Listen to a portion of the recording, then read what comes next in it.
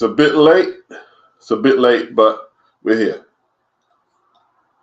We'll talk some boxing.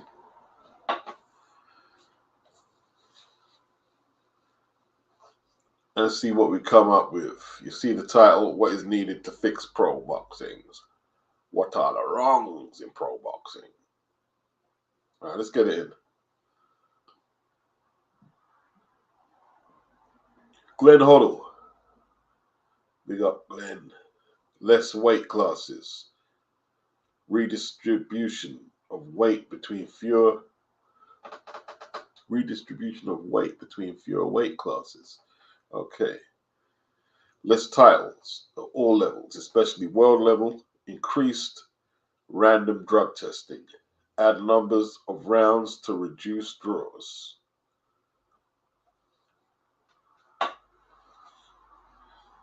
Okay.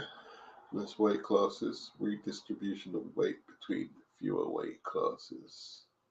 Okay. Less titles at all levels, especially world level. Increased random drug testing. Add numbers of rounds to reduce draws. Interesting points. Some interesting points. If you were to reduce titles,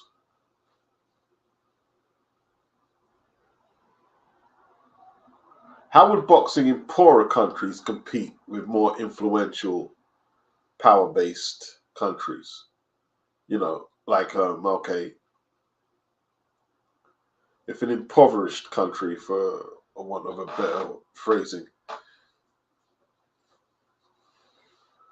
had less sanctioning bouts to fight for in their country, wouldn't they be at a disadvantage to, okay, we have domestic fights, we have the British title, so maybe less belts wouldn't hurt us too bad.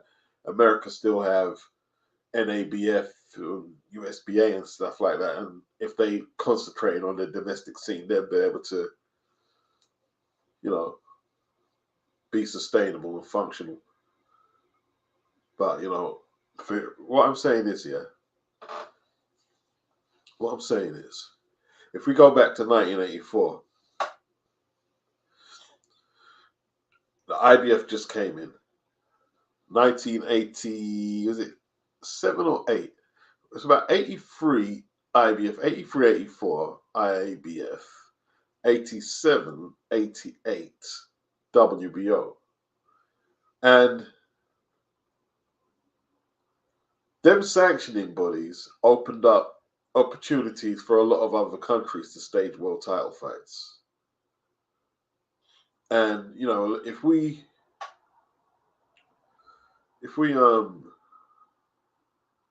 just, you know, like 37 years or 40 years on from, let's say, the IBF, if we try and turn the clock back, I don't know if it really works. I don't really know if it works. Like Nonshinga, for instance, the guy who regained his IBF light flyweight title on Friday. He has a lot of world titles. He's had a few world title fights in South Africa. The likes of Brian Mitchell in South Africa, Dingan Thebola. You know, they had lots of world title fights for the IBF. And it was sustainable income for the boxers and the promoters, the people serving food and drink, you know, at the venue, ushers and whatever, security.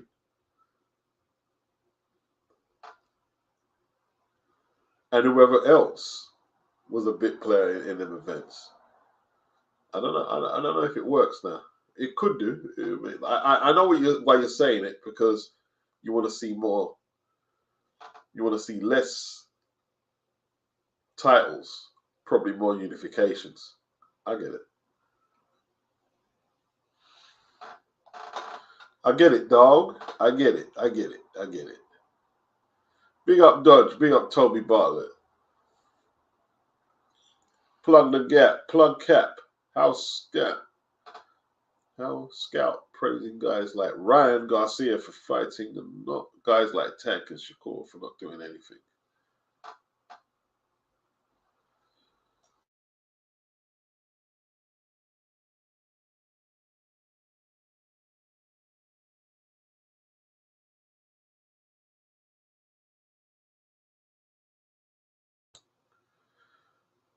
Dodge was good. Sylvester was good. Hakeem was good. JDM. One 10-pound hydration clause on all title fights.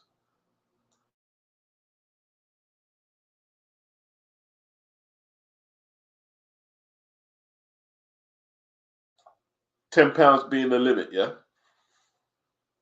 £10 being the limit. Not a bad idea. Would that eliminate people from saying you're a weight bully, though? You know what I was saying the other day? People are never satisfied. If there was a £10 hydration clause, should boxing fans stop calling fighters weight bullies, if that's the case?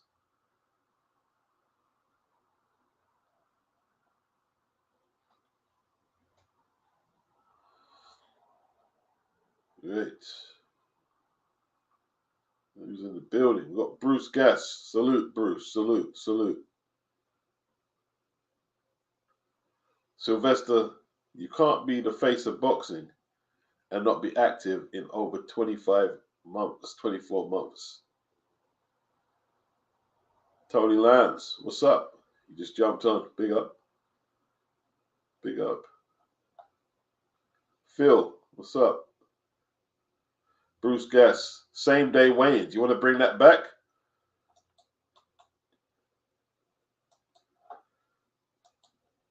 Interesting, Bruce. Interesting, but we discussed that, Bruce, and you of course you're welcome to jump in. But what are the potential pitfalls? Same day weigh-in. Let's say we get another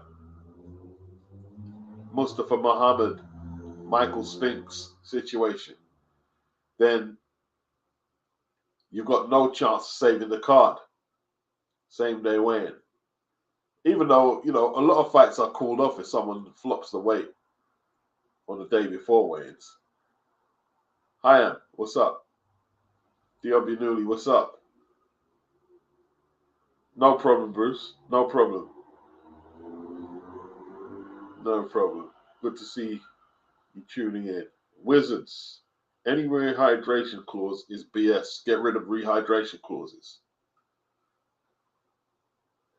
Yeah, I think if they're personally stipulated by the promoter or the boxer, yeah, you know, how would you operate it though? Like, let's say it's a non-title fight. Basically, they can make their own stipulation on a non-title fight. If you're working by sanctioning body rules, then you've got to abide by their guidelines. Mr. Xavier, biggest problem I have is too many weight classes. Spreads the talent too thin. Guys use weight classes to hide from other fighters. All right. There is a link there, people. I'll drop it again if you want to talk. But I have to recognize you in the thing, though. If I don't recognize, just know I'm not going to chance it. I'm not going to let you sabotage my stream. I've got to take it down. No, I won't do that. I won't do that. But there is a link there if I'm familiar.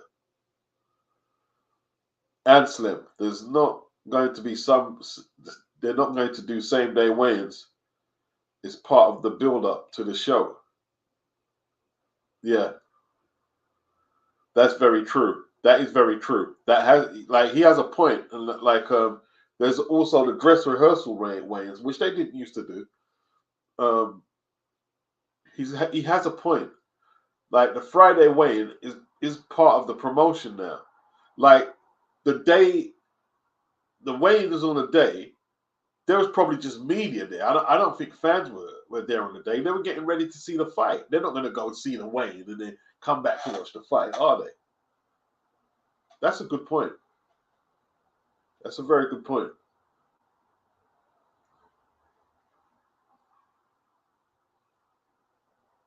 A lot of fights are always called off. That's an issue as well, said Sylvester. Corruption is an issue, says Sylvester. BH, judges explain their scoring and open themselves to scrutiny, ducking out sharpish after scoring a robbery. No consequences for their dereliction of duty.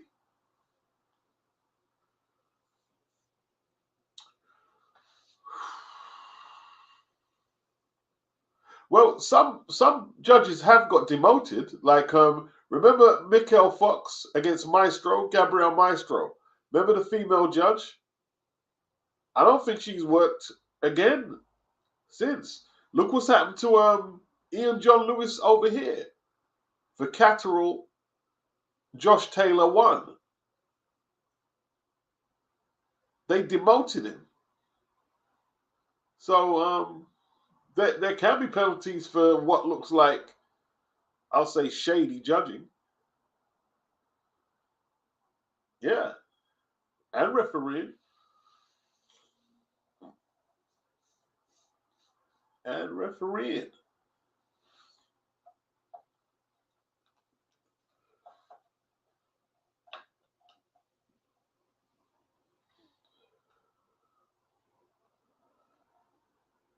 Big up everybody. Some good suggestions. We'll just sift through them and see where we get.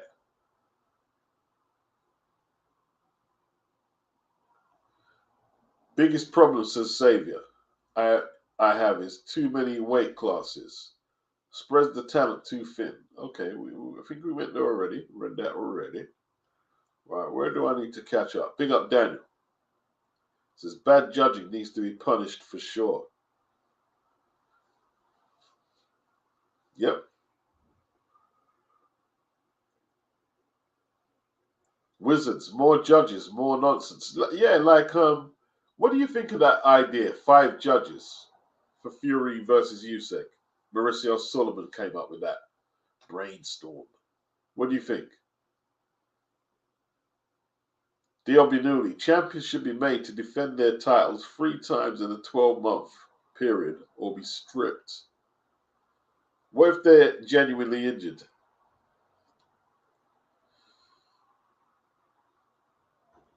It should, maybe that should be a target goal, you know. Three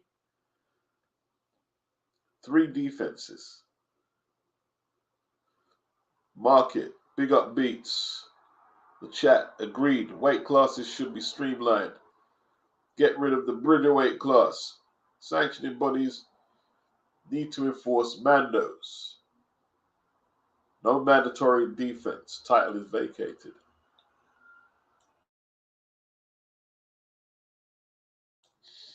Ghost, he says Crawford is ducking boots. Okay, I mean, whatever, bro. Daniel Cole says Mauricio is trying to rob Usyk. That's it. I mean, what? Bring 5 bad judges? I mean, what evidence is there that 5 judges are going to stop corruption? If 3 judges can have the majority of boxing fans and media fuming, what's to say 5 can't do the same?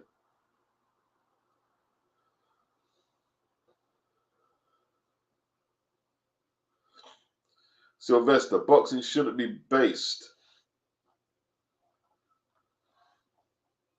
on who has the popular following or is more popular, but on proven talent.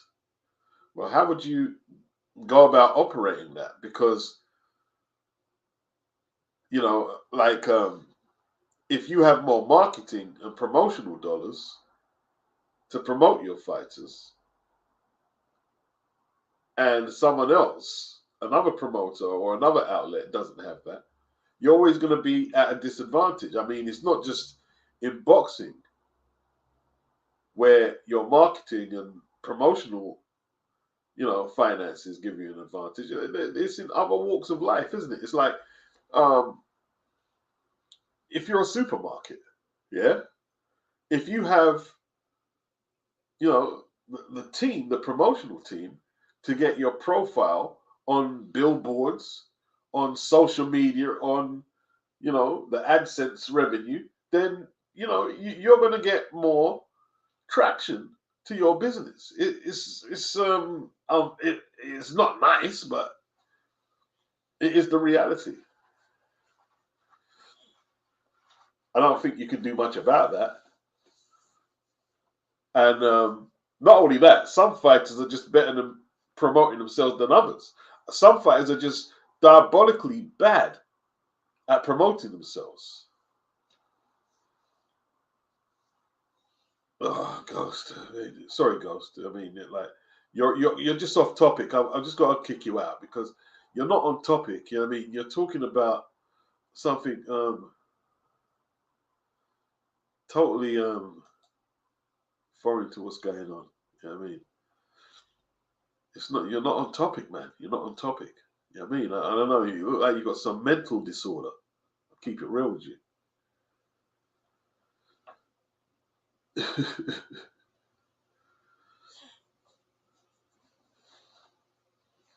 Diobinuli, if they're injured or unavailable, then they can be placed in recess. No need for holding up divisions like Charlo.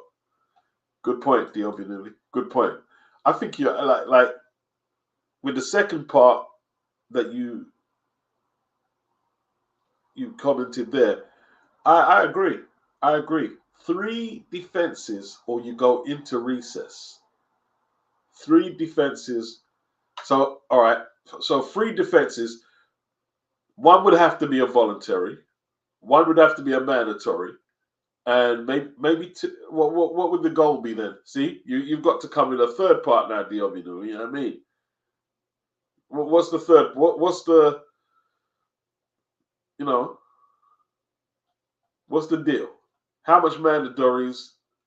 How much voluntaries? What's the ratio? Big up, jam down. Big up, jam down. Yeah, 3 defenses is a fair target. I think that's a fair target. Yeah, I think that's a fair target. I think the first one should definitely be a mandatory of the year. The first one should be a mandatory, and then um, a voluntary, obviously. And the only thing that can interrupt either the voluntary or mandatory is unification.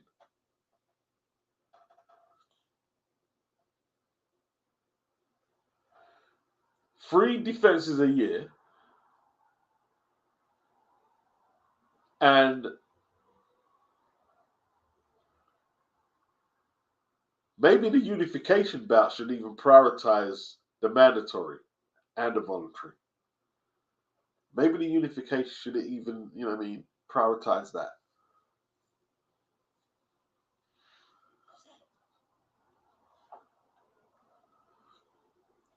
Yeah, like people getting like flipping. Like, boots. Boots is good, man. But boots. I don't know, man. You need to strap up his laces. Crescentio, is it possible for someone to buy all 4 sanctioning bodies? What do you mean, buy them out? Big up Tim Townsend. All right, D. Obinuli says 1 voluntary and 2 mandatories is fair. Okay. Yeah, that's fair. That's fair. Jam down. He told you guys hitting the like button doesn't cost you a thing but 2 seconds. Agreed. Doesn't cost a thing, fellas. If you can do that, hit that like button. You know? It's all good. Right, let me Get the link to the YouTube feed. Here it is.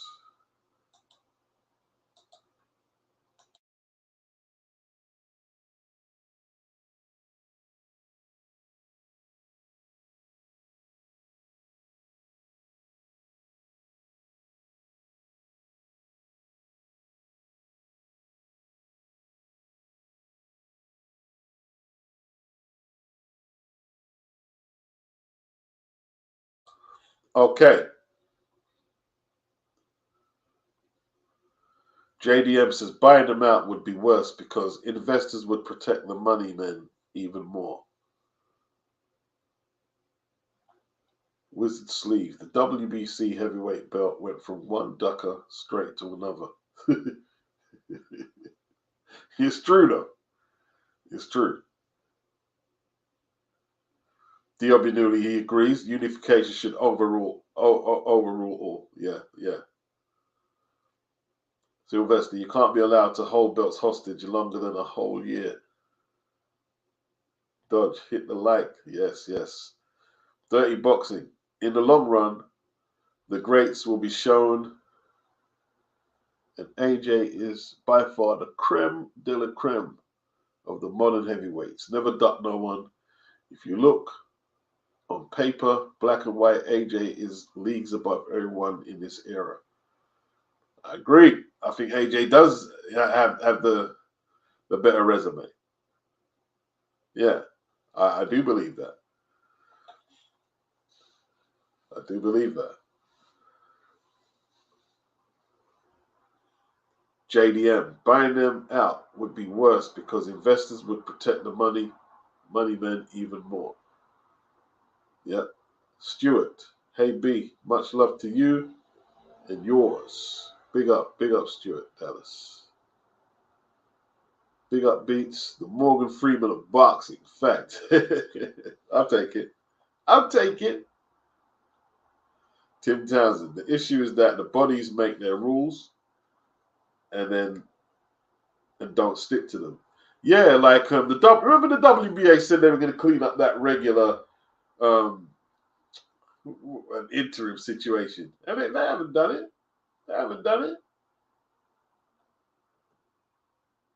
Like, who's going to fight for the regular belt again? Isn't it Manuel Char or somebody? Craziness. Never failed any type of test either. Yep. HC, big up Beats. Work rate crazy right now. Love it. Yeah. Getting busy, y'all. Dodge, what's up? A boxing World Cup would be interesting. Something like a Super Six. Big up Lennox. What's going on? Hi, Am. What's up? Manuel Char has it right now. Yeah. And they said they were going to clear up that situation, and like that they've done everything but that. You know what I mean?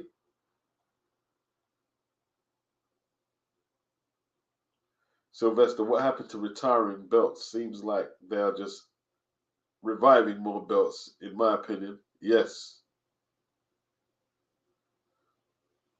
Which baby belt is Tank chasing this week? Asks Wizard. Well, you know, Tank loves the baby belts. Tank loves the baby belts, man. You know what I mean? Tank Davis. You know what I mean? Like, I just don't get that guy. You know what I mean? Like, how much did Eddie offer him this week? There was about probably at least 10, 15. At least 10, 15 to fight Conor Benn. Come on, man. That's why, if you notice in the weekly, I didn't talk about it. The less I talk about Tank, the better for me. I'd rather talk about Ryan Garcia than Tank. It's a joke. You're a joke. You made that big song and dance. All I need is 1 week and a weekend in. Where's the place in the West? Turks. And you can give him the works. Then next thing we're hearing about rehydration clauses. Dodge says Tank is a joke. Beats, do you remember that picture of Katie posing with her 10 belts? 10 belts. Bloody hell. It's crazy. Lennox, he says 15 million with pay-per-view upside.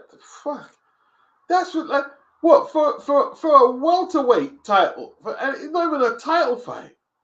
For someone who hasn't even won to take on someone who ain't even won a British title. Man, I don't want to hear from Tank. I don't want to hear from Tank. It's a joke. Appreciate it, Tim. Super chat from Tim. Big up the work rate, Beats, and keep us all informed. Try and Tim, try and do my thing, brother. Respect. Respect. Sylvester, less pay-per-view. Yeah. Yeah. Or at least reduce prices. You know what I mean? Although it's not too expensive over here. I'm not gonna. I don't think no one can say we've been hard done by with the pay-per-view. You know, over here, or can we?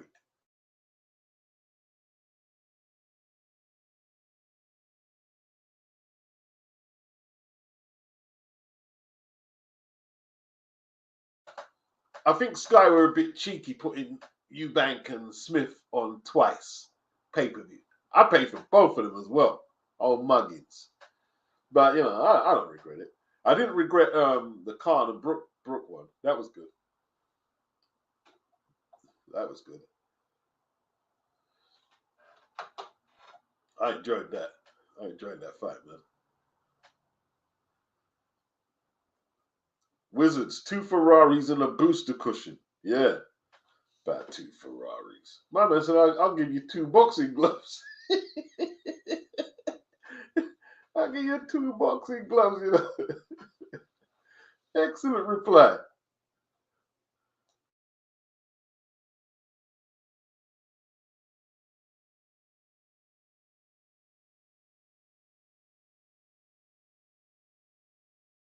Excellent reply. Excellent reply.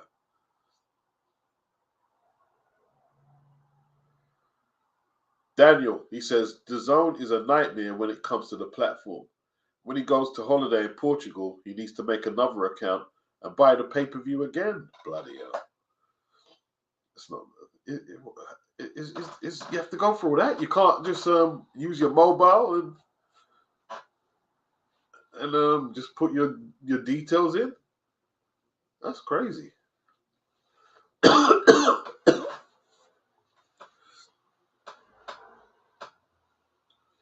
Dirty Boxing says AJ the mandatory slayer. Yeah, AJ took on how many mandatories did AJ take on when he was chatting? Quite a few, bro. Doesn't really get the credit for that. Took on a lot of mandatories. Doesn't get the credit. You know, Pulev, Povetkin. Who else was a man though? Can't remember them now. I ain't got the list up, but you know, did his thing.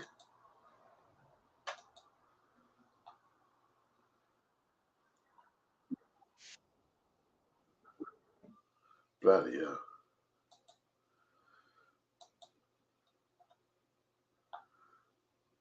Yeah, even if you pay the rent, that's deep, Daniel. That's deep. That's deep. HC, he said he was with a member of Connor's team yesterday, and he said that Tank turned down an offer of $19 million. They have no next fight right now, but most likely, yeah, Barris, yeah. You know, Barris is going to work for a fraction of that cost.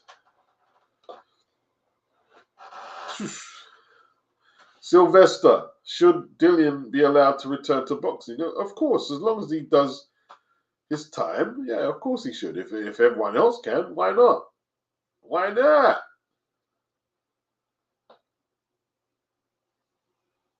Tim, he says, with DAZN, you have to be in the country of purchase to watch it, or you have to set up another. Oh, another account. Piracy, I would suggest, is the reason. Oh, that's deep. That's deep. Lennox says you cannot use hotel Wi-Fi on holiday for the zone. It geo blocks. But if you are roaming, it works fine. Okay. You just have to watch it on. Okay. On the phone. Okay. I get you. Dodge. Tank doing his best Broner impression. Fifth, I mean, like, what? And here's the thing. He called for the fight. I've heard some people talking like, oh, Connor's calling out Tank. No, he called for it. Tank called for it and was offered 15 million. Come on, man. It's dumb shit, man. Just wasting everybody's time. Wasting everyone's time, my friend. I don't know why.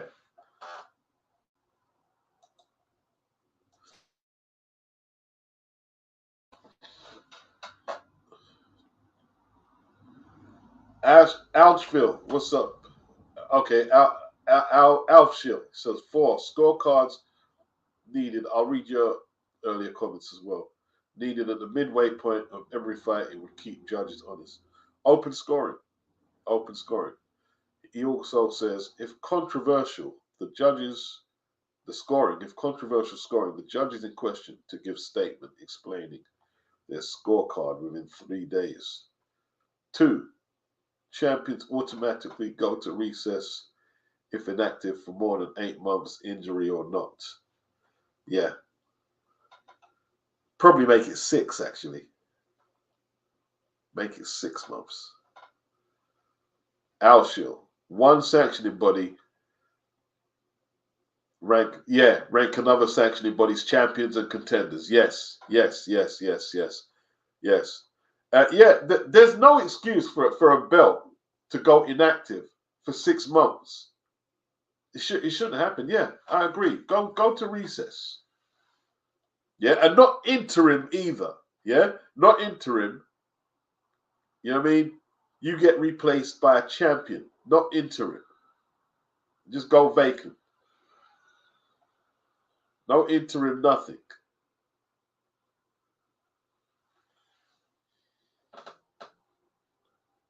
Daniel says, if you're getting the pay-per-view on Sky, you only get that fight.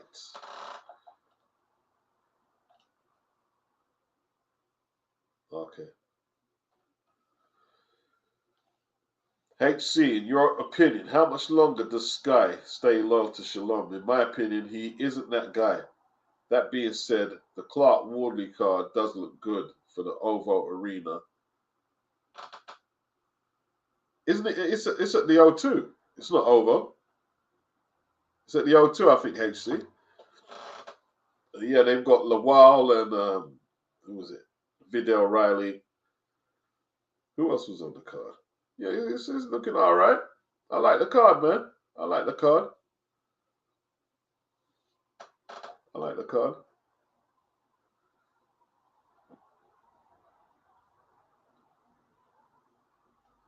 Should rescoring be introduced in boxing? No, Sylvester. I don't know. My gut instinct was to reply no straight away. Rescoring fights.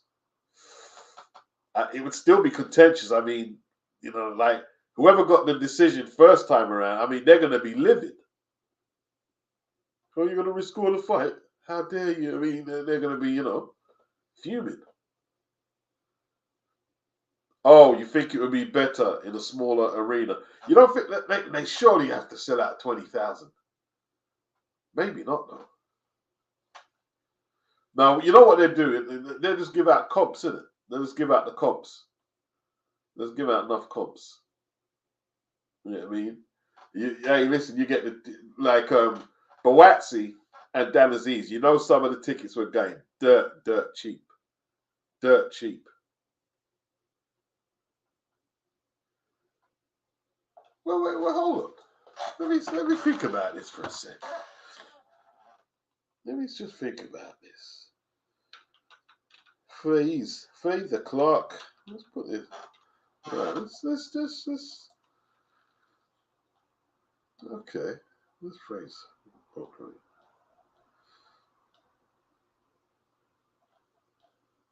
Fraser Clark. Okay, gotcha.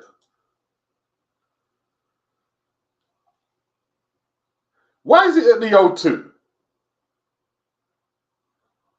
Like Fabio ain't from London. Fabio is from Ipswich. Yeah? And Fraser is from Burton-on-Trent. Why is it in London?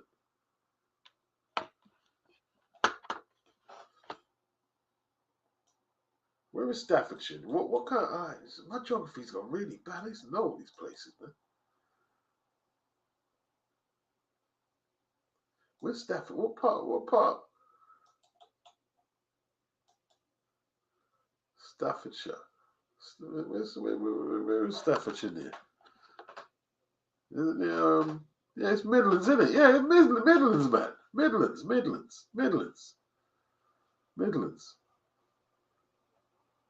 And Ipswich is where's is Ipswich sort of east of England? Ah, fuck it, no. My geography's all about the place. It's not London, though, is it?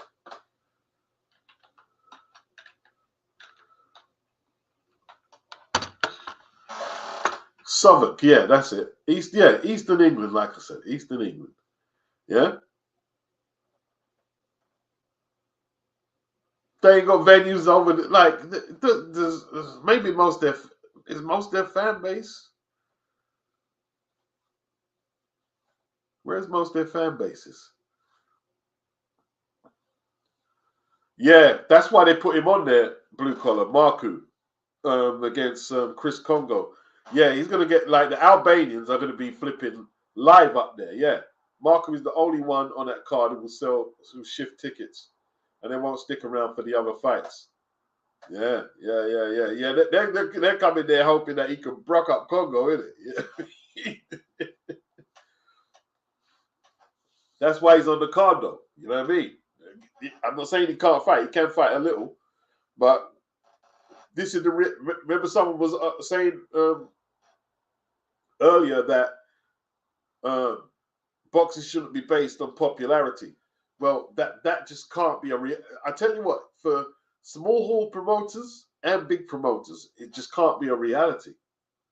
You know, like somebody was saying, "Oh, Dimitri Bivol should have been headlining the Day of Reckoning." I was watching him write that in my comment. I said, "Did you really say that?" Dimitri Bivol should be headlining the Day of Reckoning. Why? So nobody would buy the pay-per-view? He should be headlining over Anthony Joshua and Deontay Wilder.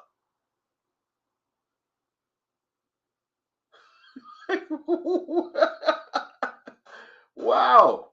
It's not sustainable. It's not sustainable.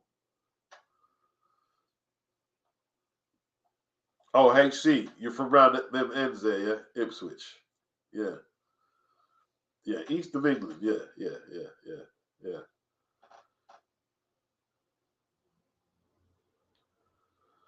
Ayo, who would I favor, Yard or Boatsi?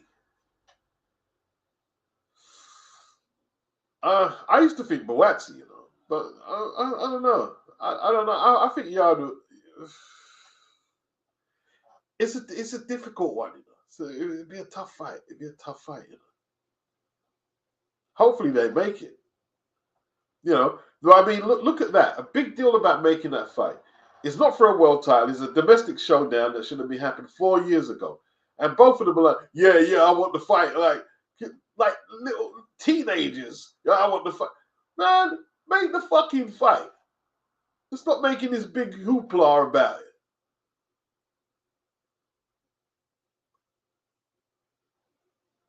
Oh, you Muswell Hill. Okay. Yeah, man. Yeah, I know Muswell Hill.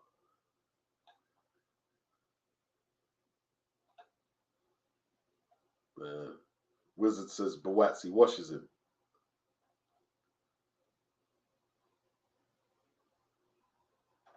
Okay, HC, he says it's 50-50. Yard has shown skill, speed, and he's tough. Be a good matchup. Definitely be a good matchup.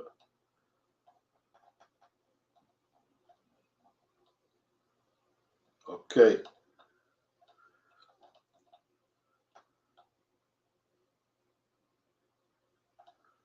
Well, this is a good session. This is a good session. I've run out of ideas. That's why I left it there, an open thing, forum. I'm trying to look for some more comments.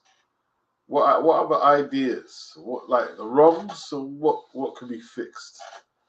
I haven't come with much shit myself, have I? I've just been teething off you guys' ideas, plagiarizing. HC, I was with with Connor. Yeah, read that. Let me just check Twitter because sometimes I go to Twitter. Somebody wants the link. You know what I mean? Let's see.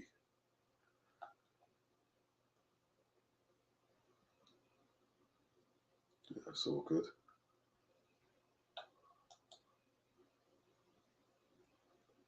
Who you guys got on Saturday? Like, can is it? How do you pronounce that? Like, not be funny. I actually got some awkward names to flip in pronounce. Is it Padraig? What? How's that name pronounced? I've never said Padraig. Where did I get that name? How come I've never seen that name before? Padraig McCrory versus Edgar Berlanga.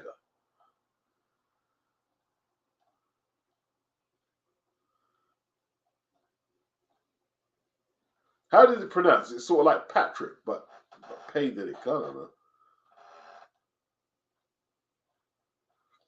He's quite a good fighter, He's quite tough, bro. I was watching him. He gets hit a little too much. Joe Stunner, he says, am I alone in not dismissing Sullivan's 5 judges idea? I think any ideas should be considered. 5 judges? So the theory on 5 judges is that 5 of them will surely have got to get it right.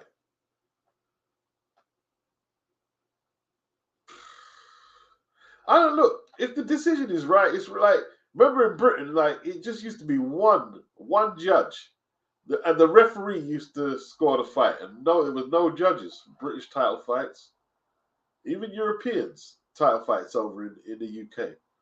I think in the English Championship, the referee just scores as well. Still, I don't know. I don't know. Porik, okay, Porik is the pronunciation. HC says, hate to admit it, but the death of American boxing is what's killing boxing overall. I'm not sure about that. I'm not sure about that at all. I'm not sure about that. Ayo, as for what's needed to get rid of Al Heyman, seriously, implementing a fighters' union, stuff like that, not likely to happen. Okay.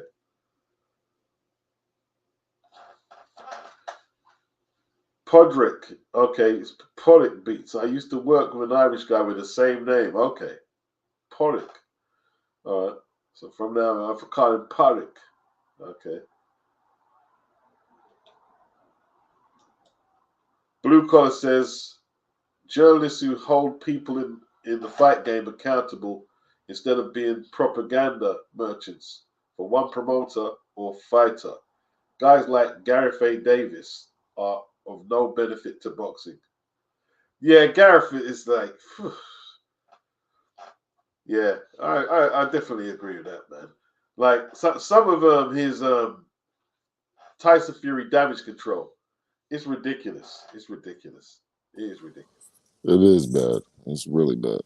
Yeah, it is. It is bad. It is bad.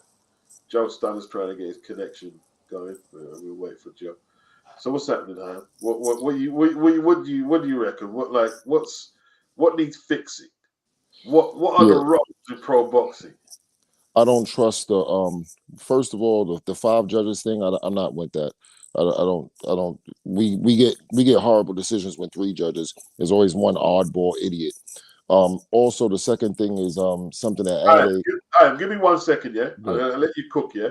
But Mm. can you discuss that with Joe, yeah? I'm just gonna put the kettle on. I'm Yep, gonna yep, make my yep. tea, and I'll be back. Discuss that five judges, and I'll be back with it. I'm All listening. right, all right. Yeah, so I don't know. I don't agree with the five judges at all. Only because you just bring in more heads into one decision. When you make one decision, you really want to make it singular minded. But okay, they want to give you some variety and go to three judges. Okay, that's great. The three judges, but five, no, we don't need a classroom here to decide who won the fight. Three is good enough. But one thing that Ade said was that one of the judges, I believe it was one of the judges, he said, um, told him that he got paid more for a certain fight than for another fight. Like he said, but his highest purse was on one of these big fights. They shouldn't be increasing their pay. It should be a flat fee for no matter what fight it is. You got to try to take any bias out of the equation. If every time Anthony Joshua fights, you get paid more, you start to lean towards Anthony Joshua basically on all your fights. That's not a good look. We want judges to be objective and unbiased. So that's another thing. And the next thing is the sanctioning bodies. They gotta step a little bit out of boxing, man. They killing the sport, man. The sanctioning bodies are like horrible, man. With all the stupid belts, and then the rankings and how they playing games with the rankings. It needs to be more regimented with the rankings. It needs to be, and it does need to be a limit on how long you could be inactive with a belt. You can't have this 2 year foolishness. I like the 8 months kind of idea, injury or not. I did like that idea, but I don't know about the three defenses in a year. I don't know about that. Even though that's not too much to ask. I think one voluntary, one mandatory, and then one kind of like maybe if you meet those two, you could have it could be an option on the third one. Whether you got to take the third one could be optional, but at least once every 6 months you got to defend your belt. That's not bad. That keeps the sport going. But now you got to go. Now once you get to that point, now you got to go back to the rankings problem. What's up, fam? I'm sorry, I'm babbling on. It's all right. I'm listening. You hear me? Okay. Yeah, yeah, I hear you. I hear you. Okay.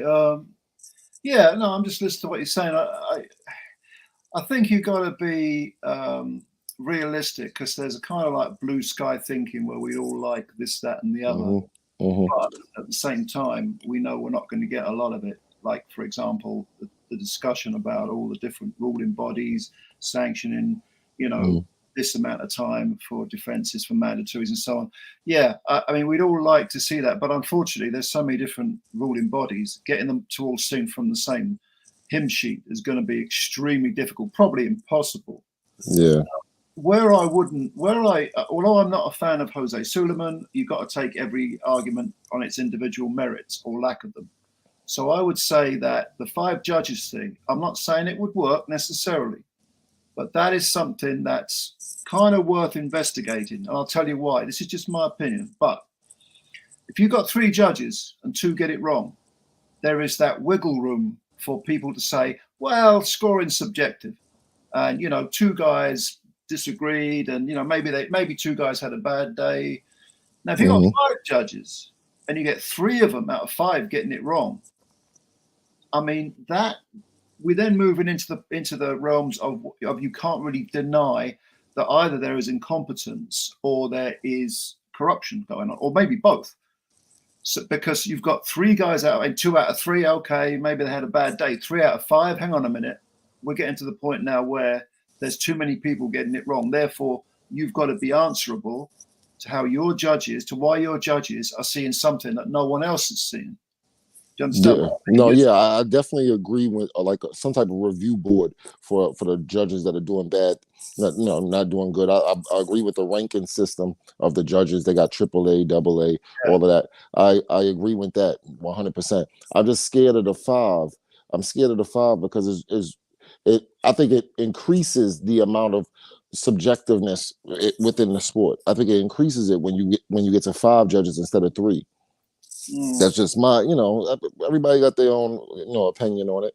That's why we sit and talk. But that's what I'm thinking. I'm thinking like, if you really don't know boxing and you don't know what you're looking at, a lot of people don't, and you don't see these things and know what's going on, it just opens it up to more people to misinterpret what's being shown. Oh yeah, I wouldn't. I'm not dismissing that argument at all.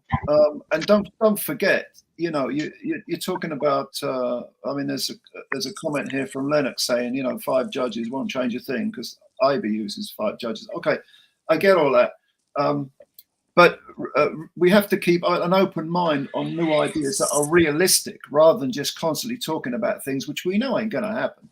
I mean, obviously, the judges need to be accountable. They should be. They should sometimes have to come out and make statements like, "I scored it because of this reason. I scored it because of that." Yep. The way you score a fight, for me personally, is with consistency. So if you have a certain criteria, you're giving it. You're saying, "Okay, I like the aggression, and I think one big left hook is worth 3 or 4 jabs." Okay, that's fine. That's your criteria.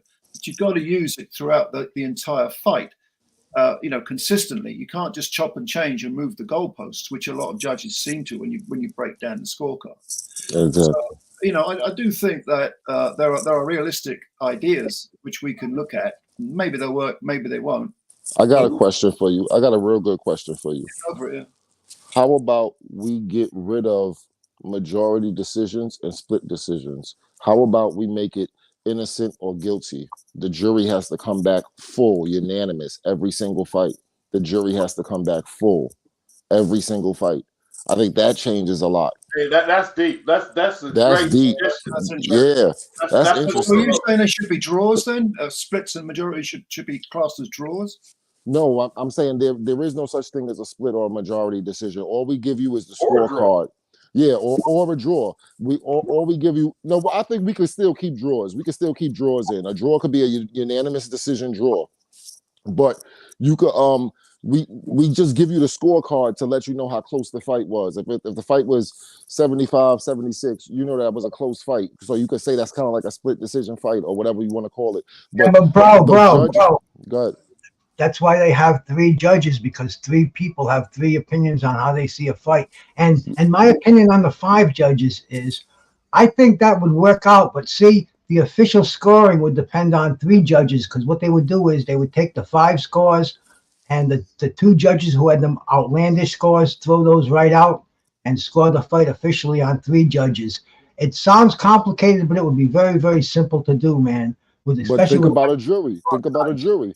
I mean, Joe, you're talking 12 people, bro. I mean, exactly. But you're not gonna have 3 people scoring a fucking boxing match. No. Just hear me out. The whole idea of a jury is that 12 reasonable people came to the same conclusion on the facts of the matter, right? That's the idea of a jury. Super chat very quickly, yeah. I want to pick up Lennox for the super chat. He says, "AIBA used 5 judges." He says, "AIBA used 5 judges. Won't change a thing." Okay, that's amateur. That's amateur. Yeah. So if you gotta give a unanimous decision at every fight, or win or lose, then that stupid judge has to fold. That kind of does solve a lot of the problem, yo. Yeah, but some of the greatest fights that have been actually conclusive in boxing, what we've agreed upon, they've been majority decisions, unanimous decisions. I don't think you could take that out of boxing and make it as simple as you say it is. Like I said, man, you're gonna have 3 different judges, and they're gonna score fights differently. But that's why there are 3, because 2 will overrule the 3. 2 will rule the 1. I understand what you're saying, but if you really think about it. But getting back to the 5 judges, though, bro, I think they could have 5 judges at ringside, and they could throw two of the judges' scorecards out and just go with 3 of the ones that are deemed the closest and the ones that more accurately judge the fight. Because like like Beats was saying, that woman judge a while ago, the WBA threw her right out, man. She was she was way, her scores were way the fuck off, you know. And you know, and as far as the weigh-ins we guys were talking about, I was having dinner earlier, man, listening to it, and I think if we went back to same day weigh-ins, and somebody mentioned that that could screw up the whole card. They might have to cancel the card. Well, what the promoters are going to have to do is they're going to have to get stronger cards. So if that one fight is canceled because of the weigh-ins, which it shouldn't be, because boxers should be on their fucking ball. They should be on you know, on their A game for title fights, and not lose a fight on a scale.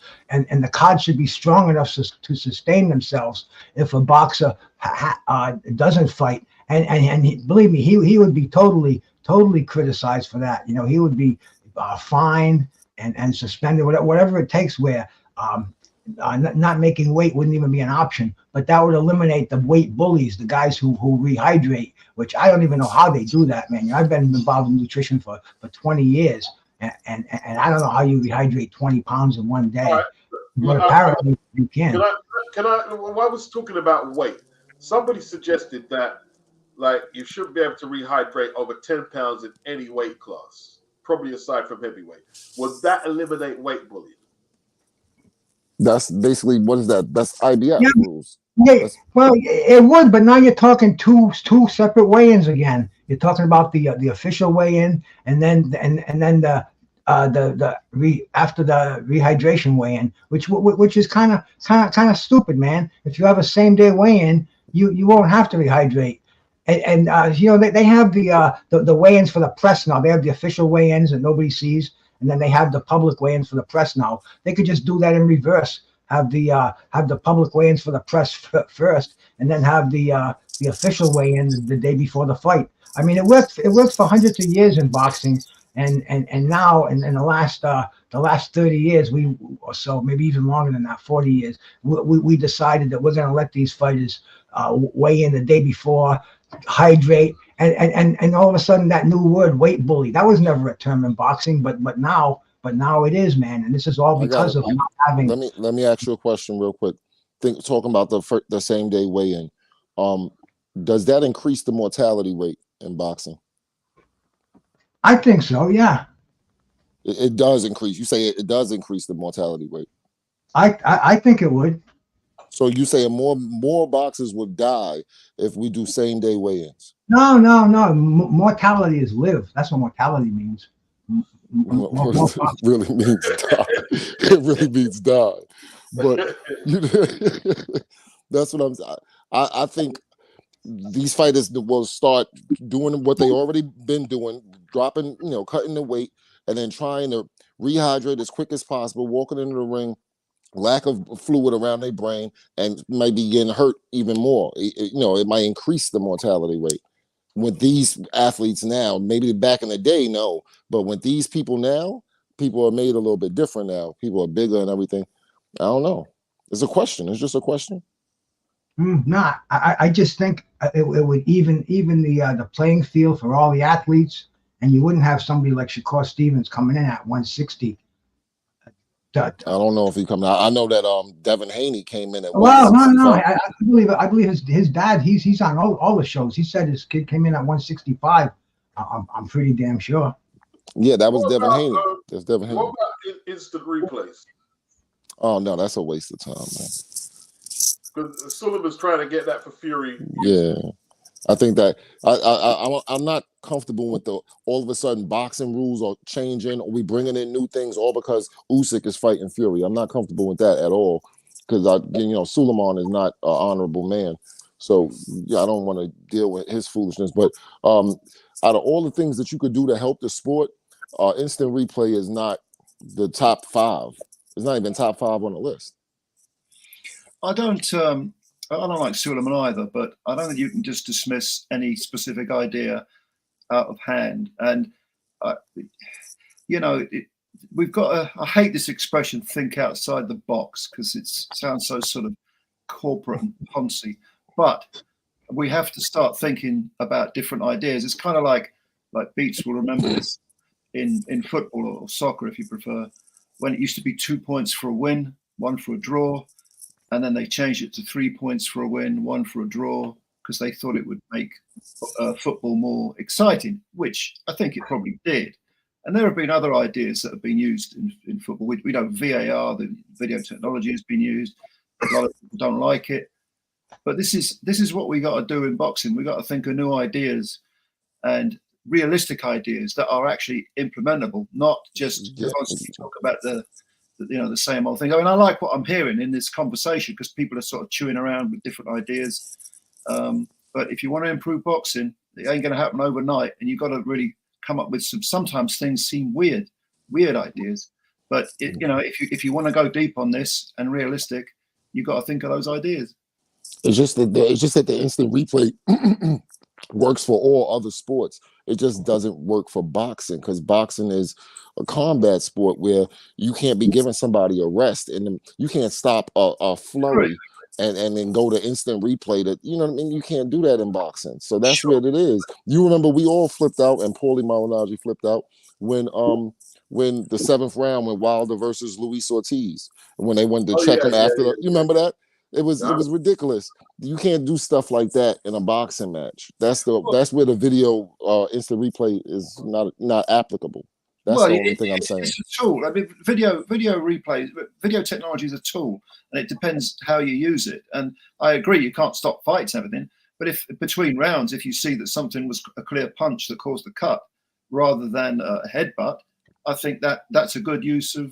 Yeah, that's a good use. You're correct. That's a good use. If it's before the 4th round and it was literally a headbutt and it wasn't a punch, yeah, you go to the instant replay. Now you know if the fight gets stopped. But dude, when we had that Daniel Dubois and Usyk fight, they were showing that replay from every different angle, and I couldn't tell the fucking difference. One it looked like a blow, one it looked like a little shot. So I mean, that referee, it's a judgment call. But then like I think somebody said in the chat, if it's a cut, you can determine if it was a butt or if it was a legitimate punch, things like that. But like my brother just said, man, it's a tool and it has to be used as a tool, and that's why commissioners have to oversee fights like this, and they have to incorporate using this technology. But how can it be definitive? And like you said, you can't stop the action. But it's interesting, and we're not in the 19th to 20th century anymore. We have these things available to us, and we definitely have to go with the times. And also another thing that's been used, which I'm changing the subject slightly, but it's another idea that's being used, which is open scoring. Now, I don't like open scoring at all. You don't? No, I don't. But some people do. They think it's great, but it's an idea that has to be tried. Do you know what I mean? Well, it happened, bro. I saw that. I saw it back in the 70s. Yeah. There's some fights now that still use it. I like open scoring. What don't you like about it, Joe? I think as soon as the cards get read out, the crowd can influence the judges by making themselves making their feelings known. I think unless you're going to have judges who are sort of tucked away, not at ringside, but they've got, headphones on where they can't hear the crowd. I just think it opens up a can of worms where the judges can be strongly influenced by the reaction to what is going on and to what their cards are. How about if you don't open it to the crowd, you just open it to the camps? Just let the camps know who's winning the fight. Not to the crowd, not putting it on the screen, but you know what I'm saying? Yeah, I hear that. Yeah, okay.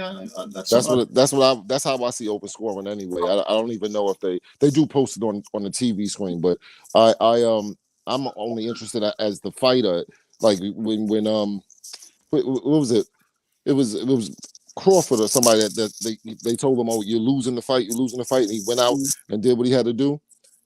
Well, I think it was Sean Porter. I think it was the Sean Porter fight. Another reason I don't like open scoring is that I think people are concentrating on the wrong aspect here, because you shouldn't need open scoring. You should have competent judges, and to sort of discuss open scoring, whether you're pro or con, is to take away from the debate about how about we have some judges who actually get it right. You know, it's to me whether it's open scoring or not. If you've got an incompetent judge, how can you possibly deprive the fans of hearing something like "and the news"? Yeah. What about That as well. Oh, that's a good point. Can I interject something into the quickly? Like they've got a prize fighter tournament in Japan that Matchroom is doing, and I think there's $100,000 bonus or pound bonus for a knockout. Do you think that would be like good for some pro fights? Like maybe they can, I don't know how they construct the purses. That would be great. Bonus. Yeah, I'm in favor of that. Yeah. They should bring it in cash to the ring. Just like they give you your belt, they should give you the cash in the ring. That would be great. That would be great. Yeah, a little suitcase. Yeah. That'd be cool. Yeah, I like that. Yeah, I think that's a good idea. But yeah, I mean, is it? I forget the gentleman. Is it Bruce, the guy who said, that how can you deprive the fans of hearing that announcement? I mean, that's a major thrill in boxing. It's just that we want the judges to get it right, whether it's open scoring or not. Well, guys like us, we should have access to open scoring, but the general fans, man, they can sit around and listen to Michael Buffer tell them who the new champion is. But I mean, I guess you can't have your cake and eat it too, I think you can. I think you could do 6 round, end of the 6th round, open scoring. Done. That's it. Nothing else for the rest of the fight. End of the 6th round, open scoring, and then you get to the 12th round and the new. I don't think the purists would like you too much, my brother. I think that's not bad, though. I don't think that's bad. Yes, it's something I'd consider as well. But I've got to be honest, I lean towards disliking open scoring for the reasons we've stated. But hey, any possible idea is worth considering.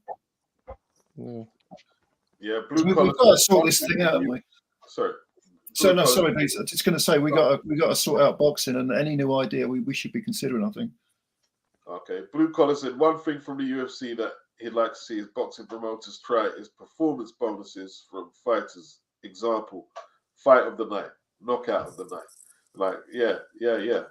That's where I got the idea from what you said there. And I just remember that in Japan, in the prize fighter tournament, there's going to be KO bonuses. So, that's going to stop anyone trying to coast. You know what I mean? Like, you get what I'm saying? Not unless they just want to win the fight, because it would be dumb just to focus on the KO bonus.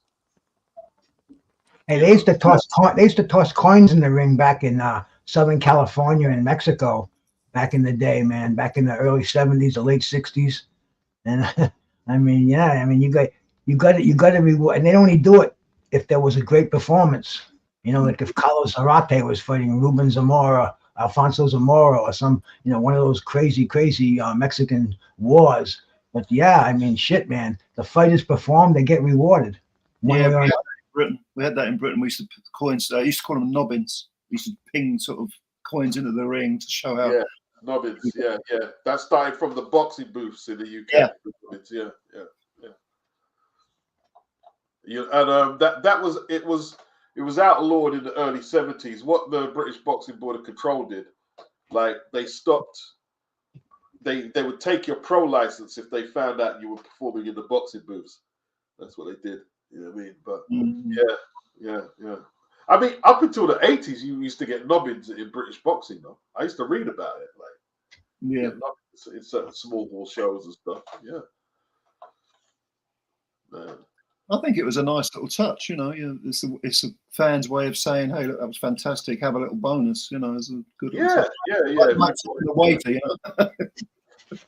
You put on a good performance. You know what I mean? A little something extra to take away. Yeah, why not? All right. What we got here? We got Guzzy. Big up Guzzy. He says something else the UFC talked about is having refs in different rooms away from the ring or the cage. What would the purpose of that be, though? To not hear the crowd, maybe. The crowd. Not hearing the crowd, but they also not seeing there's refs in the ring that miss a low blow, miss a certain thing. So now you got them in a room somewhere. Hey man, get them 5 judges. You can put 3 of them at ringside and have 3 of them. All right, let me ask. All right, a show of hands. Who's in favor of 5 judges? Bruce? My favorite 5 judges? Oh, No, shit. are you in favor of? You're in favor of 5 judges? Well, if they want to experiment with it, yeah, do it, but do it to the thing. Like I said, man, it's got to come down to 3 judges officially. The scoring is based on the opinion of 3 judges, but you can have 5, and then throw the 2 of the weakest scorers out at the end. Okay, I think Joe, you support it. I think as a purely as an experimental thing, yeah, I'm all in favour of trying it out. Yeah, but I'm not with Fury Usyk. That's to start with Fury Usyk. I think would be ridiculous. You start it for other fights, other cards. And higher. I'm not in favor for it. I just think it'll add subjectivity to the sport in that regard. I think maybe one judge should be a former fighter. Maybe we could do that. For every fight, one judge is a former fighter. Maybe that might help. Damn. How? We need something. Because at least we got somebody there that knows what they're looking at. But the other 2 judges are just, they judges, they professional judges. John Lewis used to be a pro welterweight. He's from Peterborough. And look at some of the decisions he's rendered. So was that Ian John Lewis, did you say? Yeah. I remember him fighting, welterweight, wasn't he? Yeah. Jesus Christ. maybe he got hit too many times. He was terrible, but yeah. Yeah, he was. I've got a super chat here. Just going to read that out. Big up Anthony Macken, much appreciated. He said, I'd like to see more structured tournaments that determine undisputed in each division or league playoffs with the top 8 boxers in each division. I want those sanctioning bodies to go.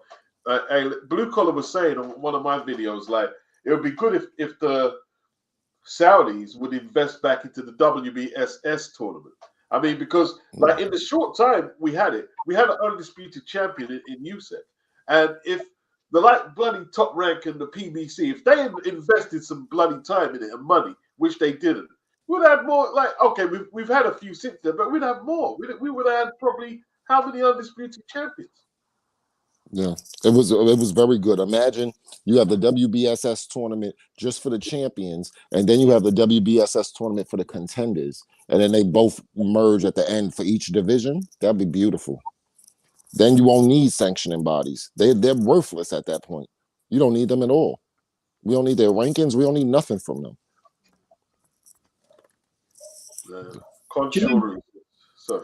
Sorry, you go. Do you remember when Barrera was a champion? He was just throwing the belts away. He was ignoring them. He was saying, "No, give me the best." Yeah.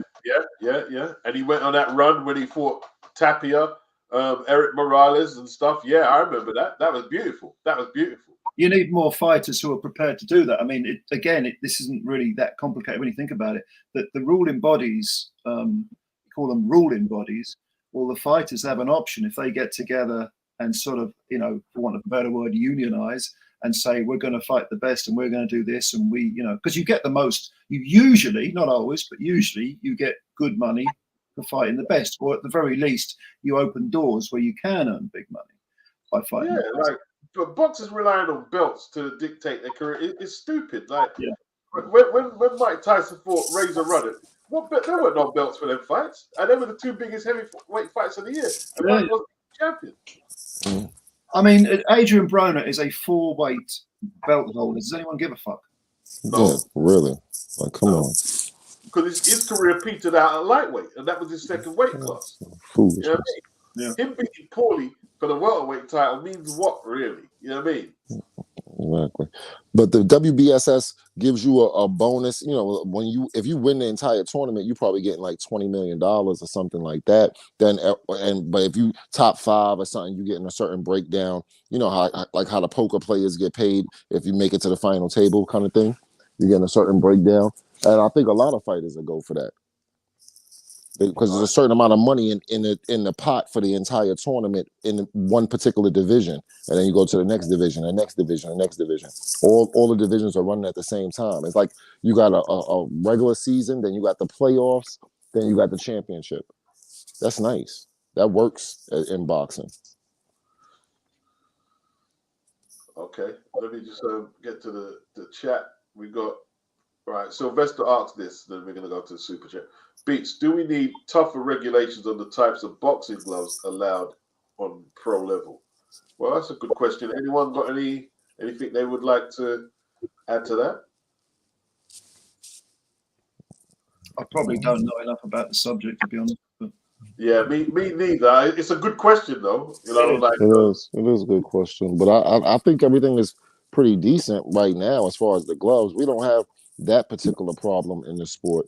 We got problems with scoring and subjectivity and stuff. That's where we really got problems. That's what's really hurting the sport. I think about gloves right now, bro, is they fighters have different contracts signed. Because back in the day, you'd see the brown Everlast gloves, and now you see. I mean, there's a dozen at least companies that are approved by the state commissions.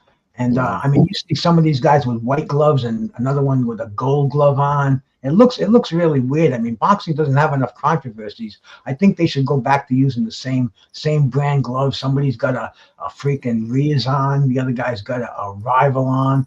You know, it gives boxing just one more thing for people to say our sports is not on the up and up. So, you know, I think they should go back to the, where both fighters wearing the same glove, the same color glove, and it wouldn't even be an issue if they did that. You know.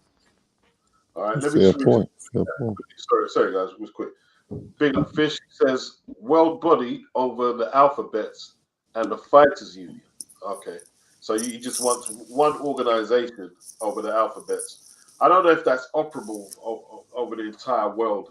I'm not sure. I'm not sure, but I understand. You know, where you're going with that.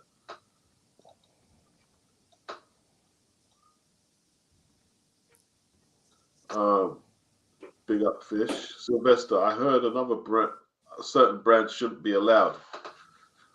Okay, Lennox is better on that topic. You know what I mean? On the gloves. I'm not too sure though. I'm not too sure. I'll keep it real. Hey, Beats, real quick, is FIFA the only sports organization that is completely global? I'm not sure. It might be. It might be. You know, somebody comes out and says, "Oh, I'm worldwide MMA, whatever." Who cares? They not got fights and things going on all around the world. But FIFA virtually covers pro football though. Yeah, they are like the only global sports organization, like literally global, right? Yeah. On a high level, like I can't think of anybody else. It's not NFL, NBA, none of that shit. You know, it's only really FIFA. what about the IOC, the Olympic Committee? I don't know enough about this, but that's kind of worldwide, isn't it? What? Say it again. What was the name of it? The IOC, the International Olympic Committee. Oh yeah, that would be worldwide. Okay, you got it. You're right. Well, I mean, that would be that would definitely be worldwide. So that's who we would have to turn over boxing to. We would have to turn over boxing to the Olympic Committee, professional boxing. We have to turn it over to them to get a global sanctioning body, basically a global governing body. Eileen says athletics. Here's what I don't get. WADA is like a world body for doping protocol, but you've got flipping, you got UCAD and VADA, like always in conflict in the UK. Like, okay, you popped in, but you didn't, and you got one set of rulings and we don't. And then, like, how does that that needs to be tidied up in boxing? Yeah, that needs to be fixed as well.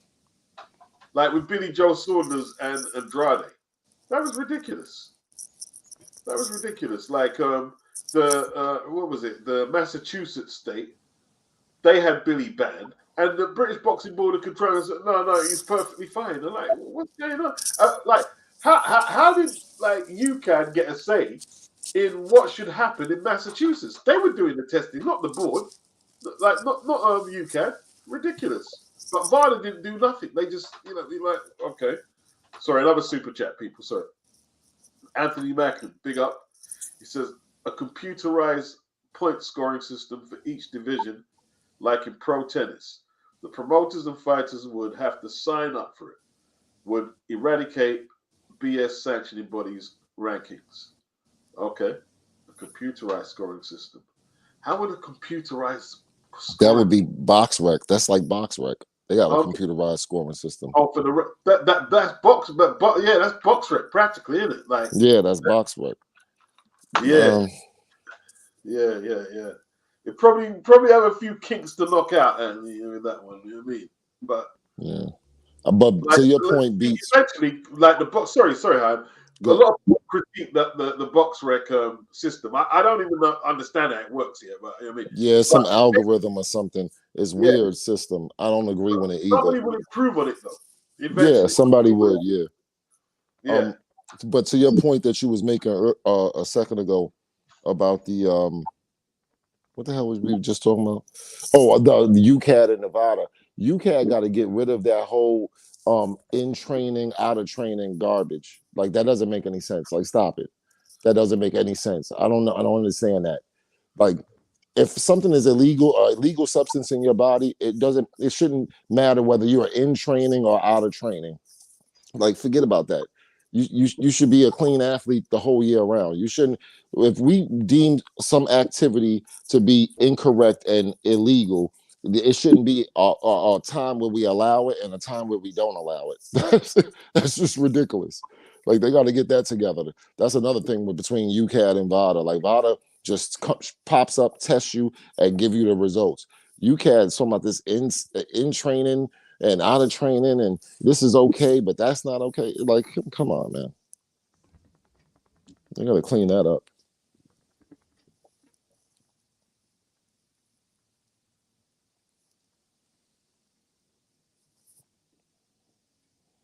And you should also that I didn't like Beterbiev with the raised levels of testosterone and HGH. That's a red flag. Nobody has raised levels of HGH when you're 40 years old, man. Yeah, come on, man. It was like it was suspect. Yeah, suspect. Come on, No, bro. I worked for for bodybuilding organizations in the past, and see hormonal levels, especially for superior athletes like Beterbiev, they can vary greatly. I mean, he could have a sparring session and be tested, and his HGH levels will be through the roof. His testosterone levels will be fucking crazy. But you could wake him up from a nap, and they'd be normal. So he's a freak athlete, and he deserves these testings. And see what they did was they made those figures public, and they know what I'm saying. What I'm saying, that's no revelation. All these testers know that, and for somehow those results got leaked, and they made a big thing out of it. And when they did the actual blood testing, and his levels were normal. He's just a freak, and a lot of these athletes are. So testing is a weird thing. They should improve it, and they should uniform it. It should include the obvious, the urines, the blood and hair, but they should use lie detecting, and they should do it year round. I mean, fighters should have a monthly schedule pretty much, because you can't just get something out of your system in 30 days.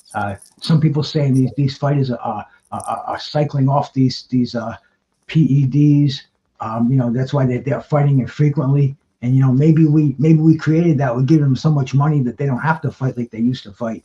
I don't know what the answer is, because that was never a problem until now. PEDs they weren't a problem in boxing, and now it's like an industry, drug testing and supplements. It should be a database. You should have a database. If you're VADA and Arthur Beterbiev comes to you and he's 25 years old and he gets tested with you, and you test him through numerous camps or whatever, then he comes back to you at 35 years old and his numbers are bigger than what they were at 25, get the hell out of here. He's got to go. He's a criminal. There's no way that your HGH and testosterone levels are going to be higher when you're 35 than when you're 25. No matter how freak of an athlete you are. They can. They can be. No, I do not agree with that. There's no way in the world that you're going to be stronger and more powerful You could be a grown man strength and all that stuff, but 35, HGH, 25 come on. easily, man, easily. Yeah, These days. but HGH is different. HGH. I know what human growth hormone is. I know it's produced in the pituitary. And So that's what I'm saying. Like, how can you be higher in HGH? If your pituitary is stimulated with proper nutrition and your body is trained properly, you don't abuse it with drugs and with smoking and alcohol. Your fucking human growth, your pituitary can fucking produce crazy amounts of human growth hormone. There's only one group of people. There's only one group of people on the planet there's only one group of people on the entire planet that have high levels of HGH consistently, and that is giants. Those are the only people on the planet, because we all know they have something compressing their pituitary gland. It wasn't illegally. It wasn't high like it's off the fucking walls. It was just abnormally high. It wasn't like he didn't flunk any tests. He passed all the drug tests. But respectfully, it's a fucking Turbiev is a different human being, bro. You watch me. There is no such thing. There is no such thing. Maybe you're right, Bruce, but I don't know if he's that different. Nah, he ain't that different, dog. Look, he doesn't take drugs, man. The guy trains 90 miles from me. I know people understand. Can't be 100% on that. No, I can't be 100%, but see, I can be to the point where somebody I know who's an assistant trainer, this man is a fucking stout Muslim. He prays 4 times a day. He doesn't know who the fucking he doesn't know who Joe Louis is. He doesn't know Ali. He just wants to fight and be the best in his division, and he does this naturally. He's never had a drink in his life. He's never smoked a cigarette. He's just a different fucking freaky type of athlete. And like I said, he didn't flunk the test. He just has abnormally high human growth hormone levels. Yeah, human growth hormone that's a little bit different. Testosterone I can understand. You under pressure, you doing some heavy workouts. I can see your testosterone level raising up. But human growth hormone? No, dog. No. Margaret Goodman came out and this is something I know a great deal about. Do the research, bro. But Margaret Goodman came out and said, no, okay, it's high, but it's not outrageously high. And he didn't fail a test. So I don't know. I mean, I get the impression it's always possible someone's doing something they shouldn't, but at the same time, I don't think it's necessarily true that he was cheating. I don't know. I think if you in the house with your own wife and you drinking her breast milk, that is a PED. That is human growth hormone. That is what that is. That's where you get raised levels of human growth hormone. Okay. It's one of the most valuable liquids in the world right now, as far as black market is concerned. Women are literally selling their breast milk to bodybuilders. And you know why? You know what it's called? It's called colostrum. And what it is, it's the reason that calves grow to big cows, because it is loaded with growth hormone. It's not human growth hormone. It's just growth hormone. Yeah. Believe me, you can suck on a tit all day, and you're not gonna increase your fucking testosterone levels, my bro. Oh man, I don't know. It just seemed real crazy. Virtuoso, big up for the super chat. He says, hi, alcohol increases estrogen levels. With that being said, Mark Charlo could get kicked out of the sport. Well, Did you see him begging for money yesterday, bro?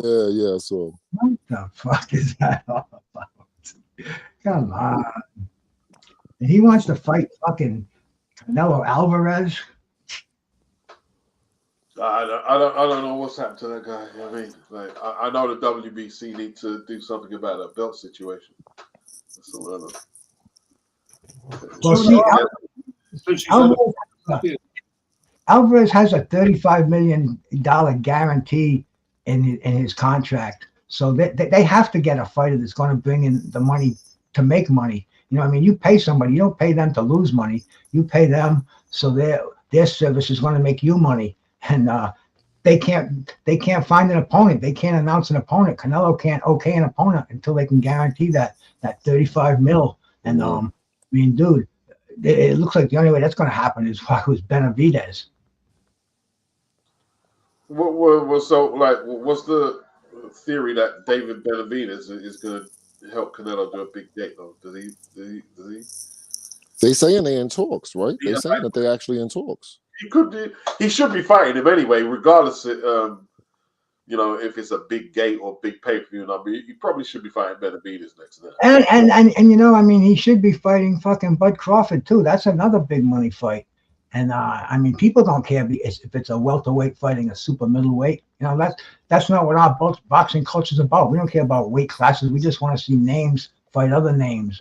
I mean, shit. I mean, I used to hear people say, you know, they want to see Floyd fight Mike Tyson.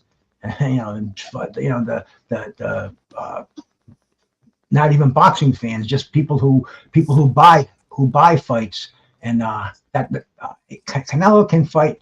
He has to fight somebody who's going to bring in the money to justify paying him. And right now, I can only see the two names, Benavidez and Bud Crawford. Can you think of anybody else? I mean, Billy, come on.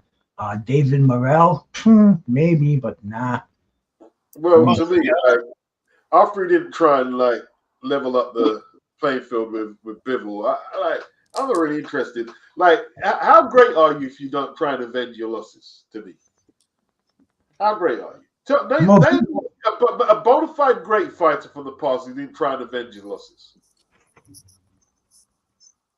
Yeah, that kind of just says what you just said, bro. He's not a bona fide fighter from the past. He just wants to make his dough. And Bivol's kind of tied up with Beterbiev, I think, that and rematch and everything else for the next year. As frequently as they fight now, I don't know if we'll see that rematch. But like you said, if he was a bona fide tough guy, if he was a fucking legacy fighter, he'd demand that rematch at all costs. Yeah, shit. I gotta agree with you because I don't know how in the world Joe Frazier walked back in the ring with George Foreman. I don't know what would make you want to do that. Frazier was a tough motherfucker. That's why. Yeah. They were taking fucking growth hormone and testosterone readings back then. He'd be off the fucking charts, and he never stuck a needle in his arm unless a fucking doctor pushed it in there, you know? Yeah. So yeah, I do respect what y'all saying about that. You should be always interested in going back and unless it's your last fight, like you know, unless it's Sugar Ray Leonard against who was it, Camacho or whatever, unless it's something like that, or Trevor Berbick Ali, Larry Holmes Ali. If it's something like that, I can understand not going back. But in their prime when they was fighting and they took a loss, they went back. They went right back. Sugar Ray Leonard, Roberto Duran. You know, you go right back. So, yeah, I agree with that. I gotta agree. 100%. You know, but yeah, he didn't do that, and now he's not fighting Benavidez. Listen, he's an excellent fighter, but a few flags there. There are a few red flags. I think he's gonna fight Benavidez. I think he came out and stated that he was fighting an American to let everybody know that he didn't go back on his word when not fighting a Mexican. You know, Sugar Ray wasn't big on rematches, though, man. You know, because look what he didn't give Hagler a rematch. He didn't give because he knew when Hagler he won that fight, and he beat Hearns. He won. He didn't lose. And you know, it took him 10 years to fight Thomas Hearns again, right? He stopped Hearns in 1981, I believe it was. One of my favorite fights of all time. Yeah, that was the fight. I'm talking about if you lose. If you lose. Somebody, No. That doesn't always justify a rematch. Because look at the fucking Sugar Ray Robinson and Jake LaMotta.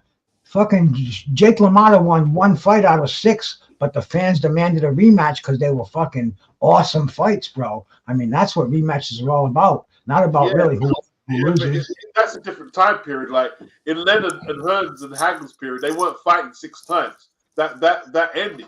Like Leonard beat Tommy. He stopped him beyond doubt, right? No. Some people will say the referee stopped that prematurely. Canelo getting washed on the scorecards by Bivol. Like I thought it was closer, but I watched it again. Bivol cleaned him up. and you don't. Yeah, oh yeah, for sure. That was a fucking a majority decision too, wasn't it? Didn't some judge call it? Bivol cleaned it. Bivol cleaned him up, and he doesn't want to try and get it back. Yeah, why not? Because he overextended himself by moving up to the higher weight class. I think he going to stay at 168 and dominate in his era at his weight classes that he dominated at. I don't blame him too much for not going back to 175 because you're not big enough for them boys. You fight Beterbiev, it's going to be a problem. You fight Bivol, it's going to be a problem. You fuck around and fight Joe Smith, it's going to be a problem. You know. You got to be honest. Like these guys are a lot bigger than you, and they used to getting hit by bigger guys than you. So you might have bit off more than you could chew and just sit your ass down somewhere or stay in your lane. That's just kind of what it is right now. You can't really blame them legacy-wise for not going back to Bivol because you ain't gonna win that fight regardless, man. You too small. You 5'8". What is his reach? 70 inches? Do you think if he lost again, that would affect his legacy? Because at least he would have taken on. Nah, his resume is solid. When Leonard lost to Duran, what did he do? All right, he might have got him back in the ring early, which was clever because he knew Duran would blow up. But he got it back straight away, didn't he? Yeah. And also Duran, if you look at Duran, I mean, he lost twice to Leonard. I know, all right, you can throw out the third fight, but he still lost. He lost to Hagler. He got obliterated by Hearns, but we still think of him as a great fighter because he fought the absolute best. Do you know what I mean? I think legacy is a lot of it's based on who have you fought, and even if you've lost a few, if you lose to the absolute elite legends, especially if they're bigger than you, and Bivol's bigger than Canelo, it doesn't actually matter. People still take into consideration those sort of intangibles. Yeah. But you had some guys that ran it back. You got, Barrera, Morales, you got Arturo and Ward, Gotti and Ward. You got some guys that ran it back. Evander Holyfield, Riddick Bowe. You got some guys that really done went through it. You know what I mean? and then you had the smaller guys. The one guy that comes to mind who would dare to be great would be somebody like Bob Foster. I mean, this is fucking Joe Frazier with Muhammad Ali. I mean, he got his head torn off, but he he didn't agree with that. I'm only a light heavyweight. He tried to go for the big prize, and that's what some fighters do, man. And Canelo Alvarez, man, maybe he realizes it. Last time he fucking he got pushed around the ring by Bivol. Maybe he kind of realizes his limitations, and he's staying right where he should be staying. Yeah, I'm not gonna blame you for not jumping out of the building. You know what I mean? You're supposed to be in the building. Now you jumping out of the building, and now I'm supposed to blame you because you ain't gonna jump out the building again? Man, come on. Mike Benavidez will retire, bro. Yeah? There you go. Mike Benavidez will retire. Yeah, the young kid on the block. I agree with that only because when he was the young kid on the block, when Canelo was the young kid on the block, Floyd Mayweather did fight him, gave him that opportunity. So you should turn around and give the young kid on the block the same opportunity. So I agree with that. What about an all-Mexican showdown with Munguia on Cinco de Mayo? No, he shouldn't get a shot before Benavidez. No way. He shouldn't get a shot. Yeah, I'm all for Benavidez fighting Canelo. I'm just thinking of this 35 million thing. How are you going to generate that sort of money? No, he said he's not going to fight no Mexican. See, what's annoying me? I'm not going to fight no Mexican. I'm going to fight an American. You don't announce it.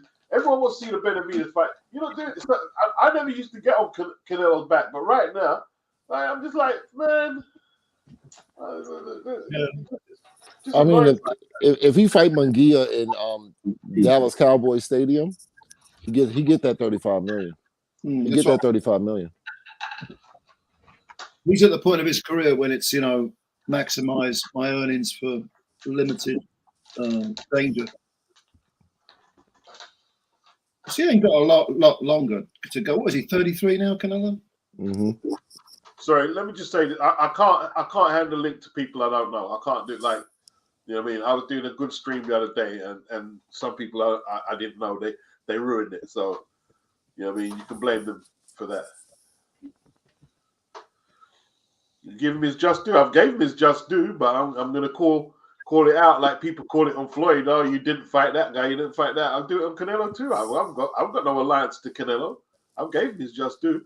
You know what I mean? But right now, if unless it's the Al Heyman guarantee holding up his next announcement, and he's like, if I'm hearing Jamal Charlo, I'm gonna have my say. I mean, like, you're not fighting Benavidez. Munguia, I would have probably said okay with the Munguia fight, but he's not fighting Munguia. What's he doing? I've got no interest in unless he announces a good fight. You know what I mean? As simple as that. He was a terrible Not idea. Bibble. Don't want to fight Bibble. Jamal is a drunk and a mess. He should retire. He should retire. He needs But to he- get medal. He needs one good money fight in order to retire. That's his problem. He showed he needs some money the other day. You know he ain't gonna retire. He went up to some YouTuber and asked him for a job or something. No, some very, very prominent Yeah, I know his name, Sidon or whatever, but he's a very prominent influencer and all of this stuff. He's very well known. Aiden Ross is his name, and he called into his show and asked him basically for money to do an interview.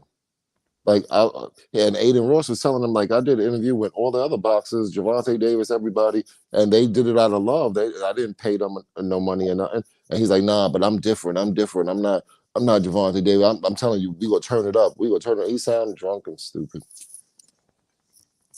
and pathetic. Are you serious? Yeah, you ain't hear the call. They got it on audio. They got it. It's on the YouTube. It's all over YouTube. Beats. All you gotta do is Google Jamal's crazy rant, and boom, Ring IQ got it on one of his videos, but it's real bad. You sound like an idiot. He started doing them drugs, innit? What do they call him? I can't remember, psychedelics or whatever he calls it. Yeah, like the ayahuasca. But them boys out there in Texas be drinking that lean and shit. One thing I hate. Yeah, and I'm not normally like judgmental on people, but when old dudes start, people in my not even not younger, you want to start taking drugs in your 30s and shit. What's with you, man? Like recreational drugs and shit. Yeah. Like if you were always doing it, fair enough. But like all of a sudden, you're like, well, what's going on? What's the point starting then? I don't know. What was the beef between the two Charlos? Does anyone know the story behind it? I believe it was something with their wives. Oh, It was something with their wives having beef. And now Charlo done went completely off the rails. Jamal Charlo done went completely off the rails because his wife then flipped out on him and left him and all of that stuff. So he's a hot mess. Which one's wife left him?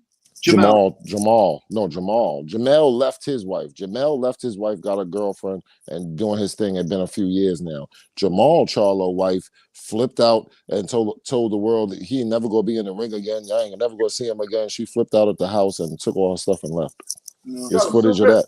One sec, Sylvester. Yeah, the link is there. Let me put it wherever you want to talk about with Canelo, right?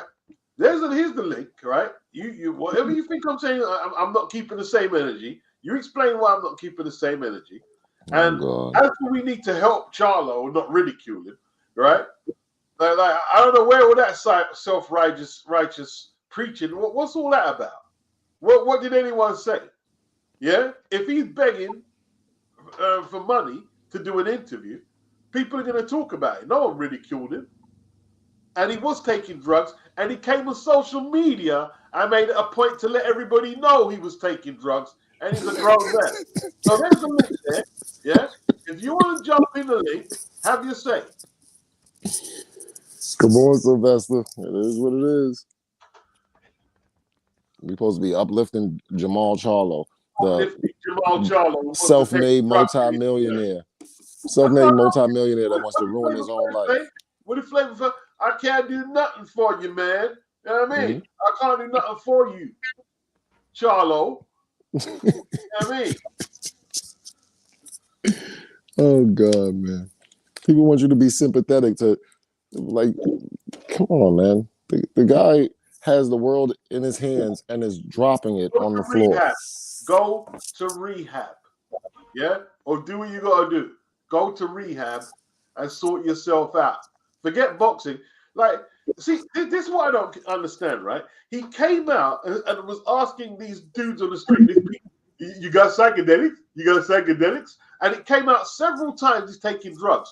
And then now you're asking people for money, and the WBC is still keeping this guy as a belt holder when it's obvious he's not capable of defending that belt. Ridiculous. Ridiculous. And it's not even his fault. Like, he even said, I've got no interest in defending the belt, and they've still got him with the belt. That's crazy. And you know, Carlos Adames is just suffering over there. It's been two years. Carlos Adames is just suffering. Like, what am I supposed to do? I've been paying all of these sanctioning fees. I'm doing all of this stuff, and nothing is happening for me. Come on, man. Nobody shit on Jamal Charlo. Nobody shit on him here. We spoke about a current topic like we do with everybody. No one shit on Canelo. Yeah? He's not taking, like, we don't know what he's doing. No one shit on Canelo. Everyone had their say. No one shit on nobody. Nobody shit on nobody. Yeah? It was the same energy as you were saying for everybody else. Conshori said it's the weirdest shit ever. What we're talking about, this guy begging for money from an influencer. That's crazy. That's crazy. It's crazy. I mean, what's he done? He's probably gone through all. I mean, see, that's the thing, man. And look, it's not funny. These are real topics. We're grown-ups. No one here ridicules or takes the piss out of people because I've never did that. I've always encouraged. Listen, the facts are though, if he's a man in his 30s, I remember seeing the house he had in Texas. It was a nice house, but all of that, the cars, it costs money to maintain. And if you've only fought once in 3 years, and I don't know what his investments are or like his other business interests are, but yeah, you can find yourself in serious shit. Mm-hmm. You can find yourself in serious shit. It is what it is. I think the WBC should strip him, but at the same time, one of the good things the WBC does, has done in the past, is look after their champions, like if they're down on their luck. So maybe they could offer Jamal, stint in rehab, whatever he needs, support, help. But well, here's the thing, Joe, right? Help him get the rehab, help him get all that stuff you're saying, but the belt, what about the other the contenders? Like Carlos Adames and the person who's ranked just behind Adames. Exactly. Help him in rehab, but put him in recess. Put Jamal Charlo in recess. That was the whole point of interim belts. You got a guy. You don't even strip him. Yeah, we're boxing fans, man. We have hearts. We don't want to see him just shut off from society. But I mean, you're not the middleweight champion of the world. You haven't defended it in 2 years, man. Ultimately, we're diehard boxing fans, and like you said, Carlos Adames.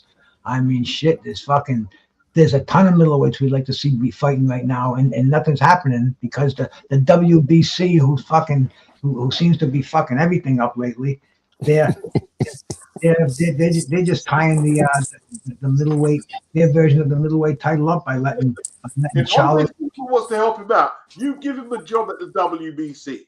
Use something to do there. God no. WBC's fucked up enough.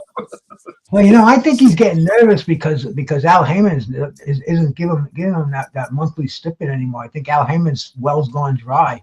And that's one of the reasons I think he's got Keith Thurman fighting freaking Tim Tszyu because he can't afford to keep him on the payroll.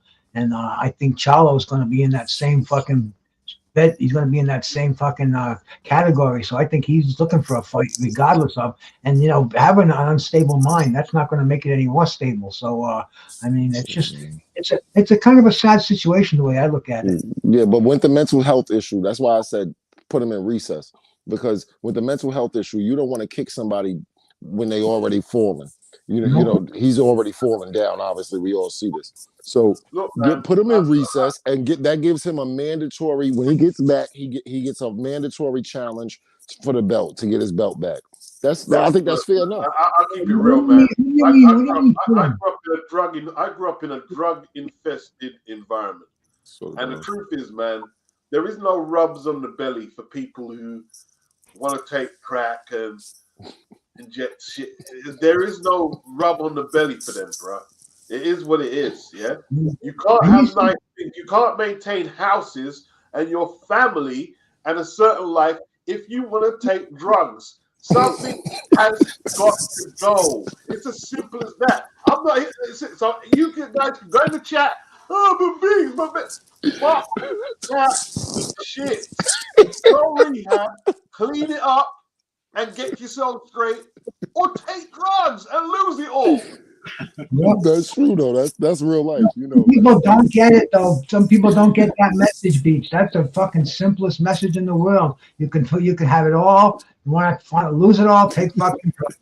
Real simple. But you can't take drugs and have everything. You can't be high and you're happy when you're high and maintain your family and big houses and big. No, you can't do it.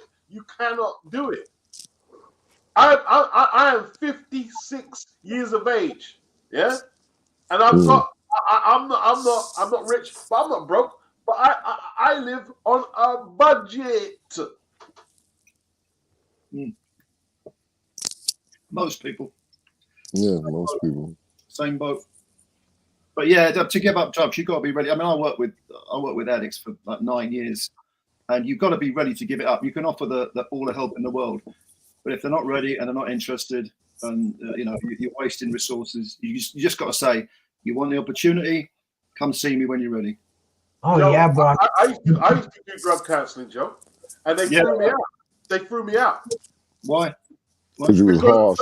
I grew up where I was doing it. I grew up with half the people who were doing it, and I knew the bullshit they were coming in to tell the counselors and this and that. I knew all the bullshit before I even started that job, and they threw me out because I was telling people like the truth.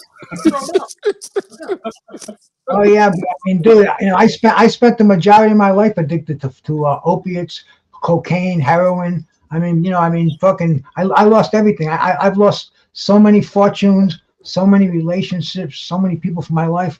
It's a nothing thing, and you can think you're on top of the world. You think you're managing everything. You think it's all in control, and boom, just like that, you realize there ain't no fucking wheels on that car. It's totally out of control. And man, I was fortunate. I saw the light 10 years ago, maybe. But before that, it was insane. But it's just so tempting for athletes today with all that money and all that fame. And man, I mean, you go to the clubs and people just are laying out the lines, and you have to be a real strong person to overcome that. And somebody like Bud Crawford, I think from looking at him, it looks like he doesn't go out. He stays home, stays with his family. Like living a straight life. But then on the other hand, we had Errol Spence, man. Errol went fucking crazy. Maybe he still is. And we can see the two different roads that you can travel if you stop fucking around with shit like that. But it never ever ends well. I've never seen it end well, not once. Oh, never. And there's never enough. And somebody said we should put him in rehab. Who the hell's going to put him there? And, like you said, you have to accept it. You have to understand you're powerless over this, and you have to just go in there and your head bowed down and humble yourself.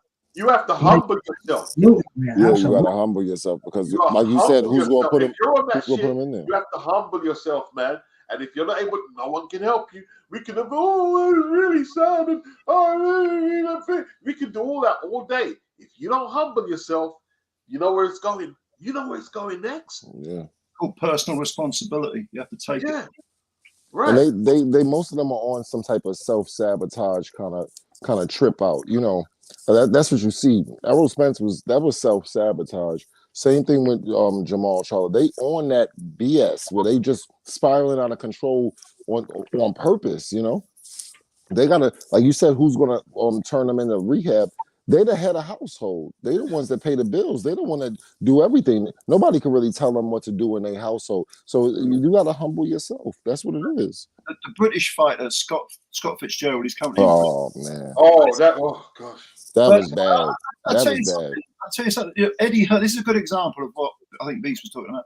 Eddie Hearn said, "Oh, you know, we got him rehab. We put him in rehab. Blah blah." And oh, you know, I was so surprised when he fell off the wagon. Well, Eddie, you know, God bless Eddie. I mean, he's trying to do his best, like a lot of people. But you're not taking into consideration that you can't save someone. They have to save themselves, and you can offer them help and support.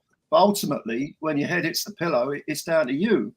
And Scott Fitzgerald weren't ready, and now he's in the nick, which is tragic. But did he get done on some sexual assault or something? I think it was an assault. I don't know whether it was sexual. I didn't hear that, but definitely an assault. Yeah. Yeah, it was a fight outside a bar or something like that, right? Yeah, I heard about it. I was so frustrated for Scott because I used to like him. I used to like his character, and like, you know. Yeah. And then, oh man, it's tragic to see. You know, I mean, I left the game. I didn't get kicked out, but I left the game, like counselling and all that stuff, because it takes its toll on you. You know, you're dealing with. You're not just talking about drugs and alcohol. You're talking about mental health. You know, domestic violence, homelessness. You're like, fuck this. You know, I've got no room in my head for myself. Yeah. Damn. And what will happen is like. They'll eventually come around your house for help if they know where you are. If you're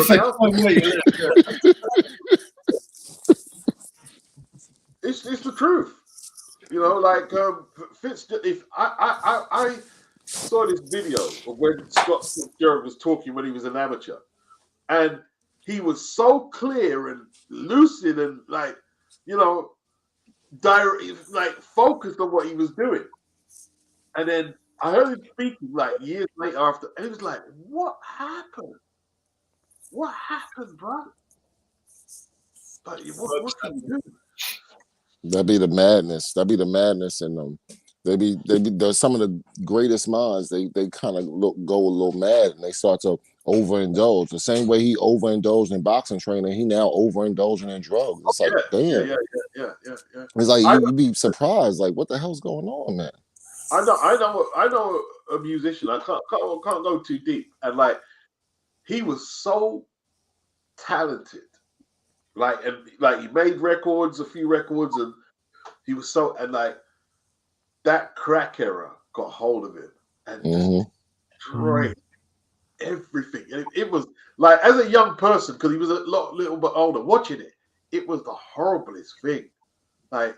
You know, certain things just stain like you're like lit, man. And then the elder people tell me how talented he was. He's doing, you know, he went to Jamaica, he went Europe and done all this stuff with all these, and you feel like, what, man?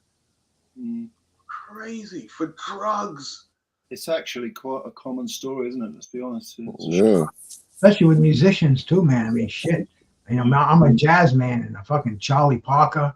Yeah, everybody. Come on, man. Charlie Parker. What's his name again? Oh man. Everybody. You could think about everybody. I'm from Harlem, New York. I was 5 years old in 1985. Coltrane. Yeah. I'm from the capital of the crack epidemic. So, you know, like literally 5 years old. I was 1980. It was 1985. Yeah. So I'm that New Jack City, you know, little kid going to get the ball and the crack vials and all of that stuff.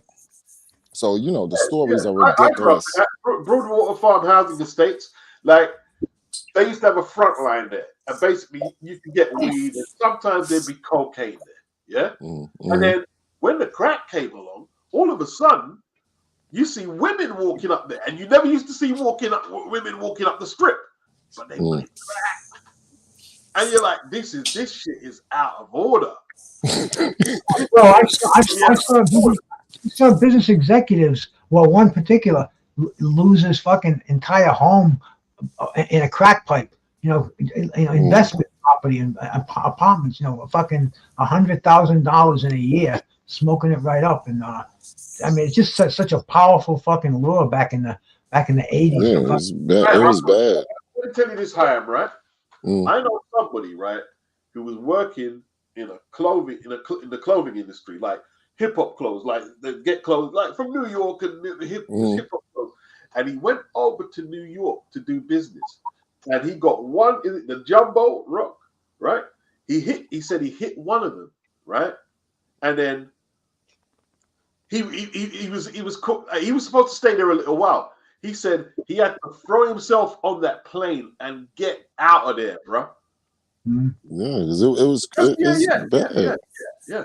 It's bad. The crack, like where I come from, literally in Harlem, there was a drug dealer there, well known. Everybody knows who I'm talking about.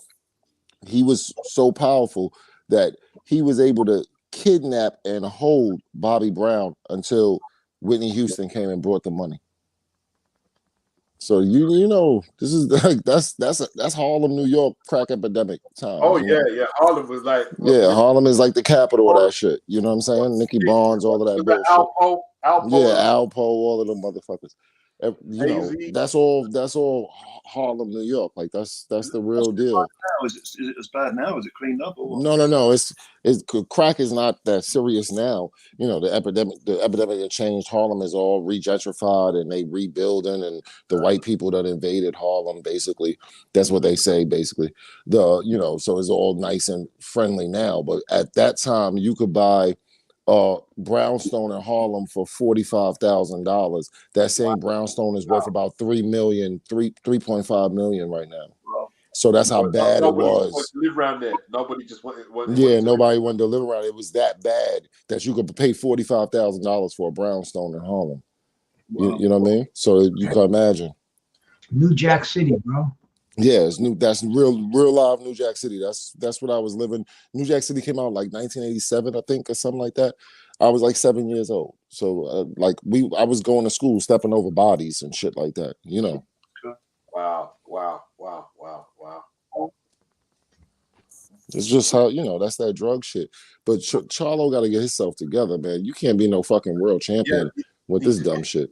You need to get it together. And look, the boxers like been having issues. Joe Louis was a bit strung out at one stage. I think after he retired, I don't know while he was fighting, he was getting strung out. So it's not new.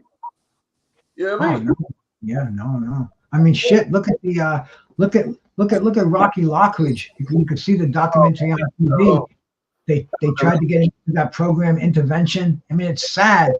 In fact, I'm going to call up Coach Malachi. He uses that Rocky Lockridge crying on his show. I'm going to ask him to take that down if he can, because I mean that's yeah. You know that really pissed me off when I see that. You know why? Because I watched the two fights with Tony the Tiger Lopez. I watched Barry Michael.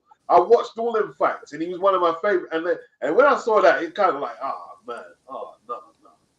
Yeah, I'm gonna call him later and ask him if he'd do that for me. That's just every time I see it, it bothers me. Yeah, it bothers me. Yeah, me too. It's like he was exploited almost just for views. But that's what fucking drugs will do to you, bro. Look at what we're talking about, the great Rocky Lockridge, man. The man who fucking took out fucking Roger Mayweather like nothing. Yeah, bounced him off the canvas like a basketball. Yep. But the crack pipe took him out like he was nothing. Damn. Yeah. That shit is crazy. I mean, he ended Wilfredo Gomez's career in Puerto Rico. They robbed him. He beat the flipping crap out of him, bro. And they robbed him. You know what I mean? I remember Rocky at the end of one of his fights. He was standing there in the ring getting photographed with his family, and then you see him in the state he ended up in. I mean, he was scheduled to be the first of that Olympic class from NBC, man. Like they never went to the Olympics because we boycotted Yeah, Russia, 1980. Tony Tubbs. Yes, Tony exactly. Tucker. Well, Lockridge was supposed to be the first one to win the title. He went to Panama and fought Subido Pedrosa, and he lost a real close decision. But I mean, it's just so sad to see. What we were talking about. What that fucking coke and the crack era did to boxers, man. Yeah. Wasn't the Barry Michael fight in Britain? Huh? It wasn't the Barry Michael fight in Britain. Am I remembering that wrong? Yeah, the Australian guy. It was in Windsor. He battered it. Yeah. Took IBF belt from him. Destroyed it. 8 rounds. His eardrums and everything. And when he done his interview after, the way he spoke, very extremely articulate, bright, Yes. and think like, how does this happen? Crazy. The human brain, mate. The human mind is a strange thing. Yeah, it is a strange thing. It's a very strange thing, man. Yeah. Strange thing, and like drugs. Yeah. You know. You find a focused mind is more susceptible to drugs than a normal mind. It seems like the more focused the person is, the more dedicated the person is, they'll change that focus and dedication to drugs and self-sabotage. It's like crazy. Like, what are you doing? You was just the valedictorian a year ago. Now you like the #1 crack fiend. Like, what's going on? Yeah, Con's talking about Jerry Cooney screwed himself up, and I think Bruce was talking about it. Like, what was it after the Ken Norton fight? What was he doing? Jerry Cooney himself told me. He said as soon as the night that he knocked out Ken Norton, he just did lines of cocaine and shots of Irish whiskey all the way up until the time that he fought George Foreman. I mean, it was like it was when he fought Larry Holmes, he was an addict. I mean, he admitted he lost all his money and fucking drugs, man. And and Cooney also, he went to heroin and all the other shit too in the middle there. Plus, he had to take care of his family. His family was all strung out too. So but you see where his issues came from. His dad used to beat him up, innit? Yeah. His dad was a motherfucker, bro. Awesome. And don't forget Leon Spinks as well. That's another one. Yeah, his dad broke him, I think, mentally. His old man. That's crazy. Yeah. Hey, I know firsthand how easy that lure can be, and only the grace of God I made it out. And the only mind-altering substance I put in my body these days is cannabis. And I just discovered the wonderful world of vaping, so I'm like a kid that can't. Yeah. That's it, man. Like, see, it's when you get too adventurous and go above weed. That's when you're gonna just bring trouble to yourself. And even the strains of cannabis these days are like, it's getting a little rough. Well, that was really bugging me too, because a friend of mine the other day, he brought this pre-roll down, and it was 30.7% THC, and I'm saying, how the fuck can that be? So I've got the little tubey left over here, and I'm reading it, and it says contains 1 gram of flour and 0.3 grams of isolate. So what they actually do is they put the distilled THC, the real strong shit that they distill out, they can make it up to like 90%, and they put that back into the weed, and they roll a pre-roll with it. And so the pre-roll is like the weed would be 20%, but because they fortified it with this distillant, it's now 30%. So I mean, it's like, I mean, I just figured this out yesterday, and like you said, Beats. Whoa! I mean, they're actually spiking this stuff. I mean, but not in a bad way. But who knows, man? Maybe they eventually will. Do you live in one of the states where it's legal? I've had a marijuana card for years, but they just legalized it a couple of years ago. So now it's recreational and municipal. So are there any sort of restrictions put on like the THC levels? No, none whatsoever. It's such a gray area that nobody can. Yeah, the law hasn't caught up to it yet. Yeah, exactly. They right now, because they legalize it for recreational use, I can have 10 ounces of weed in my possession. Fuck, man. 10 years ago, 10 ounces, I'd be in the fucking adult correctional institution for 4 years. Yeah. Listen, I remember one of the people in the chat said they're from Muswell Hill. I was in Muswell Hill, and they caught me with flipping basically like a quarter of a spliff, and they locked me up from Saturday night all through Sunday for that. Seriously, and gave me a caution. Unbelievable, man. Yeah, that was normal in New York. If you got locked up on a Saturday night, you know you wasn't getting out till Monday morning. You know, that's just common sense. If you You get know how locked up many, on a Friday night, you done, son. yeah, you know how many lives have been ruined where today it would be like a fucking slap on the wrist. They wouldn't, it wouldn't even be illegal. You could have it, but years ago, your lives were ruined. People who could have been, doctors, fucking lawyers, whatever, they probably ended up flipping fucking burgers. Yeah, but look at the entire mob. The entire mob went to jail for shit that we legalized today. Yeah, but they don't have to go Sports out and get a betting, job, bro. They don't have to sport. go. The mob doesn't have to go out and get a job. They don't need references. No, but you look. Listen, to what I'm saying. Like the entire mob, they went to jail for shit that we do as normal today. Sports betting, lottery. Yeah. A little bit of prostitution. Prostitution is damn near illegal. Damn near illegal in New York City. In case you didn't know that, it's not. They're not arresting you for that right now in New York City. Those days are over. This is all the things that John Gotti is basically sentenced with. They criminalized it basically. Yeah. Yeah. I mean, Yeah. like, if you go if you go back to the hood where I'm from, they got whorehouses everywhere around there. They didn't used to be up there. I agree with that though. I agree with the legalization of prostitution. I don't know. Because, I agree with that personally. The areas I'm talking about where I come, like they haven't been gentrified. They haven't been spruced up. Like people getting robbed at gunpoint, pistol whipped, and everything. It's nasty. It's flipping nasty. Like you could pay me to live back in the old, because it's way worse than when I grew up. Way worse. But you go ask somebody, oh, London's not as bad as everywhere. You go here, there's certain places you just don't want to live in London. Loads of places. Where did Amir Khan get hit at when he got robbed for his watch? He was in Leighton, yeah. Like in certain parts, is it Leighton? Yeah. That can get very rough and dirty. Yeah. I'm originally from Wood Green. What's that like now? I ain't been there for years, but it's ghetto. It's all ghetto. It's just ghetto. It used to be all Greek Cypriots and Turks, and now it's, I think, lots of Muslim community. But I don't know. I ain't lived in London for years, but I hear stories. Yeah, it's just ghetto now. All that areas. You know what I mean? They used to live there, Beats, London. No. I'm still in London, but I'm looking to get out. Yeah. You know what I mean? It's garbage. It's too expensive. You know what I mean? It's too violent. You know what I mean? It's too crazy. It's too crazy. Well, also you're the same age as me. I'm 56 too. So I think the older you get, the more of a quiet life you want. So. Yeah. You want to get away from all of that crap. Yeah.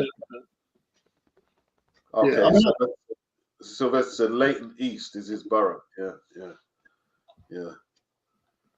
Oh, it should be legal. You're saying drugs, or I don't know. See, it's hard to pitch an argument about decriminalization, illegal, keep it illegal, because they can't control it. They can't control the drug war. It's not one they can. It's not even worth them financially putting money in it to fight, because you're just pissing it all down the toilet. Can't win it. And all the stuff they're taking now, you can't win it. The streets are lost to drugs. And like, if you're talking about London, there used to at least be police presence on the street. Not now. You're joking. They got the PCOs like walking up and down in the day. And then like, you're crazy. You're absolutely crazy, man. Crazy. But it is what it is, man. Y'all don't have cops on your streets? No. Really? You might see a car go past, like a cop car, maybe. That's the definition of a ghetto for us in America. That's the definition of a ghetto. The definition of a ghetto is not just a bunch of poor people living together in one closed area. You would think that's the definition of a ghetto. The real definition of a ghetto, because everybody lives in a closed area in New York City. So the definition of a ghetto to us is the police presence. When you go around like the white neighborhoods, the nicer neighborhoods, you don't see no police presence. But in the ghetto, is nothing but cops. Oh, you actually have cops there? Yeah, it's cops there all the time, and the shootings it's right there. It's like it's not a game. Like They in the can't ghetto, they can't afford to have police presence apparently on the road. Like yeah, in the ghetto, you got cops everywhere. Everywhere around, they're closing up police stations. Nah, yeah, not here. Over here, there's nothing but cops. There's nothing but cops. They sitting on the block in front of the liquor store, parked in their car, just chilling. Is they sitting in front of Dunkin' Donuts or whatever the hell, just chilling. There's nothing but cops, and we still get it popping. We still get it shaking. You know what I mean? Around 10 years ago, it was right. I was walking down the street, and I saw this dude with a spliff in his mouth, and he looked mad as fuck. And he walked past some policemen who were walking on the street, and he looked at them with this mad look, and they did nothing. They were too shook to do it. They did nothing. I saw it with my own eyes. That's well, you know, crazy there are cities, man. There are some cities where you can fucking do like shoplifting. If it's not over $500, then you're not even prosecuted. You know, I mean, it's like fucking so many cities don't give a fuck about you. You could commit crimes where cops are underfunded. If a cop fucking touches you or does the wrong thing to you, they're in fucking court. They're fucking lawsuits up the yin yang and. It's a whole different society. I mean, I don't know what it's like at night out there. I haven't been out at night in fucking years, bro. I mean, fuck that. That's just not. That's. I don't walk the street late, bro. I mean, I walk the street late. In the city, you gonna be walking the street late. You gonna go through all kind of stuff. Like if y'all was living in the city right now, and I called you to come to my birthday party at whatever restaurant downtown, we start the party at 9 o'clock. Y'all gonna be out and about at 12 o'clock at night. Y'all gonna be walking to the train station or whatever's going on, and you gonna see all kind of shit. It's just it's crazy out here. Yeah, New York is mad. New York is just New York is crazy, dog. New York is somebody just stand behind you on the train platform and you wondering what the hell they doing. They waiting for the train to come so they could push you on the tracks. Yeah. That's what they were doing. That's why they standing behind you. They just picked you random. My ex-wife is American, and she currently lives in Philly. And there's an area there called Kensington, I think it's called. Oh, that's all. Yeah, that's all fentanyl, bro. Everybody's fucking walking zombies now.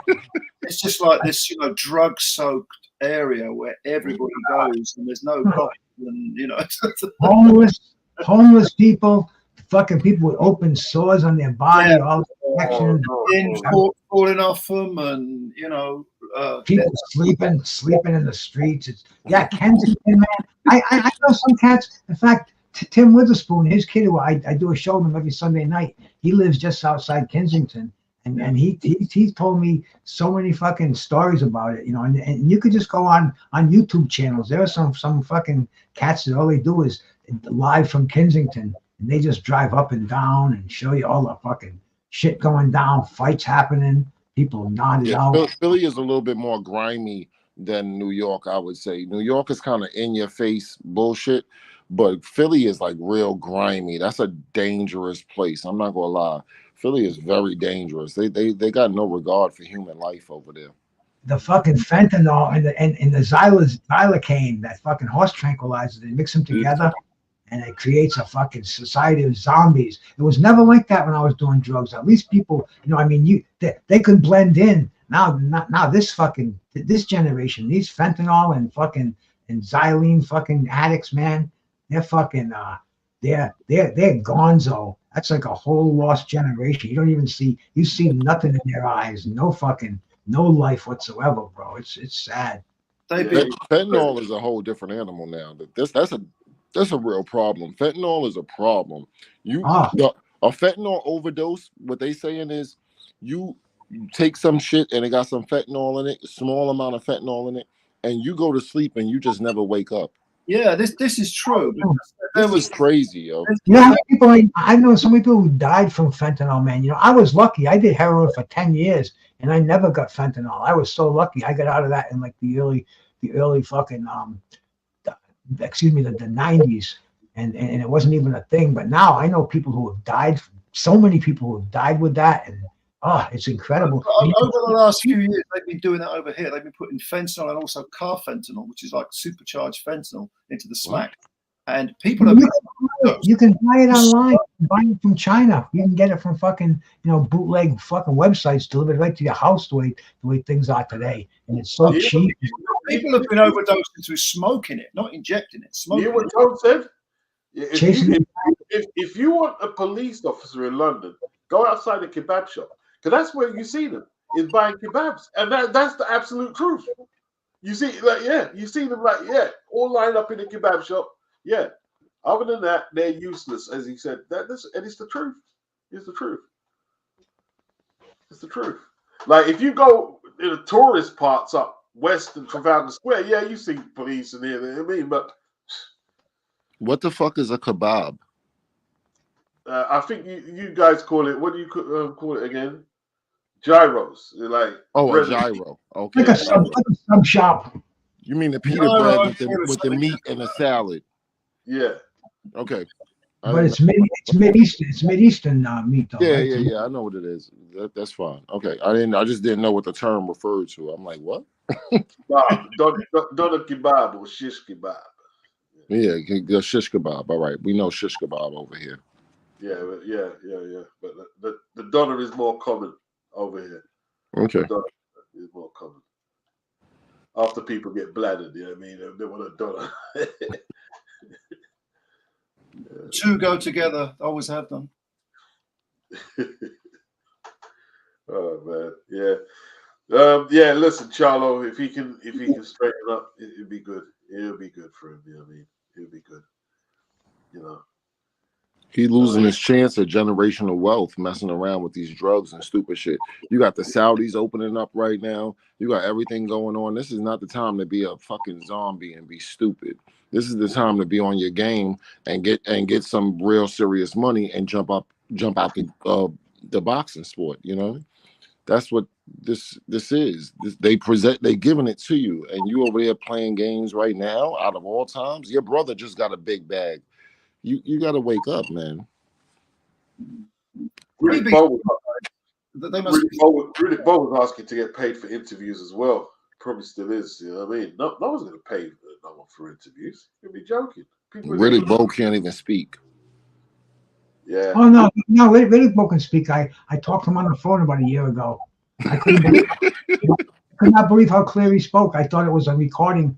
When he called me. I know a friend of his, right? And I called him up on it was an anniversary of Riddick Bowe's. I think it might have been his pro debut. Okay. And anyway, man, 2 minutes later, my phone rang. It was fucking Riddick Bowe, and he's like, "Hey, Bruce Cass, I'm like, "Oh shit, man!" And I couldn't believe it. I couldn't believe how clear it was. And I was going to get him on a show, but I had some technical issues, and I just never pursued it. But no, Riddick Bowe will surprise you, man. He sounds like real bad though in interviews, like when. That was before, man. I think it's funny because time heals up that it heals up that fucking that brain that's been punched. And the same with James Toney. You'd be surprised how you can understand James Toney when you listen to him. Whereas 10 years ago, James Toney sounds crazy, man. And Tommy Hearns too. Well, Tommy is he's kind of getting worse and worse. I interviewed should I say the name? I interviewed Junior Jones. Yeah, he had issues like talking clear. And who was the other guy who Bernard Hopkins fought a few times? Quincy, fucking, what was it? Shit, Robert Allen. Jermaine Taylor. Taylor, here we go. Jermaine Taylor's got bad CTE, man. He's bad off, man. I love Jermaine Taylor, but damn, man, he threw a brick at his aunt or something through the car window. He was like, he was fighting with family members and shit. Yeah, he had a whole SWAT team surrounding his house, man. Yeah, Jermaine Taylor bad off, man. I feel bad for him, man, because it really went bad for him. The biggest hypocrite is Lou DiBella. After Jermaine got knocked out by Arthur Abraham, I'm going to stop him promoting. He's taking too much punishment.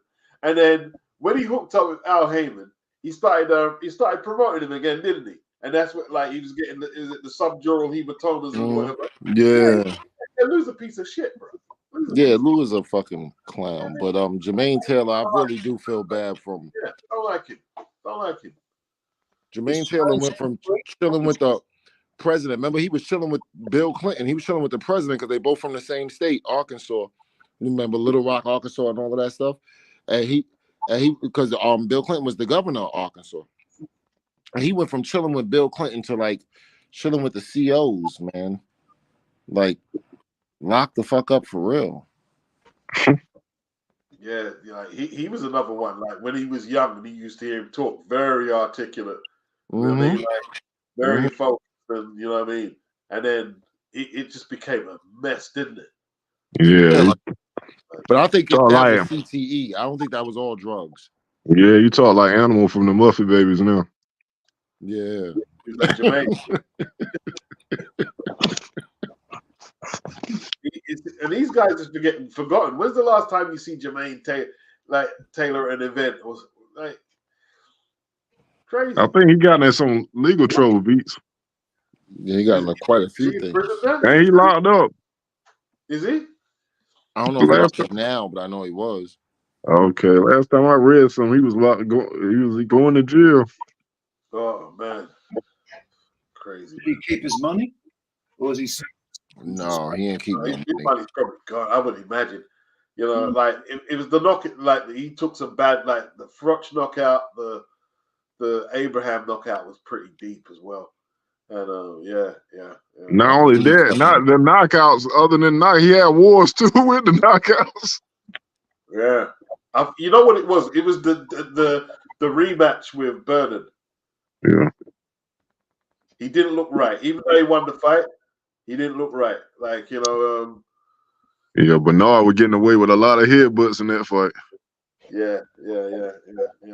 Jermaine Franklin is like a bad story of the sport. You know what I mean? I'm not Jermaine Franklin. I'm Jermaine Taylor.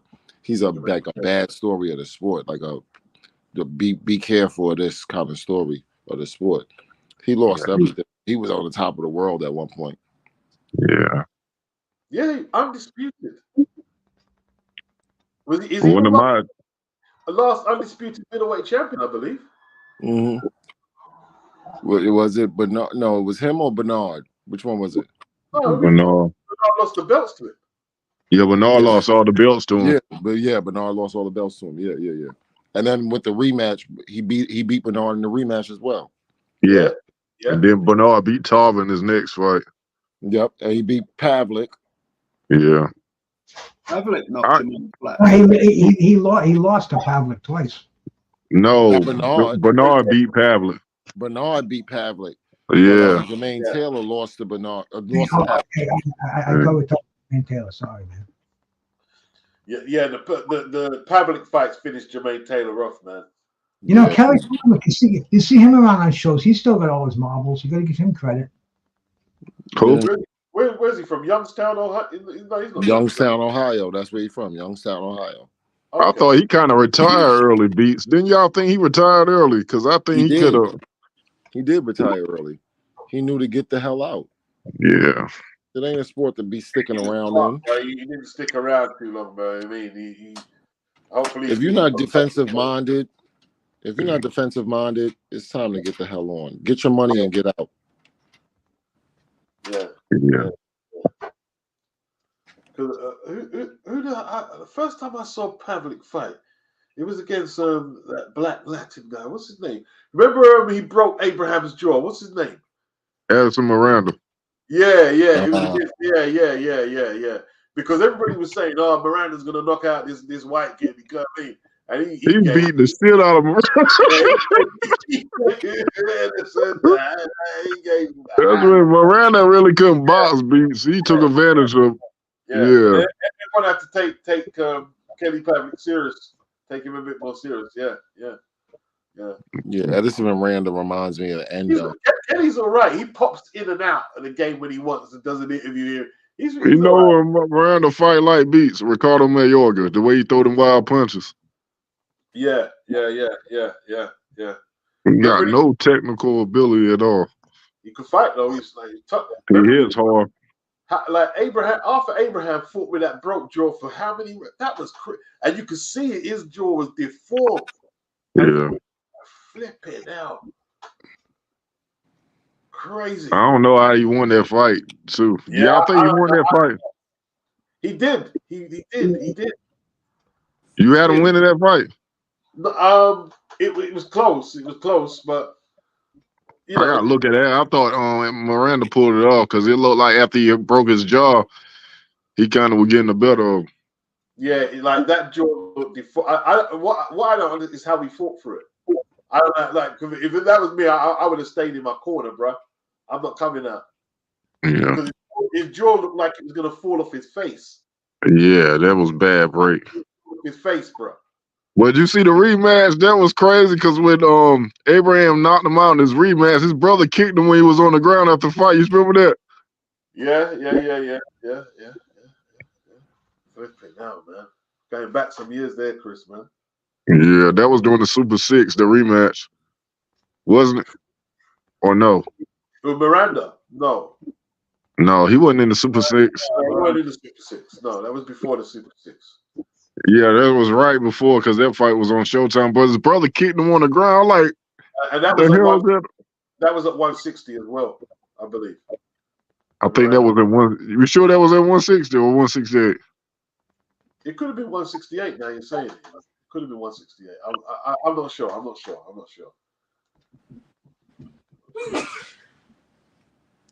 Yeah. I just finished watching the fight of last year. What fight? Razor Ruddock versus James Toney. Oh, I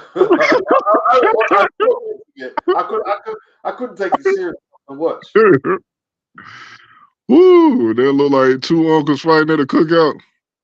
I'll tell you that was entertaining. I watched that when it was happening live, and as much as it was like you said, two old men in a cookout, it was entertaining as hell, bro. I got to give it to them. I couldn't stop but laughing because they at their age they lost all their technique and everything. Oh, well, hey, what the fuck? Yeah. Two old men at a fucking cookout, bro. Yeah. At least they made some dough. They both needed it. I couldn't bring myself to watch it. I don't even want to watch no old man fights after that. After that, and the Roy Jones and Mike Tyson, none of them was good.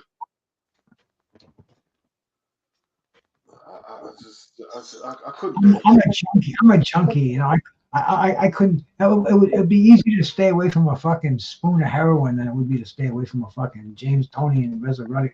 Yeah, it would have happened if it would have happened in 2001 or 99 or something like that. Sometimes we old junkies just can't shake that monkey, Yeah. Well, they're addicted to boxing, not heroin, but is there a difference? It's still the same mindset. Yep. Oh yeah, they still walk around like they're in their 20s in their mind. But yeah. Even for us, bro, when I see a fucking spectacular fight coming on, I get that same rush as I did when I was a junkie, bro. Yeah. You're better watching fights, Bruce, rather than going back to that. Absolutely. But I mean, it tingles that dopamine in the brain, gets that adrenaline going. I mean, it's a natural high. But it's basically the same feeling. You can't feel any better. Wow. Yeah. My last if they would have fought in their prime, who y'all think what would have happened? They would have fought like if both of them were 28 years old. What would have happened? James Toney and Razor Ruddock. Yeah, I know that couldn't happen because he was at middleweight at 28. But no, James Toney. Well, James Toney fought. He beat Evander Holyfield, man. Like I mean, dude, that was like, embarrassing. Yeah. But Holyfield, but Razor Ruddock wasn't even fighting around that time, was he? He was. Yeah, I don't know. We could take a quick look, but I think that fight could have been made. And I think if they both fought in their primes, and Tony, as if he was fighting at the same level when he fought Holyfield, I think Tony would knock him out. Yeah, me too. Knock him out. I don't know about knock him out. Decision probably because Razor Ruddock got a chin. In his prime, yeah, Mike Tyson couldn't knock him out. Yeah, he got a chin. Mike Tyson did knock him out. Tyson stopped. Yeah, referee. The referee, not in the second fight. Not in the second fight. That fight, Richard Steele stopped that fight too early though. Tommy Morrison stopped him. Fucking Lennox Lewis knocked him out. You know, his chin is definitely. Yeah, but Tommy Morrison could punch too though. Oh yeah. Oh, Tommy Morrison was devastating, man. But James Toney wouldn't have knocked him out though. James Toney probably would have won on points. I can see that. Ruddock got floored a few times. He was dangerous, but Bone Crusher had him down. And Mike but Bees, you talking about power punches. James Toney ain't no power puncher like them guys you name. Yeah, but accumulation. Yeah. James Toney was sharp. He hit you with stuff that you didn't see coming. Yeah, he was sharp more. Yeah, like a counter puncher. I consider him the best inside fighter I think I've ever seen in my entire life. I think he's the best inside fighter there ever has been in boxing. Yep. Him and George Benton. Oh, okay. I need to watch a little bit more of him though, to be honest. One of the greats said that if James Toney had dedicated himself seriously to boxing, he would have been the best in the world. You know, this was it might have been. It was somebody far-fetched. That ain't far-fetched. Yo, that's why what's Holyfield training? He stayed down. He stayed like about 15 minutes from me. What was that guy that was training Holyfield at Heavyweight Beats? I forgot his name. Stay in the city too. I know what you're talking about. Oh, I forgot his name. Damn, what was it? I'm trying to think. It's on the tip of my tongue. Yeah. Eddie Futch, George Benton? No, it ain't Eddie Futch. He stayed down, but he stayed by me. This guy. He trained he trained Kovalev too. Yeah. Buddy McGirt. Buddy McGirt. No, he's an older guy. Keeps disappearing. Oh, I know. I talking about too, and I can't think of his fucking name, bro. Yeah, and I just seen him. He kind of got dementia now. Oh, Tommy Brooks. No, it's not Tommy Brooks. Tommy Brooks ain't in North Carolina.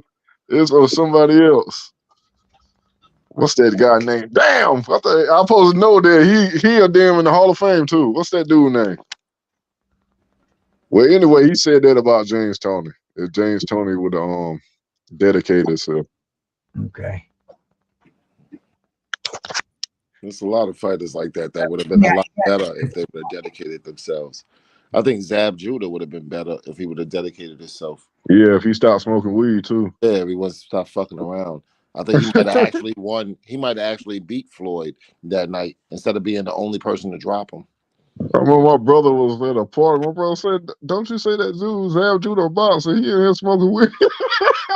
Yeah, it's like. I tell you what, man. That New Yorker, is it Selden, who beat him last? He nearly killed Zab, man. But he juiced up. Is it Selden? Oh yeah. When he had that blood on the blood on the brain, yeah. Yeah, man. I thought he was washed it because that's after he got beat up by Paulie. He really should have stayed out of the ring. He shouldn't have came back. Don Turner, Chris. Don Turner. That's who told me that about James Toney. He was like, man, if he would have dedicated himself, he would have been unbeatable. James Toney was very good. Very, very good. Yeah, Don Turner got dementia now, Beats. Oh, he has? Yeah. Oh, man. I don't know who running his gym now. That's sad. Yeah, I always think dementia and Alzheimer's is like the worst thing that could happen to a person. You got to be able to remember all your life, everything you fought for, everything you've been through. For you not to even remember, you don't even know who your kids are and shit. That shit is crazy, man. Yeah.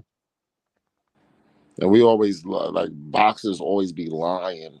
Boxing fans always be lying, talking about, oh, it's Parkinson's. It's not fucking Parkinson's, man. Muhammad Ali don't have Parkinson's. Get the fuck out of here. It's the years. Why did you say that, though? Why did you say that? Because it's the years of abuse, the rope, the dope, and all the bullshit. We know what we looking at. We know that it's not fucking Parkinson's. Don't sit here and lie and make excuses for the sport. We know that this legitimate brain damage, man. He went too long, too far. He fought too many motherfuckers. Look, Ali got the best resume in like the history of the sport, man. There's nobody resume that's really better than Ali's. As far as the elite fight, after 74, and he fought 4 minutes, he should have been out of there. He fought, yeah, come on, man. Definitely after Freda and Manila. He went too far, too long, and we know that that's not fucking Parkinson's. He ain't Michael I thought J. that Fox. too. He went too far because nowhere in the world Leon Spinks could beat a prime Ali. Exactly. So that's how we know this is not Michael J. Fox that we're looking at. This is Muhammad Ali that we're looking at. He's taken numerous punches to the head over years and years and years. That's where the damage is coming from. It's not coming from some fucking Parkinson's. Stop lying. Oh, now, Freddie Roach has got Parkinson's. Get the fuck out of here. That's not fucking Parkinson's. Freddie, no defense at all, bro. Freddie, come on, man. Let's be honest. Please don't let you laugh at it. I was at my daddy's house. You know how you feel about damn Joe Frazier. Yeah. I was watching the Joe Frazier fight on YouTube. He was like, man, turn from that shit. He up there getting knocked down by them white boys on Black History Month. Oh,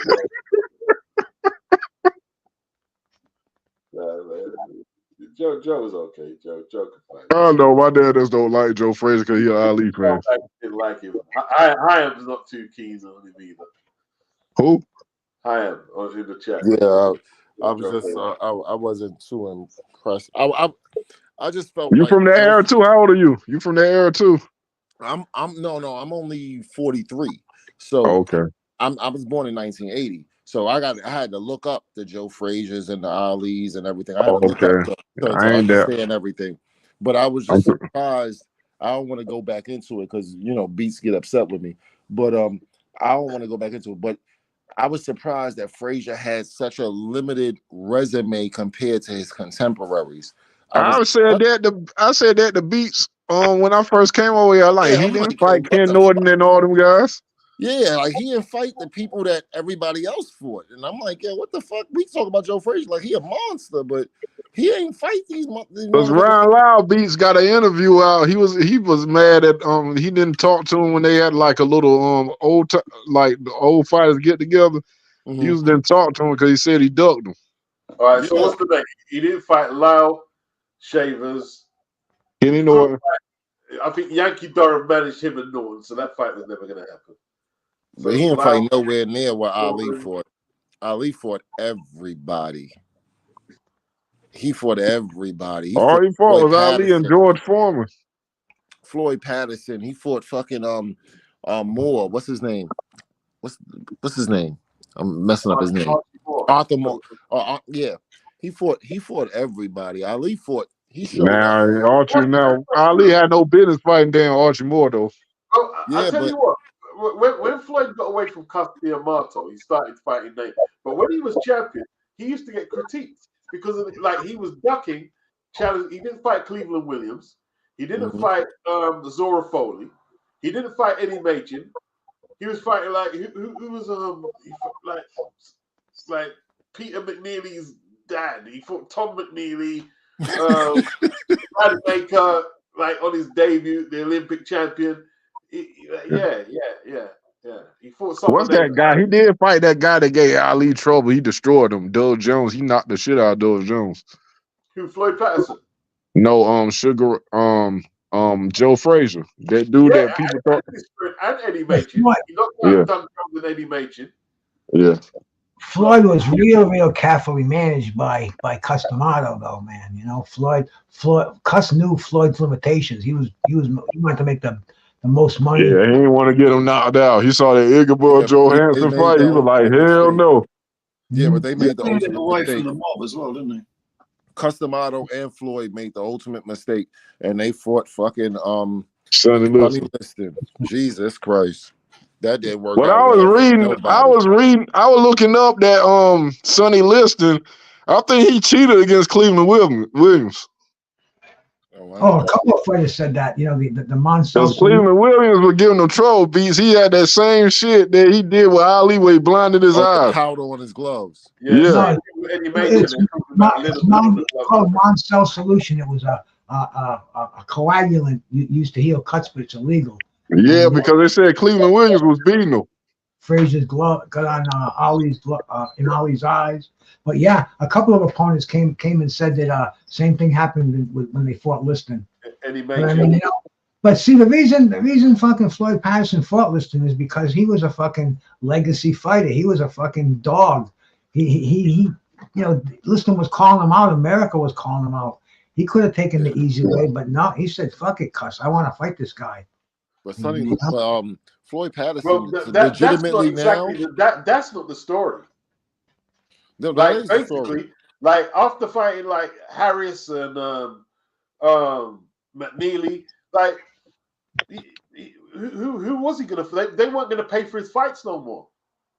They weren't gonna pay to watch Floyd Patterson, so he took Liston on twice and got battered. And I learned that from the book author. I forgot his name. I interviewed him.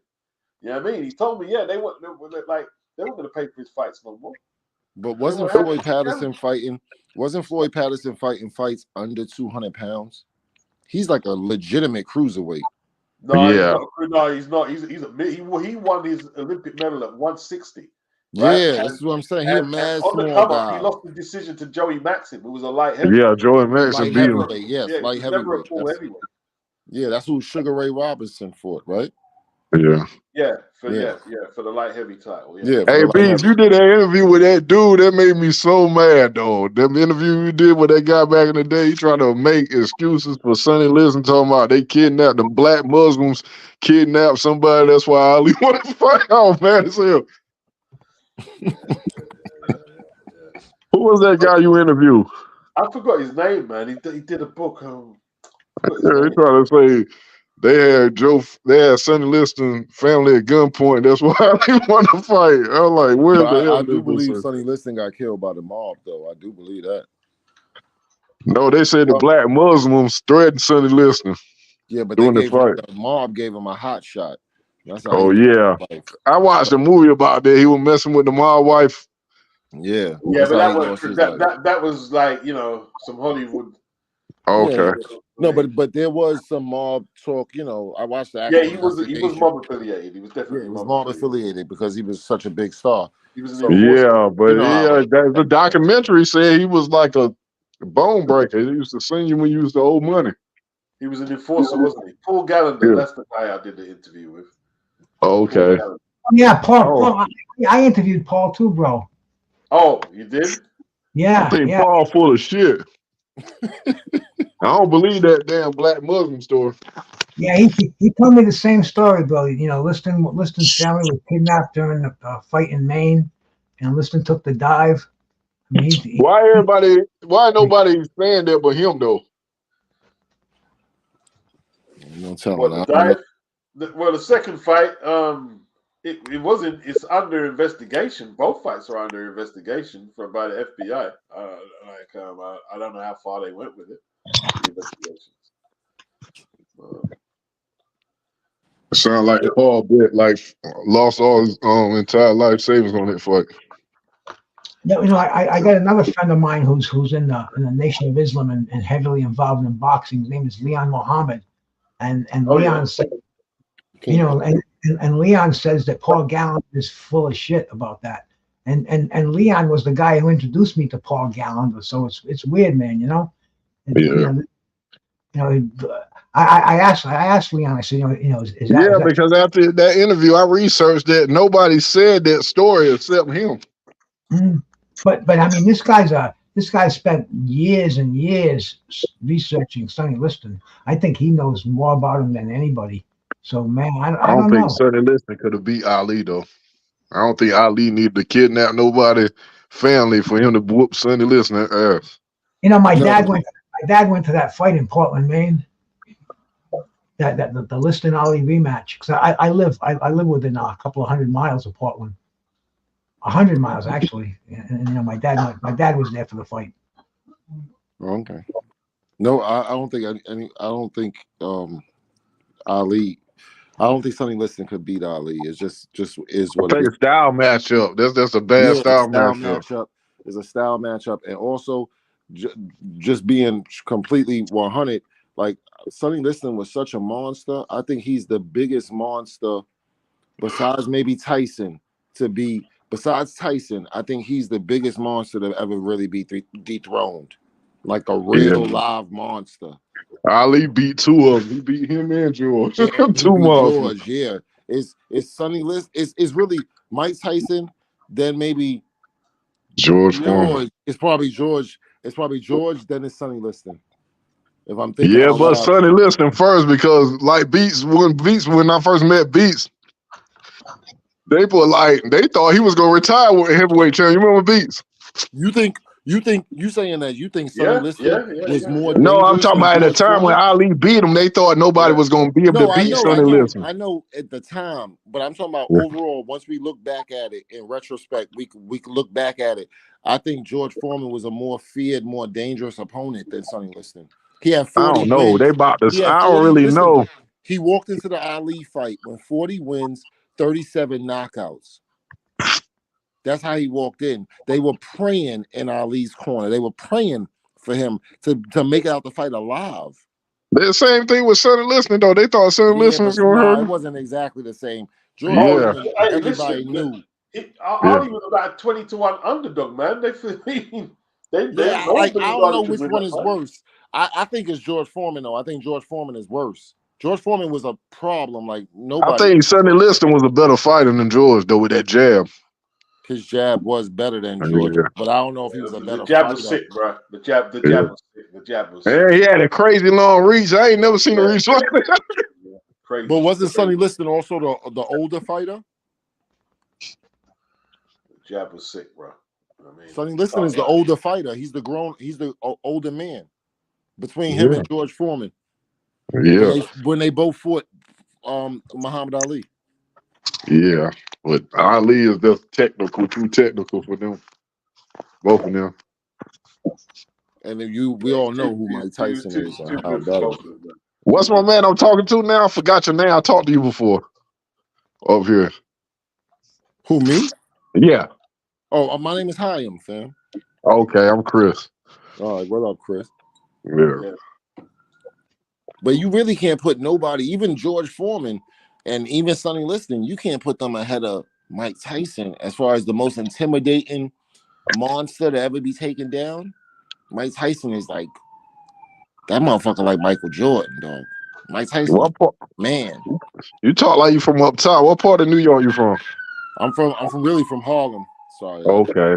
Shit going by, but I live in Brooklyn right now. My aunt stays in Brooklyn off of Gates Avenue. Oh, okay. I know where Gates is. My aunt, she's 70. No, she 80 something now. My aunt Hazel. Mm-hmm. Respect to her. Blessings and well wishes. Yeah. I used to come up there during the summertime. Yeah, I've been born and raised in the city. My whole life been in the city. My first boxing match was like Hearns and Leonard walking out of my bedroom as a little kid in my pajamas, listening to my father and uncle screaming at the TV. You know how I go. Back then, the little fight parties, they had the special cable box. They had a special cable box where they get all the fights and stuff. You know how that goes. Baptism, bro. You know what I mean? That's back in the day. You know how that goes. Yeah, I watched fights. I was in Panama. My dad was in the military. And then I watched. What was the damn fight we watched? I went to the gym because he was training in Panama doing his training. What's the Puerto Rican cruiserweight? Was it that Holyfield beats? Sugar De Leon, yeah? Yeah, Sugar De Leon. I have pictures with him. Leon. Yeah. Carlos De Leon, De Leon. Okay. That's just I got pictures. Not me, because I was a little kid, but my sister, I was like standing a few feet away from her. But my sister got pictures with Mike Tyson literally walking down 125th Street because I'm born and raised on Harlem and 125th Street. Yeah, that's where he beat old boy ass in Harlem. Yeah. Tyson used to, that's where he beat Mitch Green. Oh, is Dapper Dan's in Harlem? Yeah, Dapper Dan's is in Harlem. Okay. Dapper Dan's is in Harlem. So that like you would see Tyson on a regular basis out there. You will literally see him like with Rich Porter, Al Poe, and people like that. You'll literally see him out there on the regular. So Did that's how y'all see that? They did a clip of Alpo like before he died. Beats, I'm gonna send it to you. Beats. He said he was gonna kill Mike Tyson because he thought Demencio was in the car with him. Yeah, You thought that's he was in the not car a with joke. him? That's real. That's that they finally killed. Remember they killed Demencio.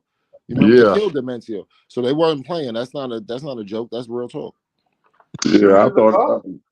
They killed Yeah, he said Demencio. him and Wayne Perry was at somewhere in D.C.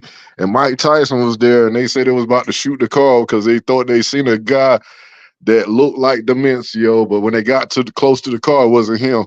He said he Yeah. would have killed Mike Tyson that night. I'm gonna send you the audio. Demencio is like a stocky, kind of fair-skinned, kind of Dominican-looking guy. That's what Demencio is. I know exactly who you're talking about. I'm And gonna play the clip, they were see if you coming to can kill hear it. that boy. They were coming to I'm kill gonna that play boy the because clip they if you finally can hear did it, kill him. Beats. When he said that about Mike Tyson. Where Mike is that Tyson at? been in all kind of shit because he was running through the hood for real. He's a hood rat though. Mike Tyson is a real bad person. Like I don't know. A lot of people don't know who Mike Tyson is, but he's the only living member and the most the richest member of the Jolly Stompers gang in Brooklyn. He's a he used to knock out nuns and take the collection plate. That's what he Yeah, used to do. Like they would take the collection plate to the bank and he would knock. There you go, Beats. I'm about to play. Is it Hugh God from the Wu-Tang said that he robbed his mum, isn't it? Tyson. Yeah. Tyson he's a legitimate monster from the streets. Even Shannon Briggs said we used to look up to Tyson because he was like a 16-year-old kid that all the adults looked up to. Like he's a problem. He ain't no joke. Mike Tyson if he wasn't Mike Tyson, he would be locked up for the rest of his life, man. There you go, Beats. I'm gonna play it. Oh, well, careful what you play though, because I don't want to get. Oh, okay. I want to get your flag. I ain't gonna play it. Yeah, Tyson I is a don't know. different kind of problem though. I don't know who control that. I don't know who's in charge of that audio. Yeah, Mike had his issues, man. He's a real psychopath in boxing. He is. We was talking about drugs earlier. We forgot to mention Oliver McCall. Like what the fuck? Did you say what was his name? Donald Curry. Oh, Donald. Donald Curry got a pair of my sneakers. Wouldn't wear it down because he hit him out Oh, the he street. was on drugs, wasn't he? He was a coke head. Yeah, cocaine. Right here. He's going through some like chronic pain, man. Like I can't remember what it was. That's why Terry Noyes beat him up, Beats, because he was a covering crackhead. Smoking Burt Cooper. He was another one, man. Oh, Beats, let me tell the story about Burt Cooper. But you know, Burt Cooper was engaged to a girl down here, and he was at the crack house. As soon as he got some, I think right after he fought Holyfield, he had a party in Craven Terrace. They had and they were nothing but crackheads in there. They were smoking for about a week. Wow, he smoked out his whole person a week, yeah. Nah, he used to come down here and because he ain't nowhere. You know, I know Boston. I'm like that because my old boy, we was over there hanging out. My boy said that motherfucker looked like Burt Cooper. That's crazy, man. That's crazy. Yeah, Burt Cooper. I used to see you copying from T-Rock. That's mad. I don't really like to I don't like to tease the boxers, only because I feel like a lot of the boxing misbehavior is contributed to CTE. That's what I don't know. Like maybe Jamal Charlo got something more than what we think. You know what I mean? Like I'm a little wary of that shit. That is true. You know, that is a fair point. That is a fair point. I mean, like a lot of the because they said the same thing about Freddie Mills, former British light heavyweight champion, that the blows he took, like they said he was going out there and murdering prostitutes. You know what I mean? Like, he was accused of being one of the rippers. That sounds crazy. He was murdering prostitutes. Yeah, well, it's not hasn't been proved, but it's been alleged by a few sources. Yeah. Yeah, that's Yeah. CTE type shit. When you a regular And- normal person, you never had no problems in your whole life, then you a boxer for a few years and then now you murdering prostitutes. That's CTE type shit, dog. That's why I don't laugh about that shit. I saw a documentary. It's online. It's on YouTube, and his family members were saying he was getting serious headaches, migraines from boxing because you know them days there, like you take a beating, but you don't get 6 months rest or 6 weeks. No, they're pushing you straight back out in a couple of weeks. You right back in. That's look at the state of Dave Allen. Look at just the state of Dave Allen. Dave Allen, man. Yeah. Come on, man. Something's wrong with him. The guy speaks clearly. He's a knowledgeable, but every time you hear him speak, he talk ill of his own self. Like, Dave Allen. You know what? It was that Usyk knockout in sparring. I think that's like from there. Yeah. Dave Allen is a problem. Like, what about that beating guy? Off of Tony Yoka. He took a beating off of Luis Ortiz. Yeah. What about that guy that what's that dude they was hyping up from Puerto Rico that killed a girl and threw her off the damn bridge? Verdejo. He killed his fiance, right? I think he got a girlfriend pregnant, didn't he? And got her pregnant and then killed her and the kid. He had a wife. He was married, I think, and he messed with her on the side. He didn't want that to come out, so he killed her. Is he doing life now, or are they still waiting? Yeah, I think he in prison already. He doing life. He already been sentenced. He doing life. Okay. Yeah.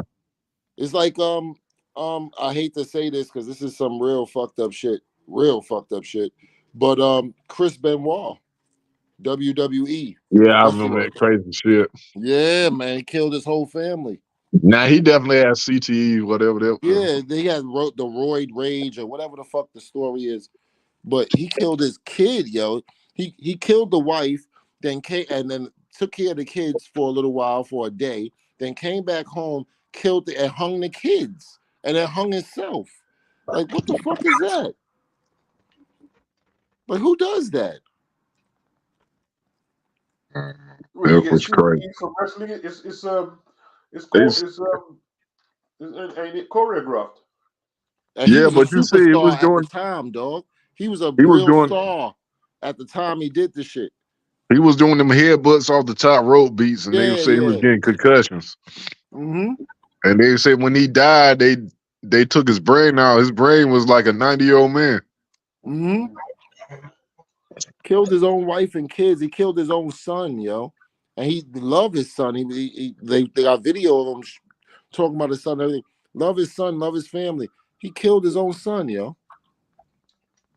Unbelievable. Can I ask y'all something? Because I don't hear nothing about it. I want to get about this fight because I know it was announced and I ain't never seen nothing else about it. What's happened with the Danny Garcia and Laura shit? Laura? Danny Garcia is trying to fight Conor Benn. Conor Benn, yeah. Yeah, but last year he said he was supposed to fight Laura at a catchweight. No. Man, they've been talking about that fight for ages. That's not a good fight for Danny Garcia. That's not a very good fight for him at all. His feet are too planted to be fighting. Put that on pay-per-view, man. What, they gonna put that on pay-per-view? Nobody want to see that shit. I ain't want to see it because he wanted my man to defend his title at 155. That ain't fair. No, he ain't about that life. Right. All I want to see right now is Frazier Clark versus Wardley and Joshua versus Ngannou. That's really all. I'll tell you, I got Joshua beating him. Yeah, I got Joshua beating him, and I got Fabio beating Frazier Clark.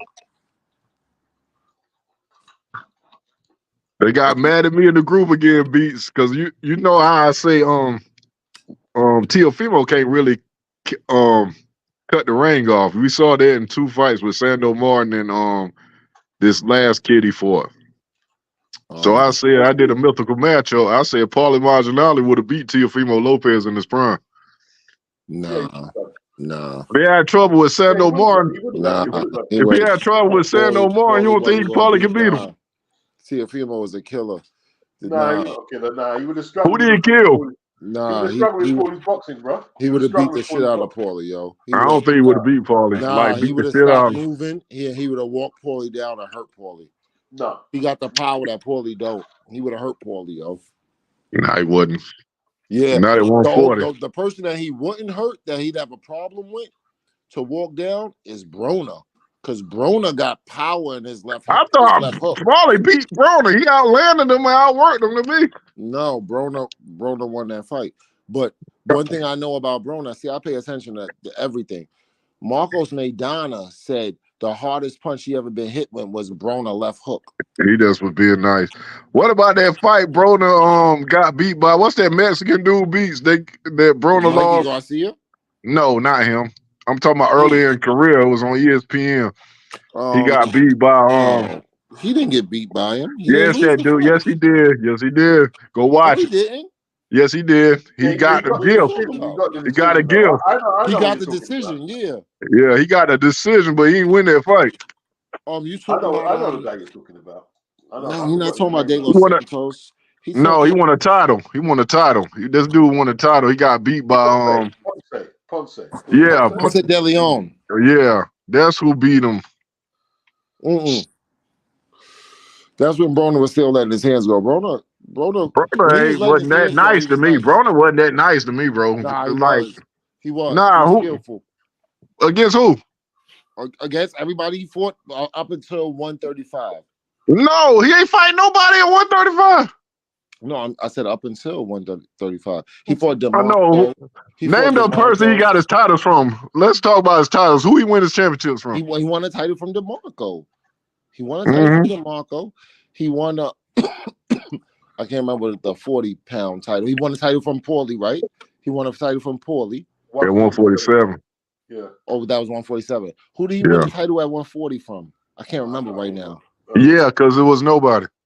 Yeah, maybe it was. Was it? No. I don't remember. Regular pizza worker. He won Somebody a 126, pizza. a 130, a 135, and a one. No, he won a 135, a 140, a 147, and a 130. That's what he won. Who he won the title from at 130? I can't remember. It wasn't Emmanuel Taylor because Emmanuel Taylor was a higher weight. It wasn't Emmanuel Taylor. It was Franklin from Peanuts. No, was it DeMarco? I don't know. I can't remember. I gotta have box record. No, not at 130. Huh? Not at 130. Yeah, DeMarco ain't campaigning at 130.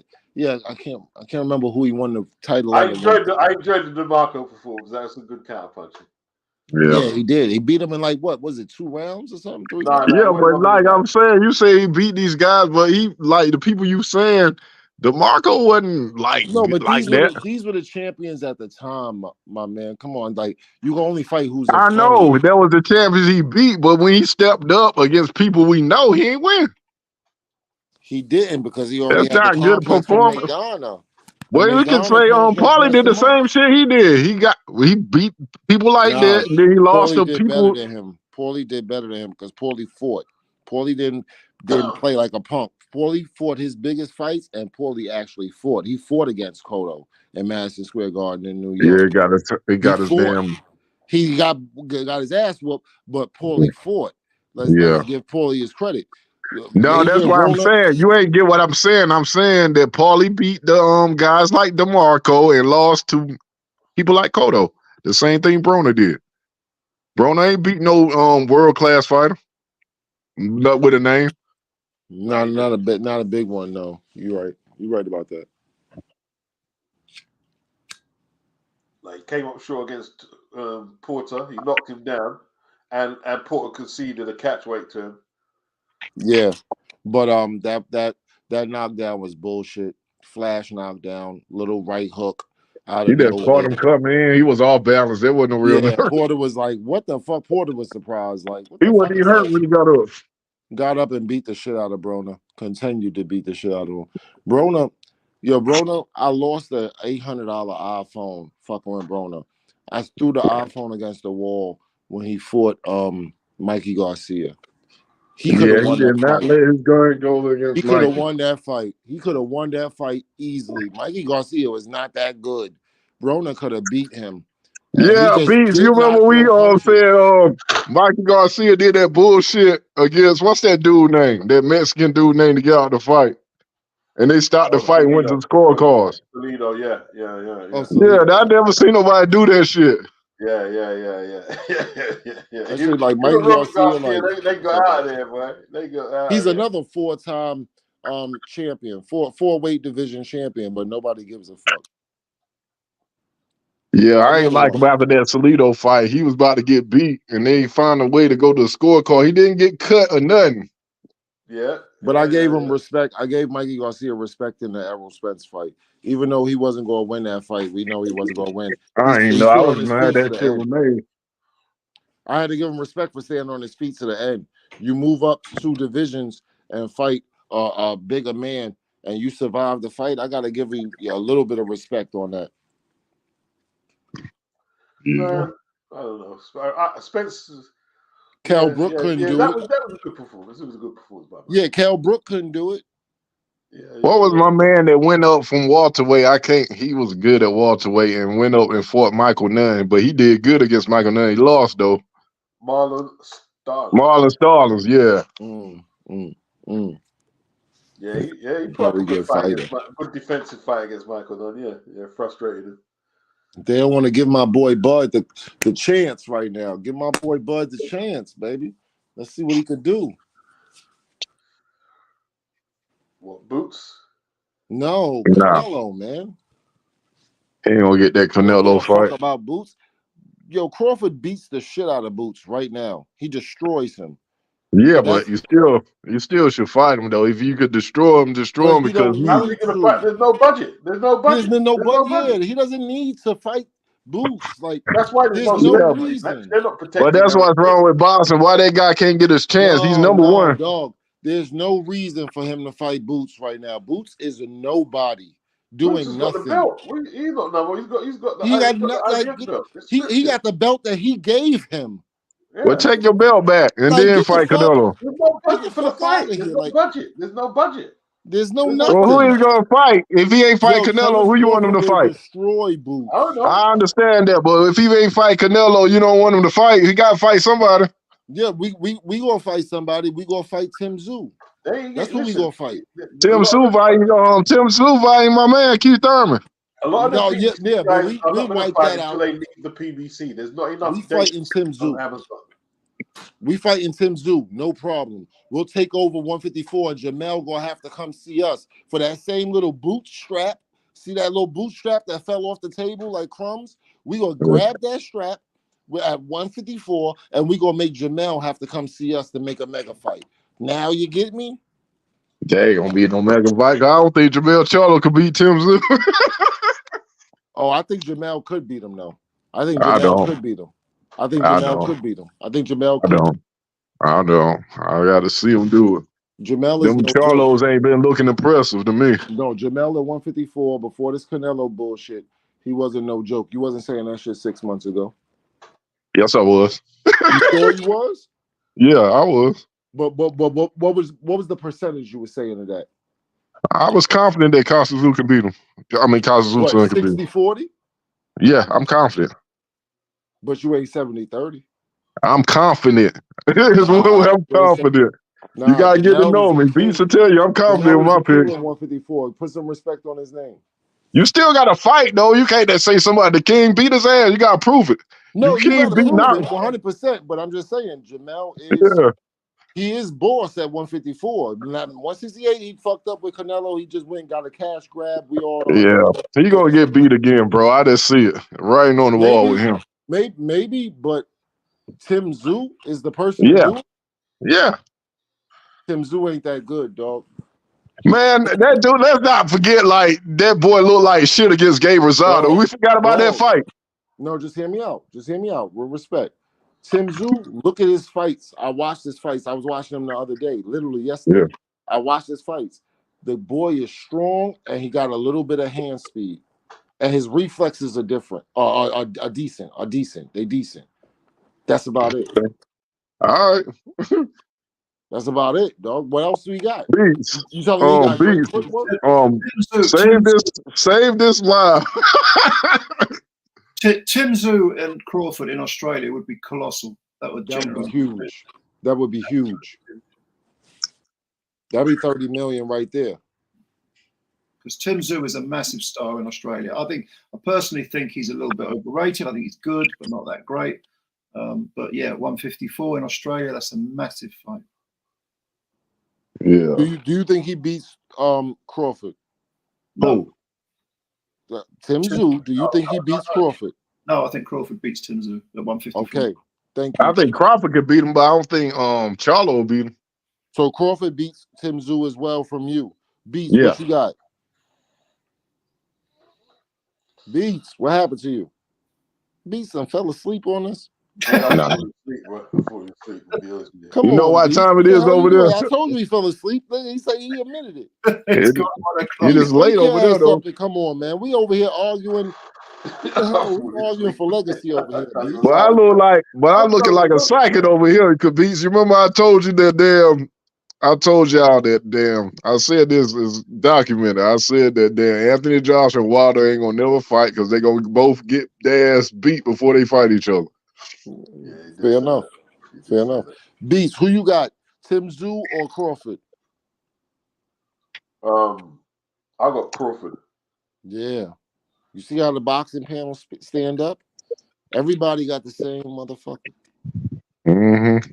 Everybody believe the same motherfucker because something is different. That skills pay the bills, man.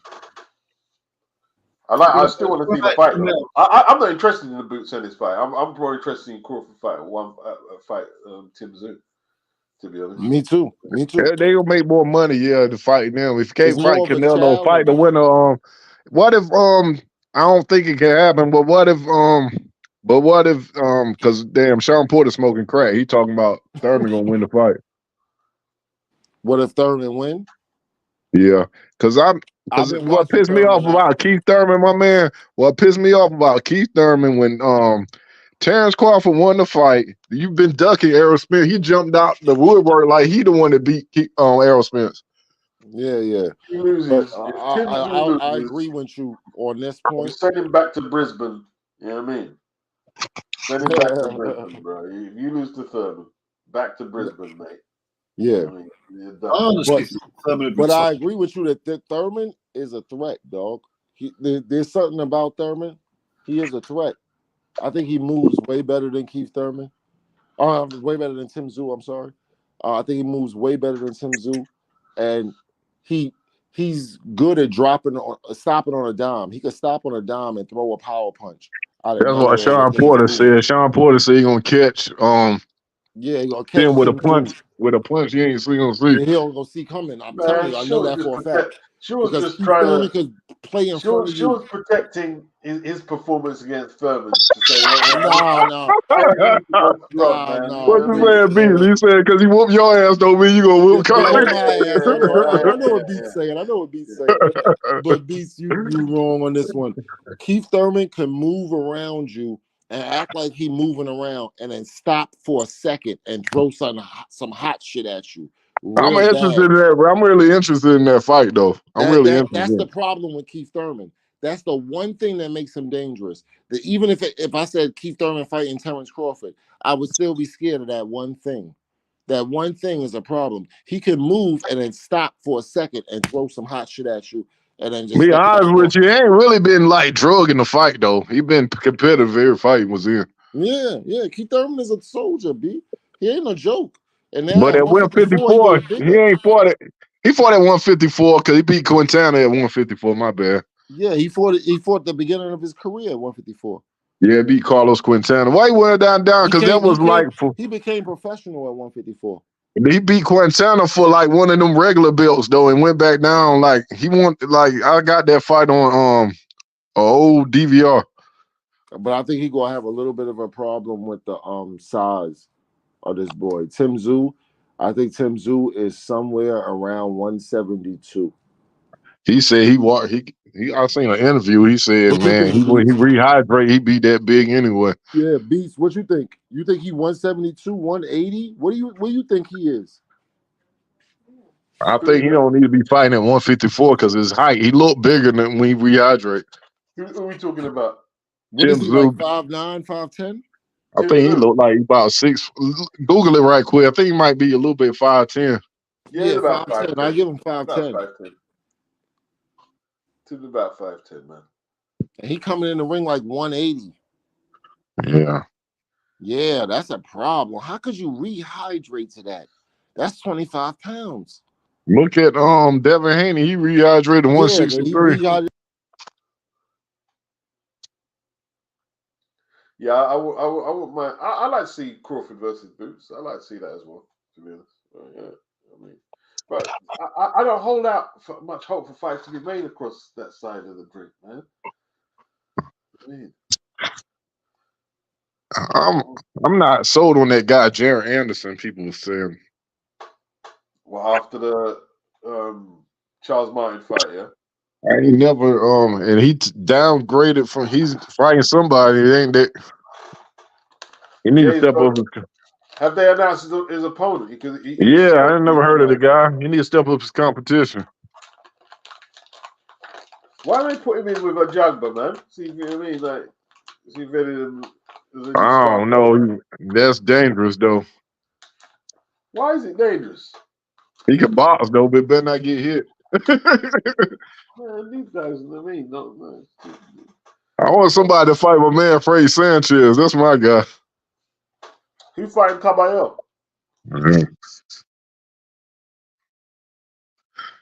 I'm really on Frank Sanchez. That's my dude right there, heavyweight. Hey, the Caballero fight will be good, man. Yeah, when is that? It's on the undercard of Fury and Usyk. Oh damn! Or was it? No, Frank Sanchez and Caballero. I think it is. Yeah, Frank Sanchez and Caballero is is signed already. No, it said when is it when they fighting? I think it's either on Joshua and Gane. They fighting in Saudi. It's either Joshua and Saudi Gane, fight. Yeah, it's a Saudi or fight. is Fury Usyk. I can't remember which one. But I hope it's on Joshua. I hope it's that because I hope it's that. That's my guy. I'm sold on Frank Sanchez. I'm going for Adrian Caballero. Okay, I'm going for Adrian Caballero. I can't stand Frank Sanchez. No boxing fan in the world likes Frank Sanchez. I don't know what you're doing with yourself. I'm like him. Frank Sanchez is terrible, man. He's the worst. No, he's not. Worst entertaining boxer. He's hit him, Lawrence Okoli, and who else? There's another one. Him, Lawrence Okoli, and there's another guy I forgot. They're the worst boxers to ever watch in life. No, they're not. Lawrence Okoli, man, come on. Fan of Lawrence. No, it's not on Fury versus Usyk. It's not on Fury Usyk, so it's Joshua and Ngannou. That means it's 2 weeks away. That means it's 2 weeks away. Like, he beat the shit out of Jabba.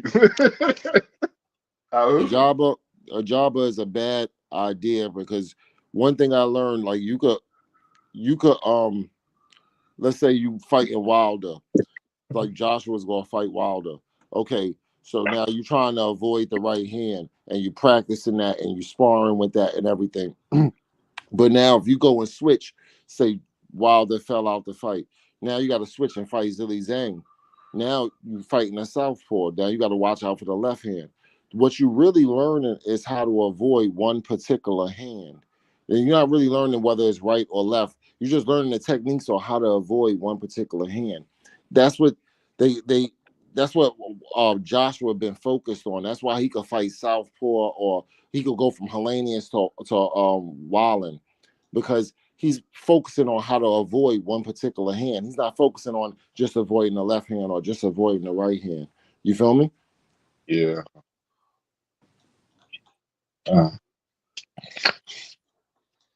Yeah, I'm ready for these fights. What fights you ready for, Chris? I'm ready for any fight. That's all I watch is boxing. If it ain't boxing, I'm watching the news or basketball. I don't really watch TV. I don't I watch don't even movies like watch that no more. basketball, dog. I don't even watch basketball. I watch the news. Newsflash. PBC reportedly pushing for Canelo versus Munguia in May. Okay. That's why they can They have the to go Mexicans trying to get that Mexican fan base beat. Yeah. That's the only way they can get the guarantee back. You know what I mean? Like, because I heard they can't guarantee his purse beats. That's what I was reading. Yeah, no disrespect. Like the Black American fighters ain't pulling that kind of money right now, man. You know what I'm saying? Why just fight Benavidez then to get it over with? That shit is crazy. No, they want to build up because they want to make sure they got income. They don't want Canelo to get his ass tanned. They're going for give him Munguia. Give him Munguia. He'll eat that, and then he'll go into Benavidez, and he'll eat him too. Yeah, I got him. I got Canelo. I got Canelo beating Benavidez though. Yeah, me too. He gonna eat him too. Everybody all hyped up talking about Canelo. He too tailor-made for him. He too tailor-made for him. Walk him down and break him up. Watch this shit. Nobody ain't never been to Benavidez' body either, Beats. Yeah, he ain't ready for this. He ain't ready for this. Everybody think Benavidez is all of this, all of that. Yeah, because if he try to walk down Canelo like he been doing, he gonna get hurt, Beats. Like he been doing them other people that can't punch. I'm telling you. I'm trying to tell you. No, people don't know. Tough fight. He went fighting them little flashy boxers that can't punch like Caleb Plant. Caleb Plant ain't no puncher. And I had to think, you didn't knock out Caleb Plant. Benavidez is going to come forward and he's going to be throwing punches. He's going to be eating punches too because Canelo can move his head. But you didn't knock out Caleb Plant, but Canelo knocked him out. Beat him way worse than he did. Now we're going to have that conversation. We're going to have that power punch conversation. And you standing squared up in front of your opponents over and over. Yeah, he don't move his head or nothing. I think Canelo might knock him out, though. You better, come on. You come forward on Canelo first round, you're going to get knocked out by the third. I think he's going to get they're likely going to put it on PBC and the Zone, I would have thought. Yeah, it's going to still be on pay-per-view, though. It's gonna be on Amazon Prime and the Zone. Not for my British ass, brother. We probably get that for free. You better do. Yeah, because they said that damn Keith Thurman to Zoo fight pay-per-view. Y'all paying for that shit or y'all gonna stream it? They say even though we got Amazon Prime, we still gotta pay for the pay-per-view. I got all this shit. Man. Stream them joints, brother. Yeah, because I'm not paying. I like Casa Zoo. I like Tim Zoo and Keith Thurman, but I'm not paying for that. I thought it was going to be free on Prime, but they said if you got Prime, you still got to pay for pay-per-view.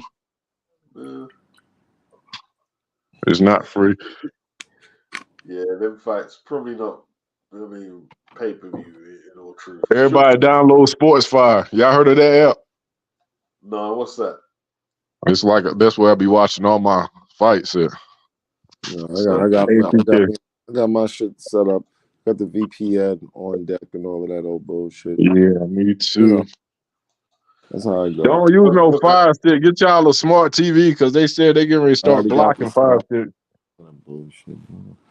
You can't help to have this shit after a while. It just comes around you. I got fucking. What do you do? The smart TV joint, yeah? Is that what you guys do? Yeah, I got VPN like my man though, because VPN, you always supposed to get your VPN. You can do whatever you want. Yeah, they can't see what you're doing. Yeah, the VPN is the shit. I don't know much about it. I got a 22-year-old in the house, so they set it all up. But your internet providers, what VPN is like, because your internet providers can block your damn streams. Yeah, where you could go and countries don't want to stream certain things to you and all type of bullshit. But the VPN, nobody could tell where you at is crazy. So you could do whatever you want. Is better. If you don't want to pay for it, they got free. Like, I don't know everything because, like I said, she be doing all that shit. Yeah, Beats. If you don't want to pay for your VPN, they got free ones too. Oh, yeah. But I got I paid for mine. I've been paying for mine for like 5 years now. No, I ain't even had mine that long. I had mine maybe a year and a half, I think. But that's what it is. Like, it's just a better way of doing things. Just little things you learn as you go along. That's all it is. Well, it's different where you get because you have to pay I so ain't much for reinvent them the as wheel. well. You got to pay so much for them. Yeah, I ain't reinvent the wheel. The I'm layout is too trying to expensive. catch on. That's how I don't know nothing about it. I don't know. I got a 20. You got a 22-year-old now. I got a damn 1-year-old now. Oh, That's yeah, my second. I'm trying to have one. I'm trying to. Nah, I ain't trying to have one because by the time he get in high school, my ass gonna be old as hell. Yeah. But I'm doing the best I can. I'm trying to have one. That's how it is. You know, that's the story. You know, we sticking to it. You know how it goes. Yeah, the pay-per-views where you guys are, they're extortionate, isn't it? Extortionate. Yeah, that's why I wish I was over there because some of the fights you don't even pay for. They not pay-per-view over there, right? Yeah, that's right. You know what I mean? Yeah. So a lot of the Canelo fights, I haven't paid for them on DAZN. I ain't paid for them. I don't remember paying for Canelo. Most of them on DAZN. No, I didn't pay. Yeah, I got that made over there. Y'all got that thing called Channel 4. That Channel 4 shit used to show Mad Boxing. We got the Zone over here, ESPN.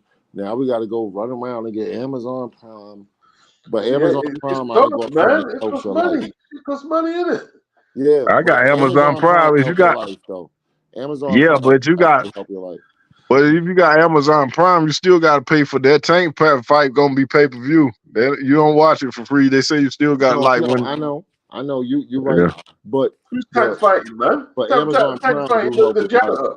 I ain't gonna lie. Amazon Prime is like the best shit you ever heard of in your life. I ain't gonna lie. I like Amazon Prime beats because it come with like they get your stuff faster. Free. All your stuff come faster. Everything like you like a made man within the collection community. That shit is shit. My shit, I order my shit. My shit come down near a day and a half. Yeah, that shit is beautiful, B. I ain't gonna lie. That's why it's nice, and you get the fights, and you get everything. And Prime Video, you get to watch some of that Prime Video shit better than Netflix. That shit is like what, like $100 a year? Yeah, I pay my monthly payments because I pay my what do I got? For a year. I pay Paramount Plus. I got the Paramount Plus for a year, and I got what's the other one? Peacock, and I got Hulu. Okay.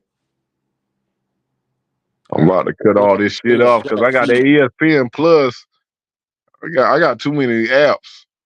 They told me what I was getting, but I wasn't really paying attention. I just knew I had to get Amazon Prime because it just wasn't what it was. So I paid that shit. But it was like I think I paid $100 for the year. But yeah, man. Good. One time fee. That's good, man. Yeah, I've been Prime. I be using Prime because I be ordering all kind of shit. Yeah, everybody does. If you alive in this world right now, all you doing is ordering Amazon, ordering shit off Amazon, and shit just coming to your door because it's the best way to do business. You just boom, boom, boom. You hit 2 buttons and your shit is already on your way. The boys had me dying laughing, my man. They said damn Thurman and Thurman and Tszyu fight gonna be on Amazon Prime, and they said Broner fight gonna be on Temu. Well, Broner's still rolling with Dom King, yeah.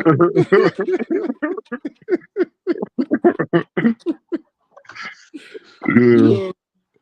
Oh, I wasn't looking at the comments. With Dom King, man. No, I wasn't looking at the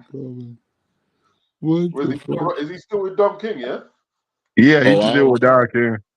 He's still in there with Don King? Yeah, he's still with Don King. Still, Al Heyman don't want nothing to do with him. Broner got to get his shit together, man. Well, he ain't had no fights.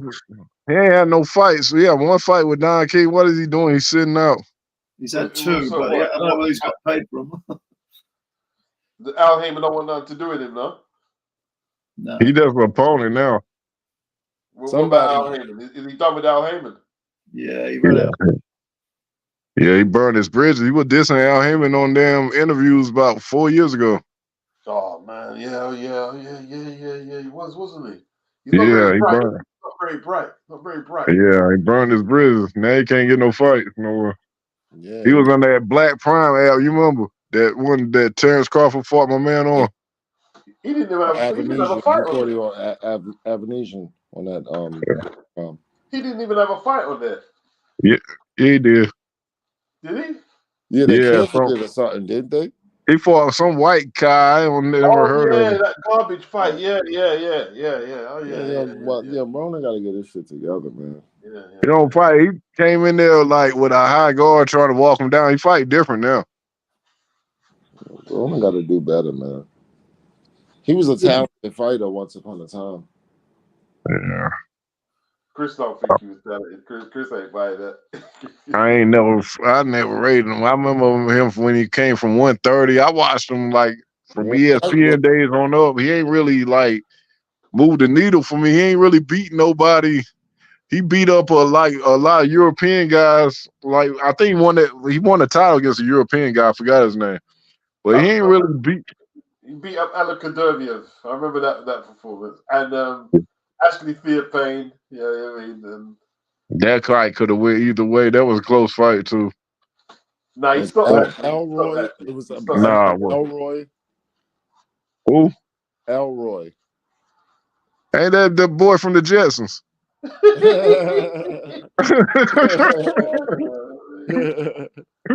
that was the guy's name. That was the guy's actual last name. I'm dead ass. You can look it up, yo. Beats, pull up the fucking box. You lied to me, man. You trying to be funny? No, I'm telling you, that was the dude's name, yo. Pull up the box rec. Oh yeah, what's his name? Elroy. It was something like Elroy. I'm done now. I'm done now. He fought the Jetsons, son. Yeah, it was some dumb shit. It was like Elroy or something like that. even them days, like I think it was against one. He missed the weight. He went through the fight. He missed the man. Yeah, but like my man, listen to them names, Elroy. Oh, come on, man. Like then he goes up and get beat by name brand. Look it up, look it up. Please look this shit up. Yeah, I think I'm bullshit. No, I'm seeing it now. I see it. Elroy Perez, wasn't it? Something. Elroy Perez, wait. Yeah, I saw that fight. It was on HBO. You see, I'm not bullshitting though. Yeah. You see, I'm not bullshitting. But look at that name though. Look at the name though. Them guys weren't that good. Them guys were that good higher. Them guys, they're just all right. Yeah, that's what I'm saying. He ain't really beat nobody good. Yeah, no, I'm not looking. I'm not on box rec. I'm just on my phone right now with y'all. But I'm talking about his resume is not good. Yeah, I know. He beat the white guy. Who's the white? But he was really fighting the guys that they was there. Around. Was it Jason Litzel? Yeah, but that guy came from featherweight beats because he beat that Panamanian guy. Panamanian dude. That's right. Right. That guy was smaller than him. Jason Litzel, he was good at featherweight, but like I said, he ain't got no good resume. Yeah, like I ain't gonna front. His resume ain't crazy. He beat DeMarco. He beat Emmanuel Taylor. He beat a few guys. He beat Paulie. He beat a few guys. Yeah. Is there somebody else that I'm missing that he beat? There's somebody else that I'm fucking up. Gavin Reese. Gavin Reese, I saw that fight. Gavin Reese wasn't that good though, Beats. He was okay. He was a former champion from Wales. He wasn't bad. Wasn't great. his damn resume trash as hell. Yo, he's a Gavin Reese. He fought Gavin Reese and Elroy. Gavin Reese and Elroy. Oh, dear. So what we say, Jason Litzel. Brothers ready to trash, yeah? Yo, he trash, yo. Then we find now he get beat. You see what I'm saying? Yo, you gotta be dying, yo. Stop. Yo, this nigga gotta be crying right now. It's the truth though. Like but who was really there though at the time? It's not like he ducked somebody. Yeah, he did. He could have fought. Terrence was down there when he was down there at 135. Who was? People wanted to Terrence see. Crawford. Him against the guy. Terrence Crawford was at 135 when he was there. No, he was. He moved up. He was in there. He was there. No, he wasn't. Yes, he was. Yes, he was. Yes, he was. He was in the division. Terrence Crawford was going over to Scotland to fight Valero. Valero didn't move up. Valero Broner was the fight they were talking about. That'd have been good. That'd have been. Valero was about to fight before he died. He was about to fight Lamont Peterson beats, Okay. and he was going to 140, so that fight wasn't gonna happen. He died? 'Cause, yeah, he hung himself. He committed suicide, killed his wife. Yeah. Damn. Yeah, he was going. His opponent was going. He was going to be at 140. I don't think Broner wasn't at 140. Was Broner at 140 when that guy committed suicide? I don't think Broner was at that weight class now. His next fight was going to be at. I think he would have killed Broner though if they would have fought. He hit way too hard. He hit way too fucking hard, beats. Nah, no one stopped Broner before. I mean, that guy might have stopped Broner. That guy was a fucking Broner, dog. Yeah, he ain't fighting nobody either. Pacquiao and Madonna didn't stop Broner. So yeah, he would have. He would have. Yeah, he would have beat him up though. Nah, Broner. I don't think so. Because like that beast, guy. I tell you what, right? What's his name? Valero went life and death with DeMarco. Man, he like to kill DeMarco after that. You saw that fight? What's that? DeMarco said he ain't never been hit like that before. What, from Broner? Broner gave him nah, he got beat up. His face was bashed in. He was bleeding from what? Broner gave him DeMarco. Broner knocked him the fuck out, dog. We wasn't bleeding like when he fought Valerio. Nah, but I'll tell you what, Broner put the worst beat. Yeah, Broner destroyed him, dog, in like the second round, dog. That was after Valero. He wasn't washed. He was washed up after Valero did that to him. It went about 7 or 8. I seen that fight. He was washed up. He took a beating the fight before. Broner beat the shit out of him, son. He was supposed to at that time. DeMarco wasn't good. That's like Elroy. DeMarco was coming off a win. Against who? Well, whoever the fuck he fought, I don't remember the He ain't beat nobody, bro. He ain't beat nobody, bro. Off a win. Yeah, I know people that whooped his ass. He ain't beat nobody good. They just fed him to Broner. I don't fucking know who. All right, well, okay, you're saying that about Valero. You tell me some names Valero beat then. Nah, Valero ain't beat nobody. He retired. He died. He going in. He's sucking the double dick right now. He committed suicide. He in hell. Broner would have given him a good fight, Chris. That would have been a good. I don't think Valero batters him like that. I don't know. It would have been a good win for Broner if he would have pulled it off because that guy was undefeated. Yeah, he was good. But he's in hell now because he killed his wife and committed suicide. Yeah, he was a nut job, man. Yo, motherfuckers be suffering from CTE. I told you. Man, he ain't want to do the time. He hung himself in the cell. He ain't want to do his time. They came back the next day. He hung himself in the cell. I'm telling you, people don't want to do the time, of course, but some of them be nutbags because they getting hit in the head for a living. I saw the documentary, and he was sparring. Hello. He beat the shit out of De La Hoya, wasn't it, Beats? That's after he sparred De La Hoya and busted De La Hoya up in gym. I don't know, he might have done, but I saw him sparring this guy, and he hurt the guy, and he's sparring. Before this guy eases up, he cracked him about 2 more times. He messed him up, knocked him out. Yeah, he beat up Oscar De La Hoya when Oscar was preparing for Pacquiao. I think he beat him up real bad. Yeah, I think that's what happens to Dylan White. I think Dylan White is an idiot sitting in there when doghouse rules, sparring heavyweights on some real shit. And you stupid. Now look at you. You can't take a punch. Yeah. Let's keep it real. Like one too many for Dylan, man. Yeah, and Dylan, his punch ability, ability to take a punch, it decreased dramatically out of nowhere. It's because you over there on some dumb shit, trying to be a tough guy in the gym. Man, that's dumb. In the ring. That's dumb. Gym wars. Yeah, dumb shit. I don't subscribe to that crazy hard sparring. I subscribe to technical sparring, boom, boom, boom, but not crazy hard continuous sparring. Some hard sparring, one day out of the week we do some real hard sparring, but other than that, no, not no. Yeah, but how do you get yourself match hardened? You know what I mean? You get yourself match hardened by being on point with your reflexes and your feints and all that shit. Get on your footwork.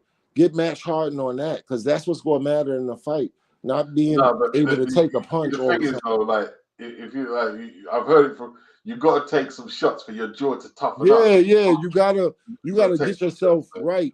You gotta get yourself right. Don't get it twisted. So you gonna go through some sparring, but go through some technical sparring, not nothing crazy. I said once a week, go through some little rough shit. And then was you around in the 90s watching the middleweight division? Of course. I was saying like early 90s, because I'm trying to see if my man remember this. Yeah. Who did Bernard beat? Bernard kind of waited till everybody went in the light heavyweight in 168 before he won the title, and his best wins against 2 welterweights. I spoke to Robert Allen, who remember he jumped out the ring against Robert Allen. Because he was losing the fight. He jumped out the ring, got Robert Allen disqualified. Yeah. He did that shit against, what's that dude? He did it again. You remember that dude looked at the court? He looked at what's his name? Bernard Fake and Antoine Ankles. Chad Dawson. What did he say? Chad Dawson. Antoine Ankles said Bernard's faking. I knew he was gonna lose against Chad Dawson.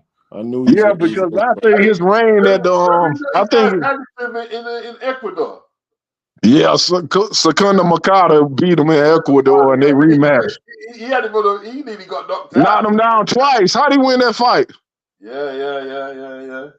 Robbery. But I got him. He ain't fight Michael Nunn. All them guys, he ain't fight Michael Nunn. He ain't fight Reggie Johnson. He ain't fight none of them dudes. Right, he didn't fight Michael Nunn, McCallum, Tony, Julian Jackson, McClellan.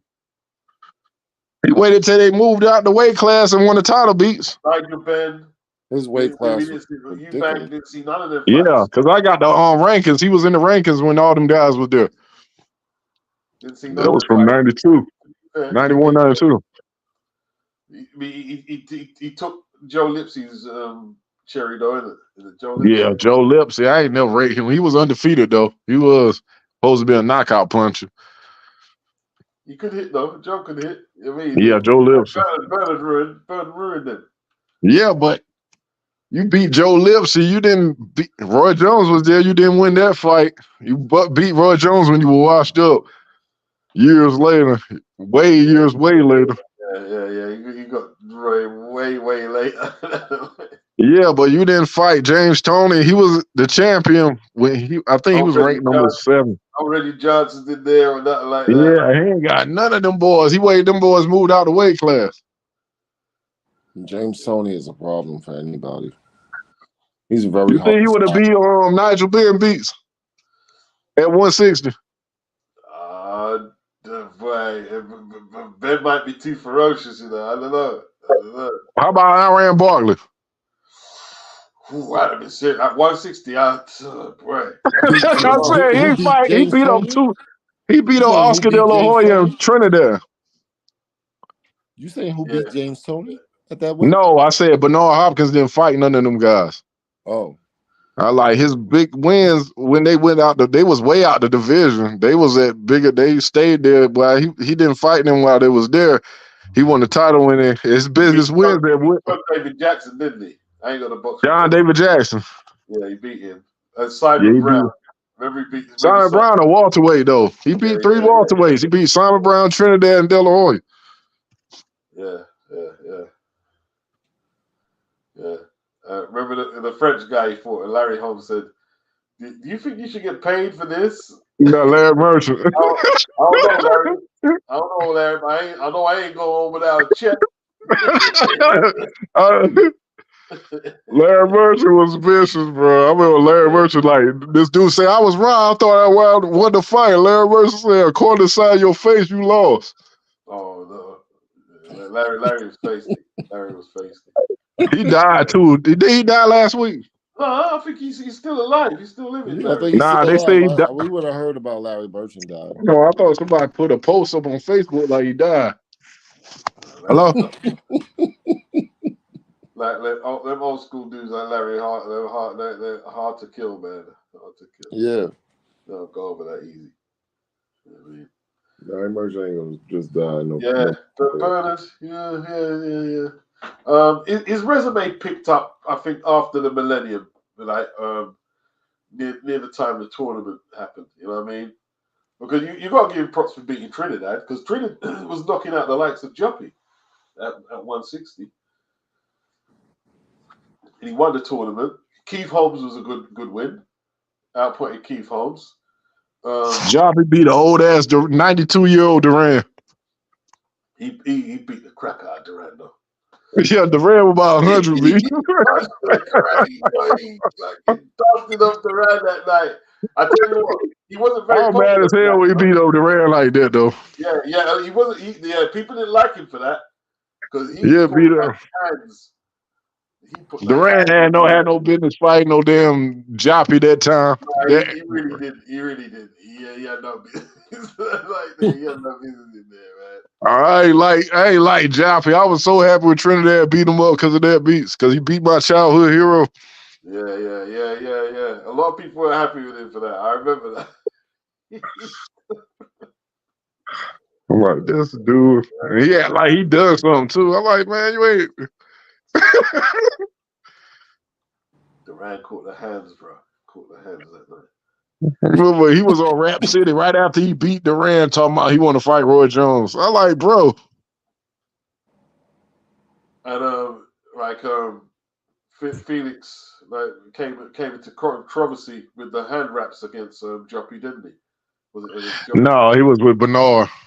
Yeah, but Nassim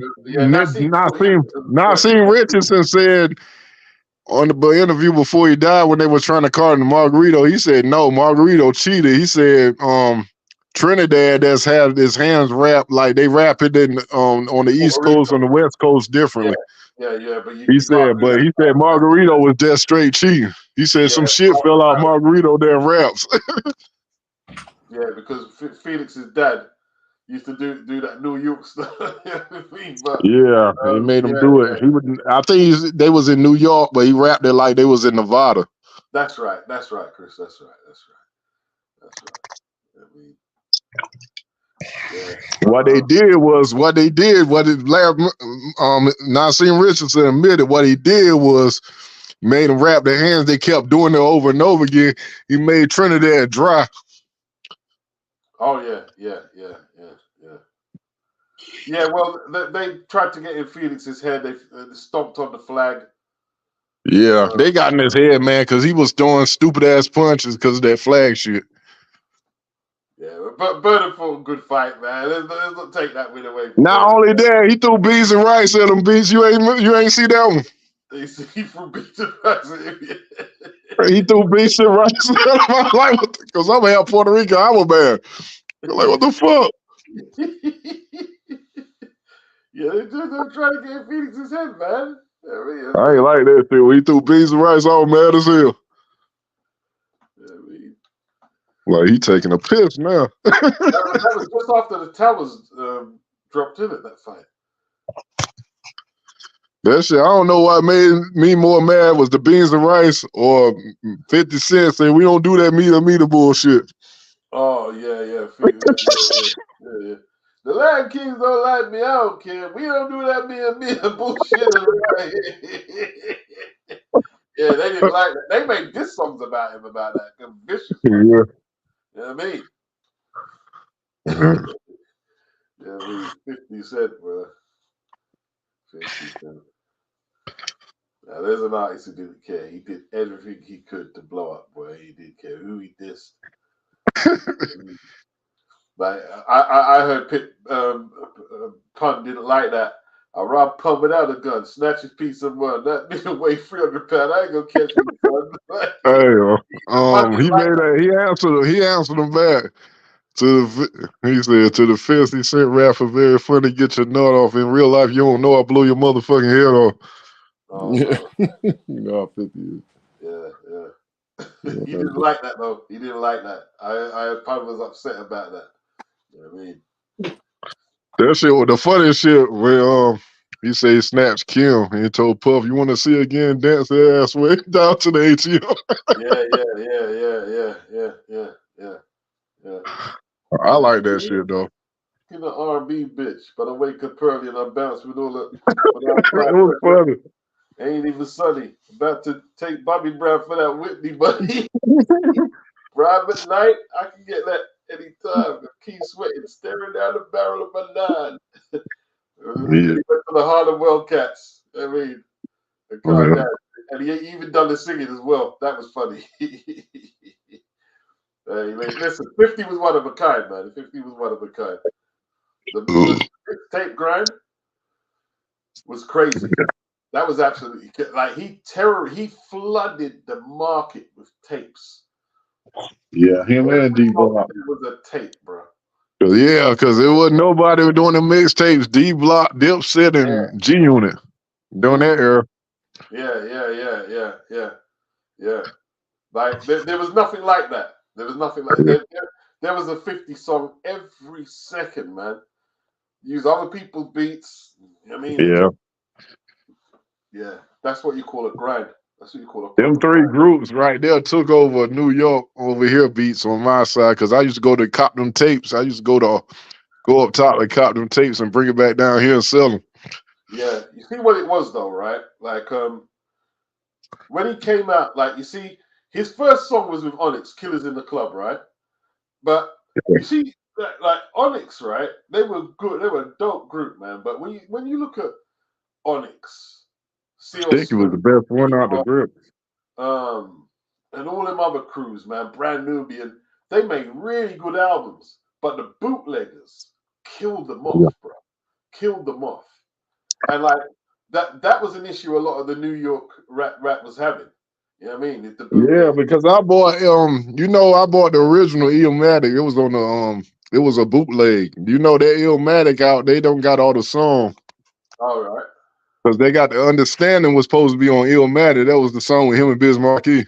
Yeah, Understanding. Yeah.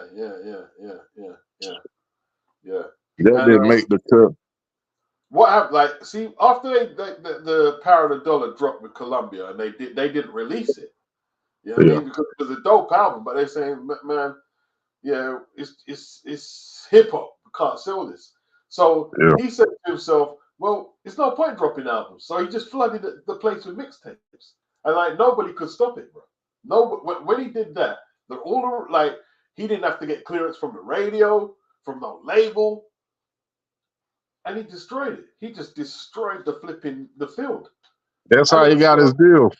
Yeah, that's how he got his deal. Destroyed the field, bro. You know what I mean? Like when Jay-Z saw that the mixtape grind, like when it was really kicking hard, he told the who's the Philly Cats again? State Props. He told State Props. He told what's his hype man's name again? Memphis Bleak. He told all of them. He said, "Yo, get all your stuff now and start releasing it and flooding the street because this guy here, is about to do some." See, Jay didn't have to worry. Jay was paid already, but he was telling all you need to get busy now. And by that time, 50 was like, it's too late. Because in my opinion, the Power of the Dollar is a better album than Get Rich or Die Trying. Me too. I thought so too. Yeah. Eric Sermon. I like the Eric Sermon. Y'all really think that?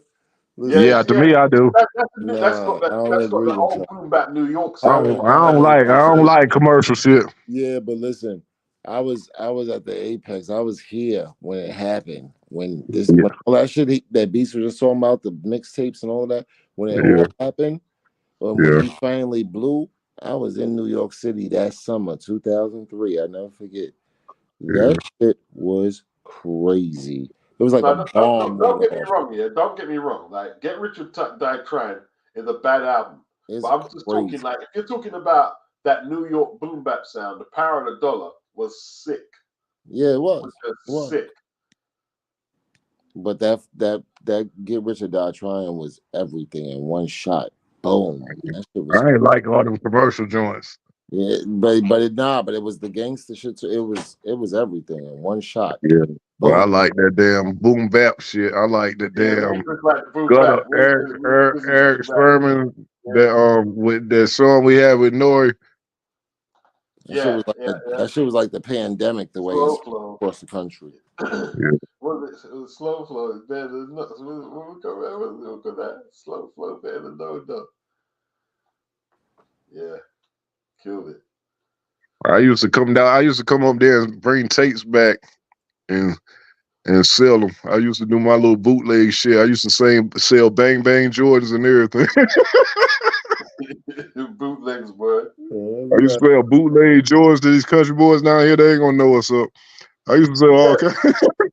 Because like the bootleggers used to just ate into all their profits. That's why Brand Nubians made a song about bootlegging, about beating up bootleggers. And remember the Hood Rats, that group who sounded like Onyx, they made it. If you bootleg, you get your leg broke. Yeah, I remember that.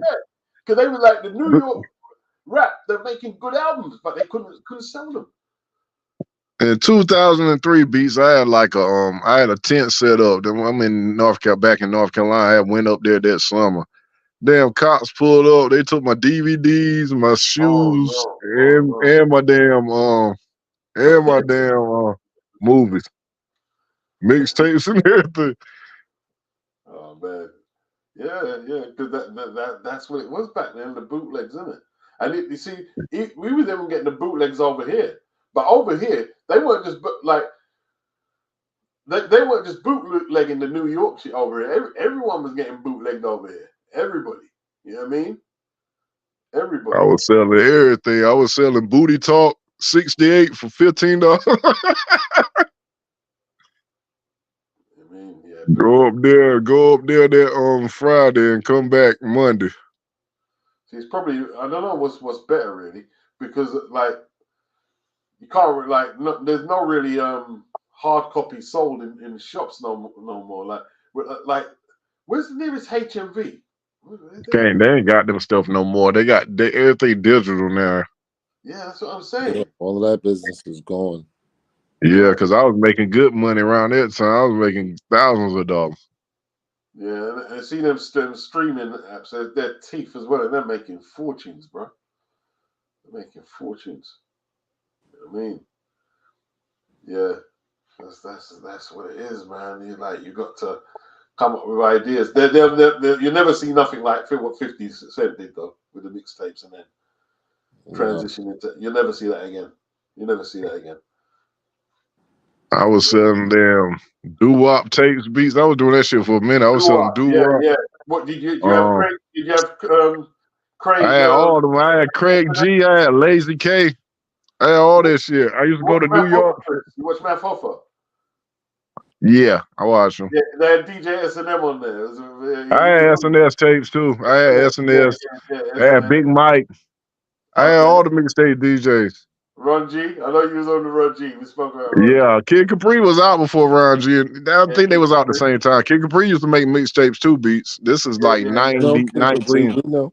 1990. You was up on DJ Clue. You was up on all of that. Yeah, DJ Clue. Yeah, Kid Capri was out before them because I remember 89. Kid Capri is way older. Yeah, 89. He's like a decade before them. K-Slate. Yeah. Doo-Wop came out. Doo-Wop and Ron G was out. And Tony Touch, because I used to sell the 50 MCs. Yeah. It's Kid Capri, Ron G, and Doo-Wop and all of them. And then it's the next from your block. He's Harlem, isn't it? Yeah. I know all of them. Yeah, I used to do my damn. I like Kid Capri. Kid Capri the bad. You can't go to no party nowhere in Harlem without listening to these guys. Yeah, the Kid Capri was. We used to go to school dances, like to dance with the girls from the other school, and this is what we was listening to. And who was it? Cypher Sounds. Everybody, you know the team, and then it was you know the teachers walking around making sure you're not grinding on the girl, you know. Yeah, you know how that shit. Tony Touch, Tony Toka, Tony Toka. Yeah. I mean, he was good. Yeah, see, those days. the tapes became very important back then, man. That's Yeah, when that's all you had. yeah, You had the DJ Sony SMS. Walkman. If you had a little few dollars, you had the Sony Walkman, and you had the tapes in there, and you walk with your tapes, and then after that, it turned into the CD player. That's how. DJ SNS. That's where I first heard Children of the Corn. DJ SNS. I used to go get my mixtapes, my CDs, DVDs, and get me a damn couple of pounds of weed I used to get for this dread up there. And bring that shit back to North Carolina. That's what good, bro. Yeah, man. Yeah. I used to I used to get all the mixtapes. Yeah, I mean, just through anywhere I used to get them. Anywhere I used to get, like, from my people at Hackney. Anywhere. Yeah, I mean. And that dude that took me out of business, Mr. Freeze, it was a guy, he was from up top too, but he opened up a shop. His name was Mr. Freeze. Okay. He had a mixtape store. Yeah. Yeah. See, that's It was the a thing, music store. all that is illegal merchandise, though. That's the thing. Yeah. Because a But lot of that they're not getting they permission used. from the artists to make them tapes. Yeah, I think Ron G do, because Ron G yeah. used to get exclusive and do up and Tony Touch, because they used to 50 MC freestyles on Tony Touch. Yeah, 50 MCs. Yeah. And I had a Bad Boy mixtape when damn Puffy and Biggie and them was dissing Tupac. Well, Biggie didn't. Puffy and Kim did, didn't it? Puffy and some other artists. It was a Bad Boy mixtape though. Yeah. Especially when when he's my 4-4 made sure all y'all kids don't go. They put that part in the thing that had Puffy in the background talking. And for best actor, Tupac Shakur. Oh no, man. Yeah, I would have liked to. I would like to see Big make a proper reply though. I would have loved to heard that. J. Rue the Damager was on that mixtape, 2 beats dissing Tupac. J. Rue? Yeah, it was like a tape with East Coast people dissing Death Row. Okay. I gotta find that shit. It's somebody got it somewhere. It's somebody probably leaked that shit. I heard little clips of it on YouTube. Yeah, I'll tell you this Tupac hard was King Son. King Son. Dula. That was up there too. That was on the tape too. Oh, that was on the same. Yeah, that's where that thing came from. He dissed Pac hard, bro. You know what I mean? I can't remember the bars, man. The bars was sick. You know what I mean? Yeah. That shit crazy. Yeah. He actually told Tupac that he was gonna diss him. Tupac said, I mean, I don't care. And I had the damn what's that dude name? You remember? My man might know him, Lord Finesse. I had him on a mixtape. He did some Lords of the Underground. Oh yeah. Because was it Mr. Funky Man? Yeah. He had to spell his name. Like Mr. Funky, yeah. He didn't take his name though, because he's the Funky Man, and the Lords of the Underground, Mr. Funky. Too close. They're just making this against you. What? He's got Funky in his name? Come on, man. I don't like that guy from Lords of the Underground. I knew he had a fight with him. Right? Lord Finesse say, when I see the corny niggas, they get punched in the windpipe. Yeah, I don't like him, but you can't.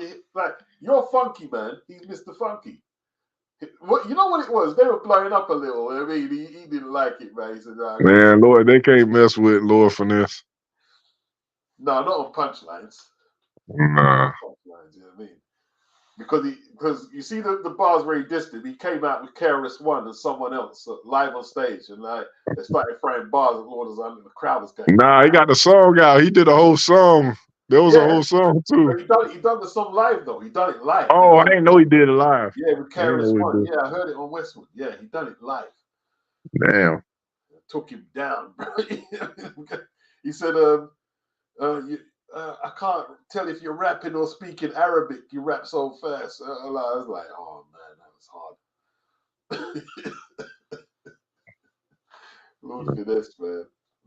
This. Then what's my man name that he introduced that Yes You May remix where Big L first came out on Yes You May remix. Yes, you may. There was two because there was the one with Big L. Yeah. Was it? And Percy P was on the other one, and Andre. I think Big L was on that one too with Percy P. I think that's the Big L introduction. That's the first time I ever heard Big L was on Lord Finesse shit. Yeah. That's going back some, bro. Yeah. I saw Big L at Subterranea about a couple of months before he got shot when he went back home. I saw him live. When I showed you that documentary, you were tripping. You ain't know that, did you? What's that? That little documentary I show you how Big L was acting. Oh yeah. He was a little. You know what I mean? He was a little bad boy, isn't it? You know what I mean? That's what they told you how he got killed. He set the dude, one of them dudes up. He was trying to impress his brother Lee, innit? Or trying to be as bad as Lee. That's what it was, man. He got caught up. Yeah. He went on he basically went on a hit with the dude and they missed and the dude saw Big L. The dude came back and killed him later. But if you're talking about skills, like he's one of the best MCs I've seen, man. Look, live. Yeah, punchlines. I thought Lord Finesse with the punchline. He like a 2.0. He was on stage with OC. It was him and OC at Subterranean, West London. And MCs need people to, do the ad-libs and punches because they ain't got the breath control. No, not Big L. Big L just saw through the whole of his verses, bro. I got to ask you some beats. Who was that guy that Big Daddy Kane came over there? He about to beat one of your guys up from your town. I know. That's Ron Comanche Slide from Hijack. I know him. What happened with that? What was going on? I saw it on YouTube. He kind of interrupted the show. Yeah, well, it's hard to say. I weren't there, but apparently they got forced back because Master Ace. They were supposed to be on before Master Ace, but they got pushed back to the bleachers. You know what I mean? Like basically when people will probably be leaving the venue, and they had enough. They said, and they tried to block Kane's show, and it was just messy. It was messy. But yeah, I seen that. I was like, the crowd were booing them too, because like nobody ain't coming there to see us. Hey, but Hijacker, big crew. Well, when I say big crew, you know what I mean? They were very influential in the early years of British rap. Oh, they were. I thought they looked like they were kind of younger than Kane, though. No. They've been from the 80s, bro. Oh, I ain't know. I thought it was a new group or something. Yeah, they did it. Yeah, for those who don't know, they were signed to Warner Brothers with Ice-T's Rhyme Syndicate, and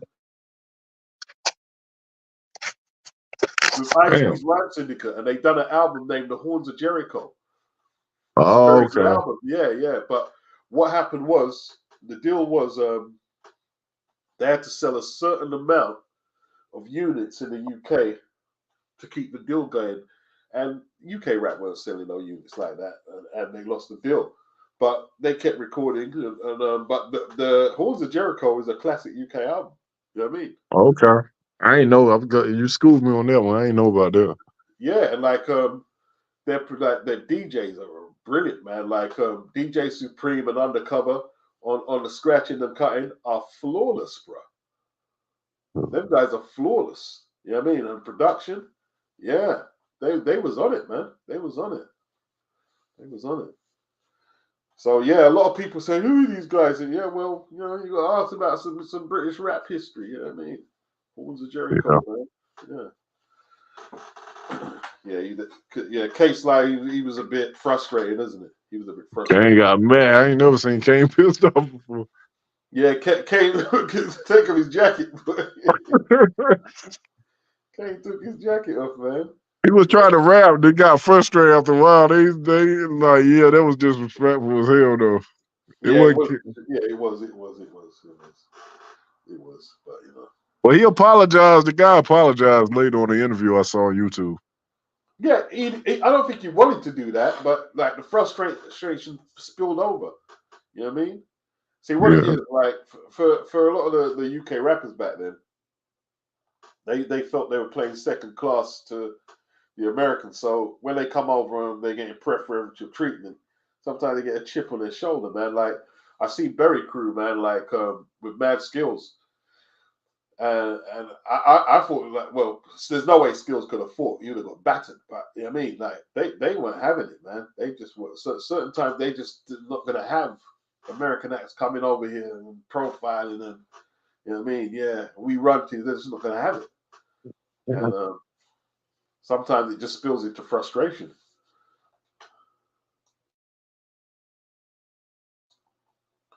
Yeah, man. Big up 505. Tone. Oh, the 50 MCs tapes were brilliant. Yeah, that's Tony Toka. That's Tony Toka in it, 50 MCs, Chris. No, yeah, 50 MC is Tony Touch. Yeah, Tony Toka. Tony Toka. Oh, and when he team up with Doo-Wop, they call themselves the Diaz brothers. I got them. I had some of them too. Yeah, that's right. That's right. The Diaz brothers. Yeah, I remember. Remember Chino Excel dissed Tupac. Yeah, I ain't really like it. Didn't he say? He said that Tupac. I'm not going to repeat what he said about Pac. But it was a punchline. Pac that's got snapped on him because he talked about Tupac get fucked like Tupac in jail or something. Tupac got pissed off on the song Deliverance, on the song Deliverance. And yeah. I remember he done another lyric. Remember what he say? Remember Ice Cube and Jericho? Yeah. Oh man! But you know that was Chino. Chino would come out and diss people. He didn't care. Yeah, Chino said it was just a punchline. He said when he went to a show because he did an interview.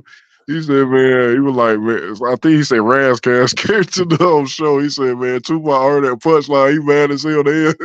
We gotta go. Who said that? Razcast? Yeah, he said Razcast got him out there because he said he just used it as a punchline. He ain't know Tupac. He said this on that song Deliverance. He said he did a show out there. Yeah. He said, man, he was like, Razcast that ran back there said Tupac and the Outlaws here. We gotta go. He said he looking for you. That's why he started doing weights, isn't it? He said, man, they deep as hell. It's about 20 of them. You gotta get out of here. Man, it is what it is, man. That's that. That was the only way to get in the game sometimes, is to throw shots, isn't it? And that was when Pop was on the mission. Anybody say something about him? They say he was listening to mixtapes to see if somebody said something about him. He didn't say nothing to Sun Dula, though. Sun Dula would have knocked him out. He dissed him on a song. I forgot the name of the song. He did King's Son. He did De La Soul on the same song. Okay. What did he say about De La Soul? He did. Who else he did? He did King's. I'm gonna send it to you in your messenger. It's on the mixtape too, because Corrupt was up there. I think Corrupt was dissing J. Rue the Damager. Emmanuel was asking, who is your favorite hip hop producer of all time? He says his is DJ Premier.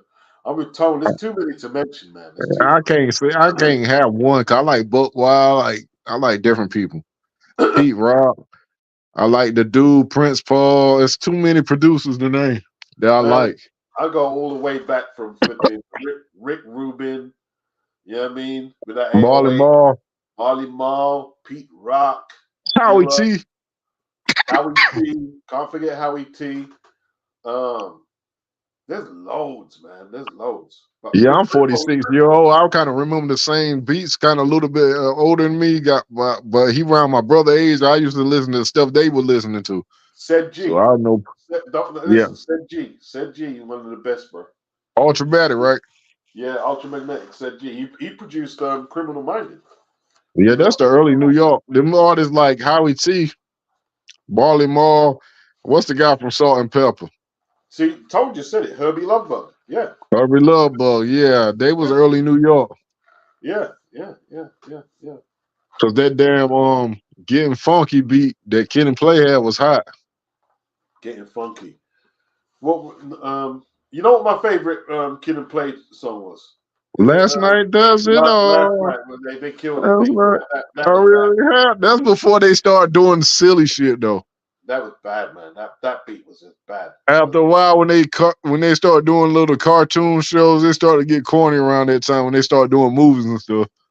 Yeah, the movies are dope though. Yeah, but their music started to get whack after that. They didn't have songs like Last Night, Getting Funky. That shit stopped. Yeah, it got more commercial then, didn't it? Yeah, they got commercials then. Yeah. Damn, Who man. produced the Fat Boys? They had some hot beats. Stickin' was hot. Dude, the stick of I used to love that, man. I can't remember who produced it though, you know. Yeah. I still love yeah. They were dope though. They were dope. Fat Boys were dope. What's that dude name from damn, what's his name? Daddy O produced Audio 2 shit too, some Audio 2 shit. Okay. Was He it did an Daddy O? interview. Yeah, Daddy O said he did some milk shit. I tell you who's underrated. It's Prince Paul. Yeah, that's why I said he the he the one did De La Soul. He did bro. Yeah. And he did a lot of native tunes too. He did a lot of native tune shit. He invented the skit on hip hop albums. He invented it. He De La Soul literally shit. invented that. Yeah. What group he came from? Stetson Sonic. Who, Prince Paul? Yeah, he was in Stetson Sonic. He was a member. He was. Yeah. Oh yeah. See, Tone got it, man. See, Fat Boys, Larry Smith. Larry Smith he made Stickum. I'm assuming so. Okay. Did Larry Smith produce Houdini? Paul C. See people forgetting Paul C. That's the white kid, yeah? Yeah, Duda James was his best beat to me. He killed that. That beat was like, I tell you what, even now, right? No one could take that Impeach the President sample and get them bass kicks as fat as that. I don't know what kind of compressors he was using. He killed it. He taught Extra P how to use the SP, bro. And he taught Sexy, yeah? And he was he produced Rakim's second album, didn't he? Yeah. Yeah. Then he passed away after that. Large Professor don't get the respect he does. He was making classic albums at 15 years old. It was Paul C and Large Professor who produced the Rakim's second album. I think Large Professor made Let the Rhythm hit him, didn't he? I think so. Yeah. Yeah, Jerome Benjamin, Stets, and Gravediggers. Yeah, Prince Paul. Yeah, Tone said Larry Smith produced Houdini. Houdini, I tell you what, bro. When Houdini came out, Houdini were the only not the only, but one of the few rap acts who you go into a dance hall where they're playing reggae and dancehall and they throw Houdini joints on. When Freaks, Friends, One Love. I'm gonna ask you some beats because you an MC too. You used to be an MC. Yeah. Who you like better? Who was your favorite rapper in Houdini? I like the dark skinned dude. Oh yeah. He was the what was his name again? I forgot his name. I ain't like the dude with the hat on. Jalil. Yeah. I know what you're talking about. Just so much. You know what I mean. I know what you're talking. Yeah, the dark skinned one he was the best. Yeah. Oh man, the rapper. Oh, God. I don't know. I'm gonna make you mad. I ain't like educated rapper. Oh, what UTFO? Yeah. I thought educated rapper was whack. They were hot, man. They were hot. Very necessary. Yeah, but look at the flow though. But check the flow. I didn't like that shit. I like what? I used to like the joint they did "Be With Me." That was the joint you play for me when you're with your girl, boy. Be with me. I ain't like cause Kango sound like he was singing in that shit. Yeah, but it's not hardcore. That's you know. But I like them. I had the album. Because I ain't had the album. My older brother had the album, but I used to listen to them. But when they made that song, when they first made that song, I felt like when Big Daddy came, I get the job done. That felt like that type to me. I get the job. Nah, it was totally different, man. Different tempo. Like they try to cross over. Yeah, well, it is what it is. I mean, I didn't like getting the job done by Kane. I didn't like it. Me neither. I ain't like that Prince of Darkness album either. Nah. I didn't like it, man. I mean, to me, Big Daddy Kane was raw, set it off. Wrath of Kane. What was the song he done on the B side of Get Funky? I forgot what it was. When he was talking all the 5%. Jules, that was dread, man. That song was. No, one of my favorite albums of all time is The Great Adventures of Slick Rick.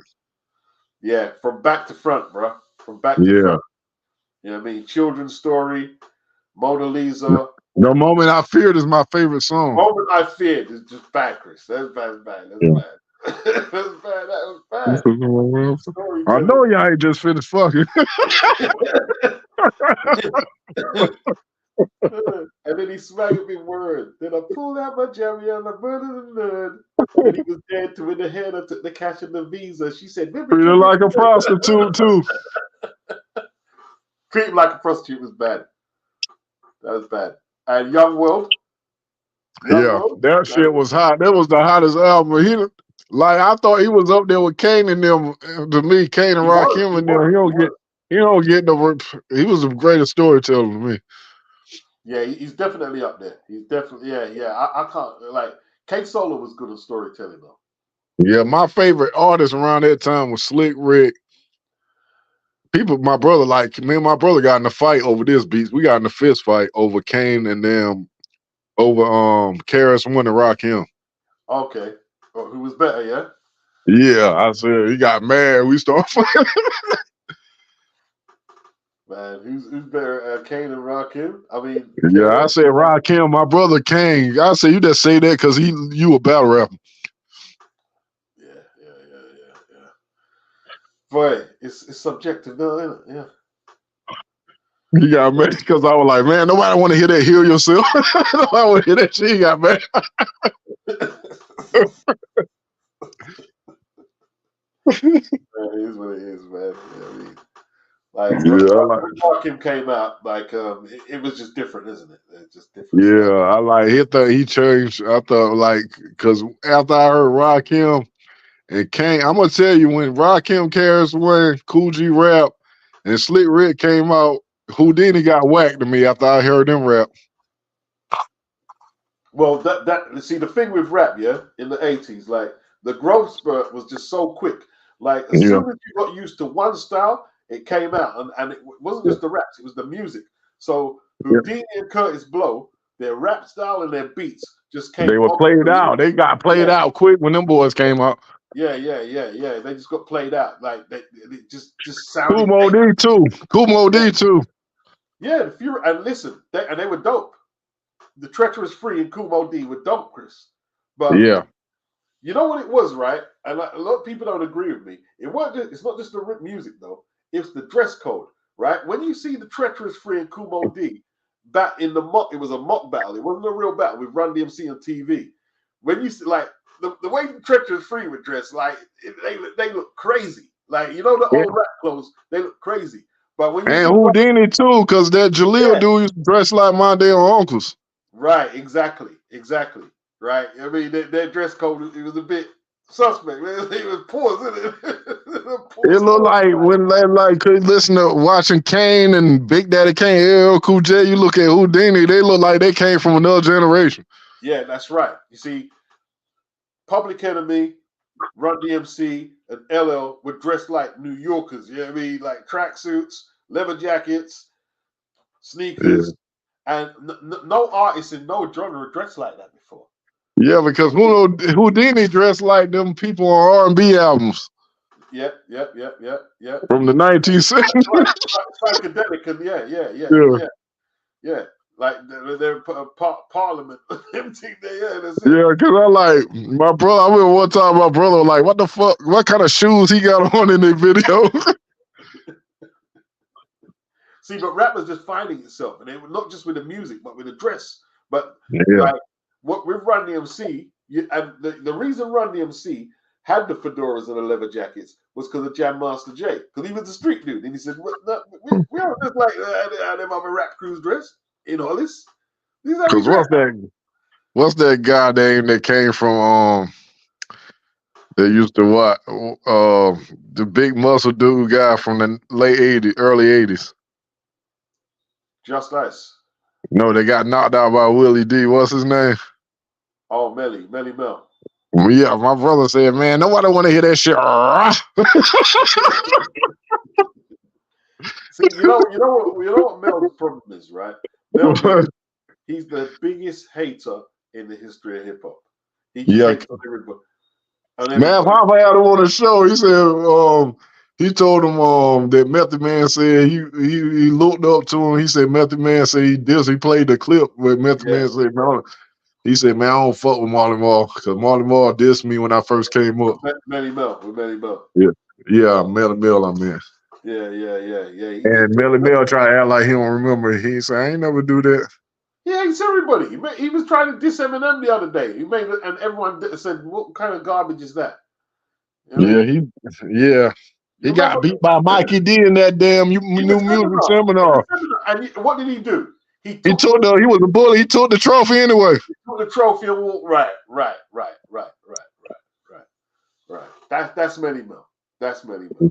I mean, I heard Mikey D cooked his ass. Right, he did it to his face. My brother said he saw the battle. My brother said Mikey D won. Yeah, of course. Because Mikey D weren't that good. He replaced Large Professor on the main source joint. And the main source were finished after that. He was in the interview. He said him and LL Cool J was a group in high school. Okay. I believe that. Yeah, Queens. It's all Queens. Yeah. He said he tried to he said he should have done it, but he said he tried to he said LL got his deal. LL wanted him to be them, but he said he ain't want to be like no hype man or no second class rapper. So he did his own thing. He should have went to LL in hindsight. Yeah. He could never follow the footsteps of Large Professor though. Nah, he was a better rapper though. No, not making music, not making records. He wasn't. Yeah, because he more of a battle rapper. Most battle rappers came in. Large Professor the better rapper. Well, I don't know about maybe battles. Large Professor better MC than him. Yeah, on record easily. Like you know what I mean, like Large Professor was penning hits, looking at the front door, Peace, Faking the Funk. Yeah, baseball. Just hanging out. Just hanging out. Yeah. Mikey D just didn't have the remember Lord Professor dissed him. Fuck them two DJs. Yeah, fuck them two DJs self-mentioned. And they're in the ill position, saying Large. Yeah, I remember that. On Midnight Marauders. Yeah.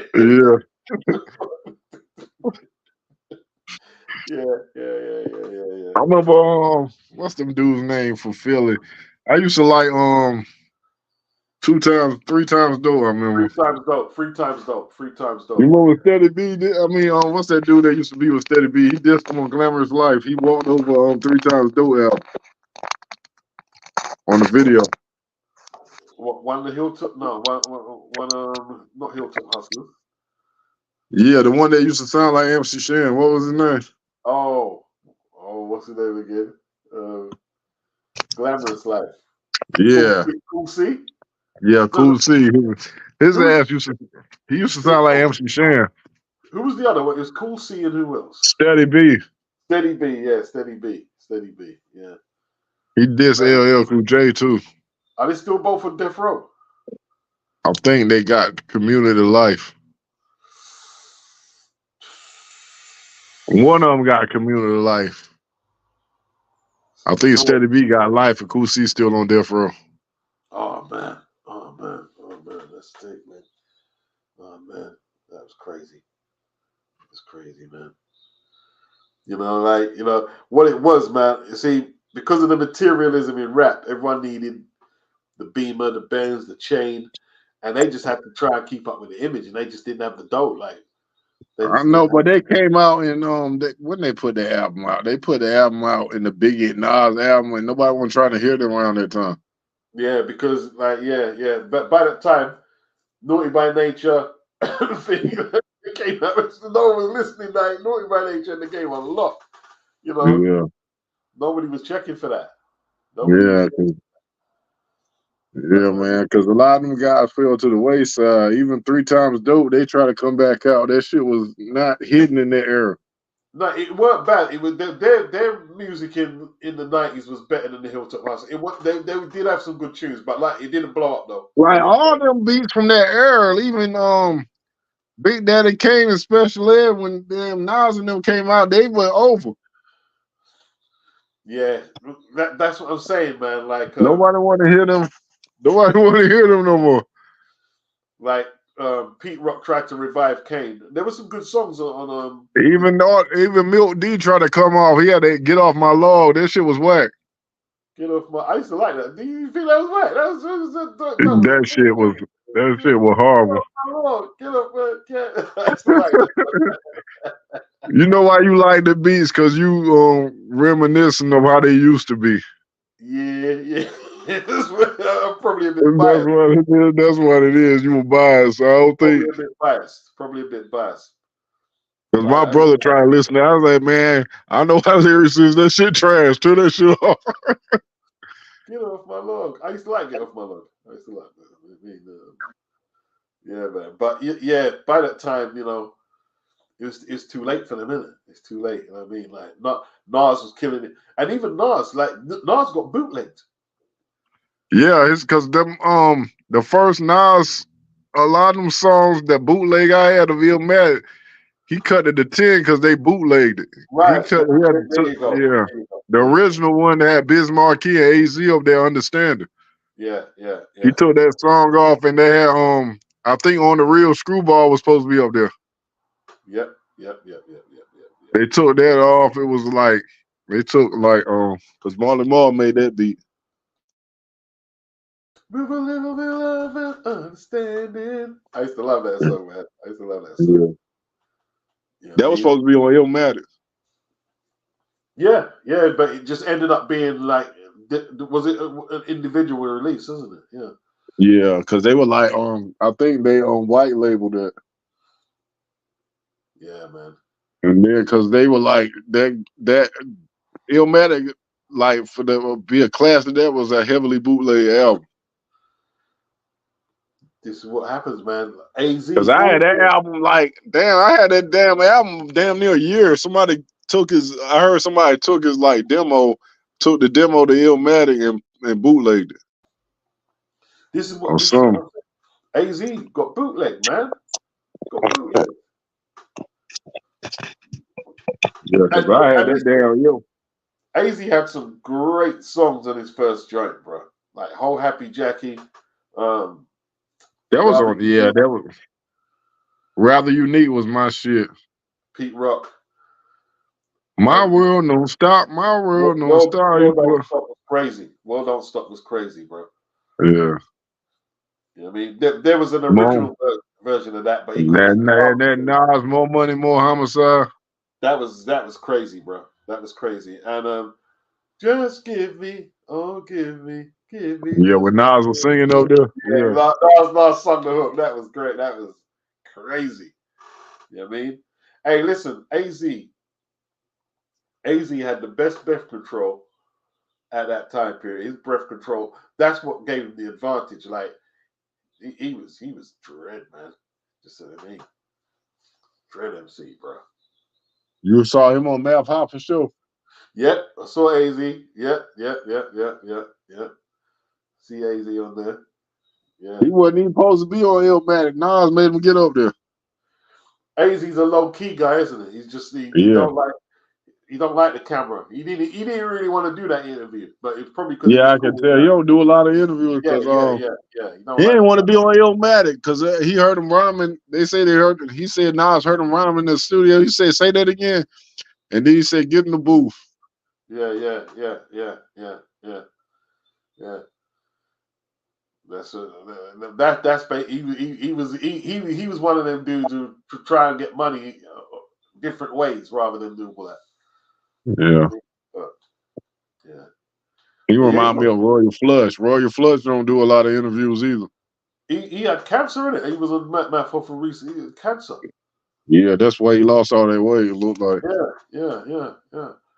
his last shit. I had got the last shit with him and Tragedy Gaddafi. They did an album together. Oh, they did?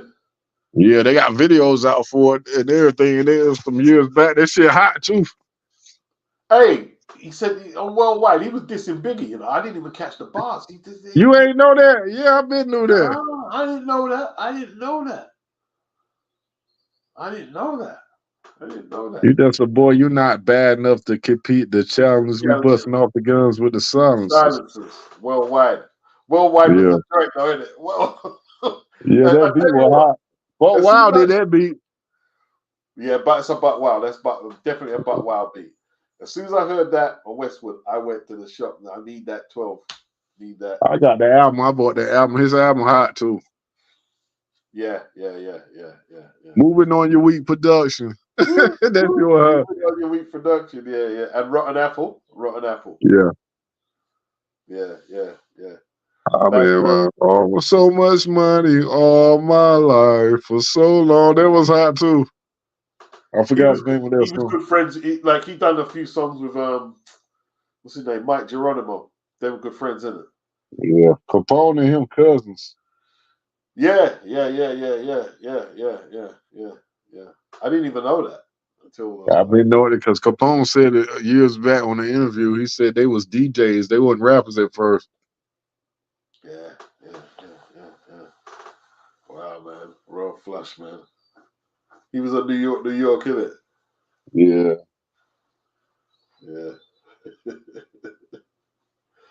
That was crazy, man. That era was crazy. Like the East Coast, West Coast thing, that was crazy, innit?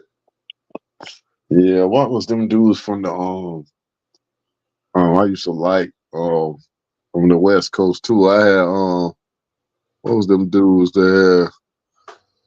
93 until what was their name of them? Souls of Mischief. Yeah, I used to like that dude. They were Opio. bad. Yeah, they were bad. They were bad. And Casual. Yeah, they were casual hieroglyphics. Yeah, Casual and Souls of Mischief and Delta Funky Homo Sapien hieroglyphics. They was all like one crew, sort of. Yeah. Bay Area. I forgot where they from, but what's that guy named? Dale is Ice Cube's cousin. Yeah, that's right. You know, he wrote some songs on America's Most Wanted. I didn't even know that. That's right. He did. Yeah. Funky Homo Sapien. I was like, because he don't even rhyme like that. I'm like, he wrote that hard shit. Yeah, they could all do it, but like they don't necessarily want to come out doing it themselves. Yeah. That's Cube's cousin. Yeah, Dale nice. I seen him in a show. He's a wicked freestyler. The bad freestyler. Yeah. Good. You know what I mean? And he made some good songs as well. More hieroglyphics and Saphir, and then we got in the battle. Yeah, I do. I definitely do. I used to like one song Saphir done. It was called Battle Drill. When he rapped off beat on it. That was just crazy. To me, what was that guy name? Saphir sounded like that dude from Flip Mode Squad. What was his name? Lord have mercy. Lord have mercy. Yeah, similar. Yeah. I've seen that. Yeah. Like Lord have mercy, he had creative issues. Like I don't know what he was trying to get out of it, but he was crazy, but he probably just couldn't get the right producers just to keep going. You know what I mean? He was good though. Flip mode, bro. Lord have, he's just crazy. Lord have mercy. He killed that Rod Digger remix tight. Yeah. Him and Fairmont's killed it too. Fairmont? He was on that Lord have tight remix on Rod Digger shit. I have to go listen to that. Yeah, it was Lord have mercy, Rod Digger, Fairmont. He was on the MLP's album. He's Brownsville, isn't it? What was it? Home Sweet Home. Was it Home Sweet Home? He was on Home Sweet Home, I think. Yeah, that was bad, man. That was bad. I ain't know What was that dude that joined Bad Boy that turned himself in for killing somebody? G Dep. G Dep. I didn't know G Dep was on Gangstar album. Yeah, he was. Was it Get Money or was it Clothes Shopping? That was before Bad Boy. Yeah. I ain't know he was rapping back then. Have they let him out yet? I think they let him out. Or were they? Nah, he's still in jail. Oh boy, man, the guilt must have tore him up, because he didn't even get caught. He just walked in. Yeah, he walked in, but I'm like, why you go in there? He killed that dude like in '91. He couldn't live with himself, bro. Couldn't live with himself. You know what I mean? Couldn't live with him. It was just whatever the justice or whatever sent him in there. It was beyond his control. You wouldn't. Yeah, he got caught. He told on himself. He went in the police station. I couldn't believe that shit. Yeah. Nobody could. I'm like, dude, why you do that for? That was mad, bro. That was mad. Hey, he's been in for a long time as well. Yeah, but Puffy, I mean, when it first happened, when Puffy and them tried to get him out, but it was too late. He done caught to the murder and everything. Special Delivery was the joint, though. Yeah, he could have came out with another album because he sold that single went platinum. And Get Money. Remember that other song, Get Money? Make this money. Except when Puff got on the remix, you know what I mean? Puff used to mess up enough songs in there, he messed up so many songs with his ad-libs and verses. So many. Biggie got mad when he jumped on that song. He wasn't even on that song. I heard Lil C said. What song was that? Play your hater. Play a Hater. On his last album, when he died. Oh yeah. And said Biggie said they went to go get something to eat. Lil C said when they came back, Puffy was singing on there. Said Biggie got mad with throwing shit around. He just couldn't help himself, man. Couldn't help himself. So he had to be on the track. He was like, "What the hell?" Because he wasn't. They say he wasn't even on the song. They went out to eat, came back. He done laid his verse and shit. Tone said Philly acts always had great DJs. I used to like Fresco. Is it Fresco and Miz? You like them? I ain't like them. You didn't like them? They just got a deal because they won the new music seminar.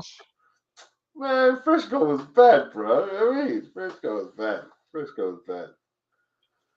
I mean, you like Fresco, Chris? I ain't like Fresco. I thought he was wacko. Oh, shit. I ain't like that other dude from Philly. Larry. Oh. Larry Law. Larry Law, yeah. Larry Law was whack, man. Yeah. Nah, he wasn't that good. But I used to like Schoolie D. I like a couple of Schoolie D joints. That PSK shit was hot. PSK was hot. You know, a lot of West Coast dudes said they favorite rapper was Schoolie D. Well, because of the gangster, you know what I mean? Because he was the first gangster rapper on the East Coast. Yeah, he was. Him, then Just Ice. Who'd you rap? He could be considered gangster rap. Well, Road to the Riches, yeah. Road to the Riches, yeah. Rikers Island. He had a lot of hardcore. Yeah, On the Run. Yeah, it's some hard shit. On the Run, yeah. On the Run came a lot later, though. Yeah, that whole album. What's that? Dead or Alive. That shit was a gangster album. Yeah, that What He Did in Life was the most gangster song I ever heard in my days. Man, Cool G Rap killed. He did a song with Ice Cube, Scarface. Oh yeah. And he killed all them up there to me. Was that on 5, 4, 3, 2, 1? Or what was it? I think it was that album there. Yeah. Number 1 with a Bullet with Kane. That was crazy. I thought he had the best verse on the symphony too. Dude, let me try to think. I believe that's me. Oh yeah, my voice is just as horrifying as Vincent Pratt. Yeah, he did. Yeah, he probably did take it. He probably did take it. But what about Ace was good on that though. Ace was good on that. Yeah, but who's your rap? Because I tell you what, right? If you're gonna go in that vocal booth, right, on a posse cut, which they don't do posse cuts in hip hop no, and you've got to do the lead verse before Kane, Craig G, and G Rap, you've got to come off hot. You heard Kane did an interview. He said him and they wasn't there when he laid his verse because they seen him. He had glasses. They thought he was a nerd, and they left. They were laughing. They went to the get something to eat and stuff. They came back. They heard his voice and they said, "Coochie Rap said glasses kind of nice." Yeah, did his thing. Did his thing, man. Did his thing. You like I said, if you're gonna take the first verse before them two, that's pressure. That's a lot of pressure. Master Ace said that MC Shan was supposed to be on the song, but he didn't want to get up there because he felt like he was bigger than everybody. He wouldn't have fit on that. See, when the other members of the Juice Crew were coming through, his style like sounded played out. It's like yeah. That's why he did. That's why he couldn't battle KRS-One. Yeah. Just got dated.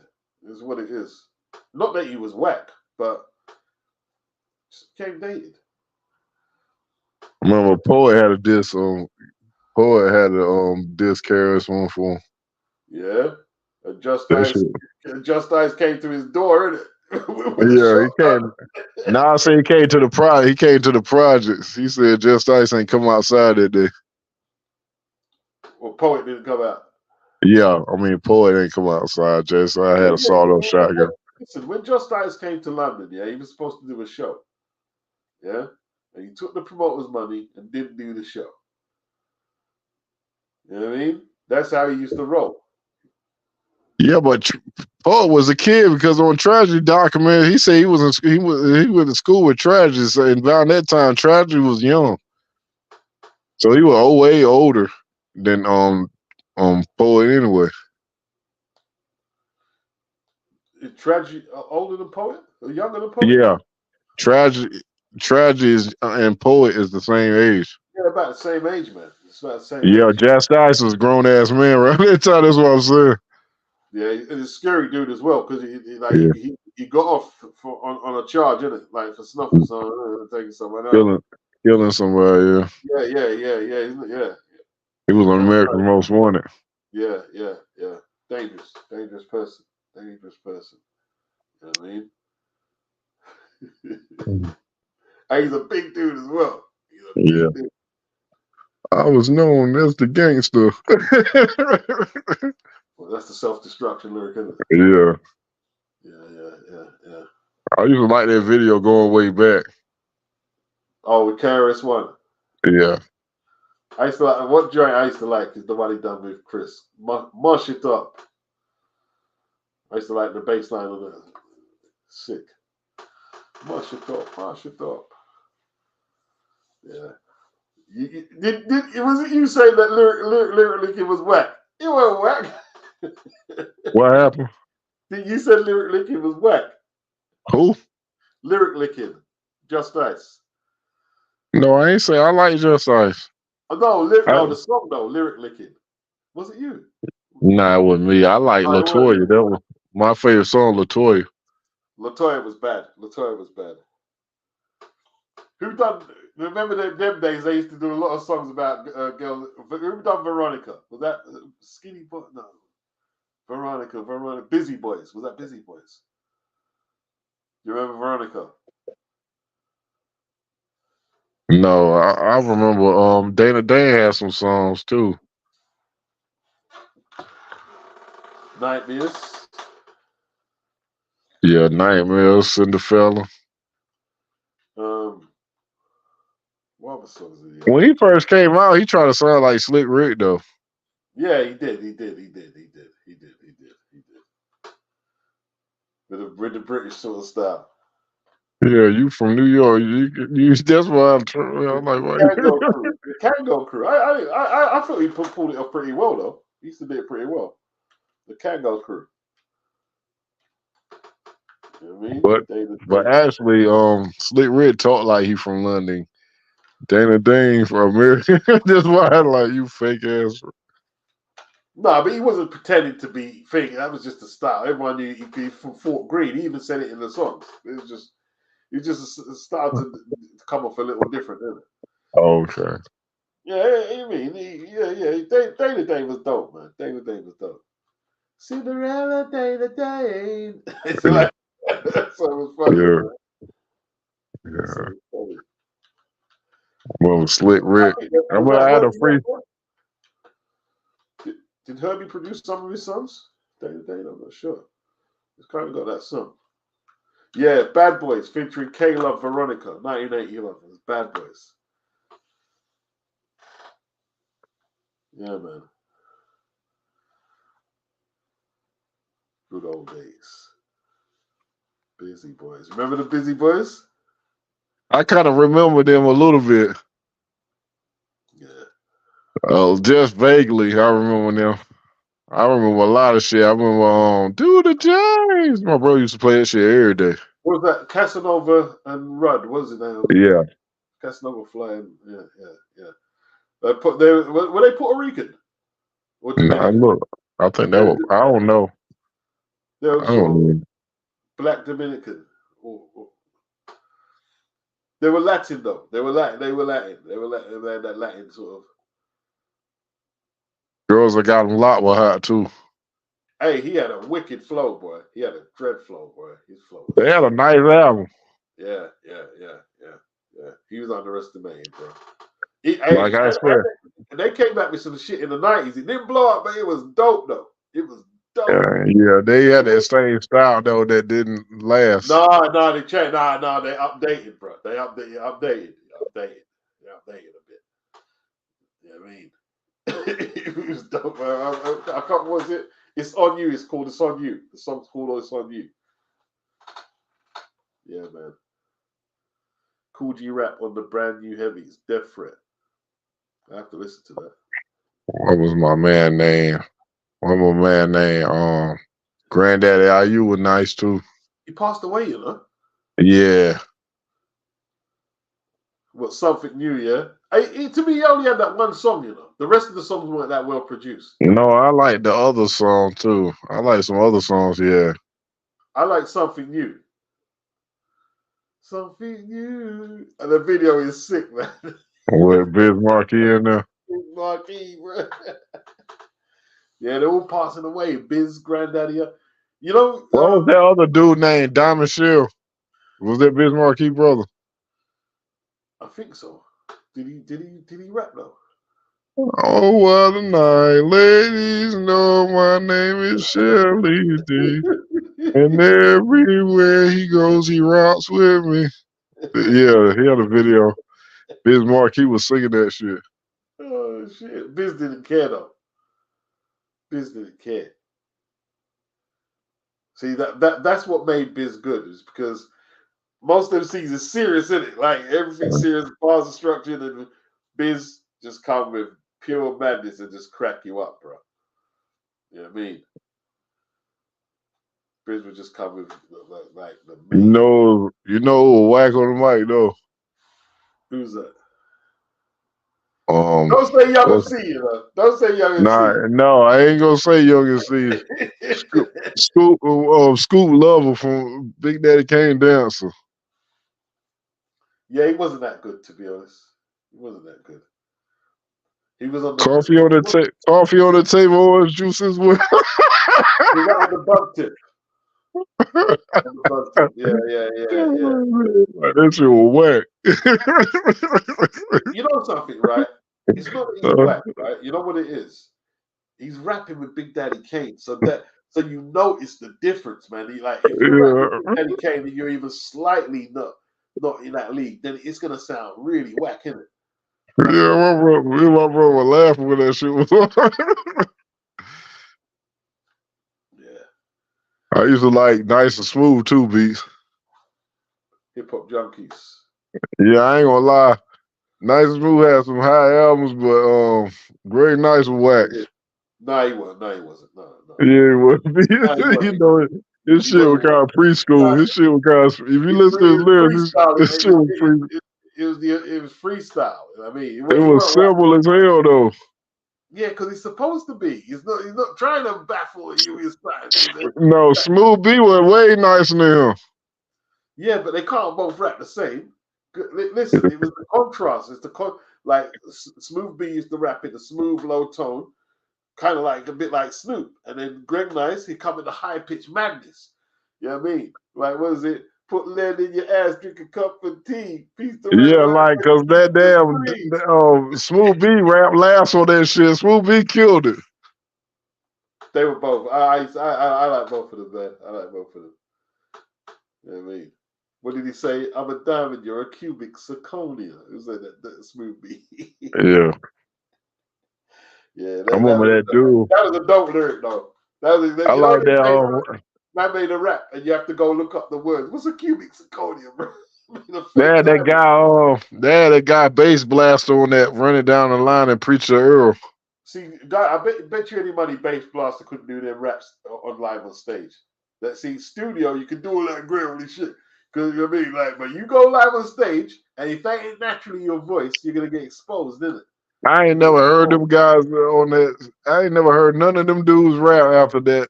After Nice and Smooth. No, Bass Blast had some joints with the Beat Nuts. It ain't how you do it. That was a dope joint. And it sold pretty well. Like what about Preacher Earl? I remember Preacher Earl.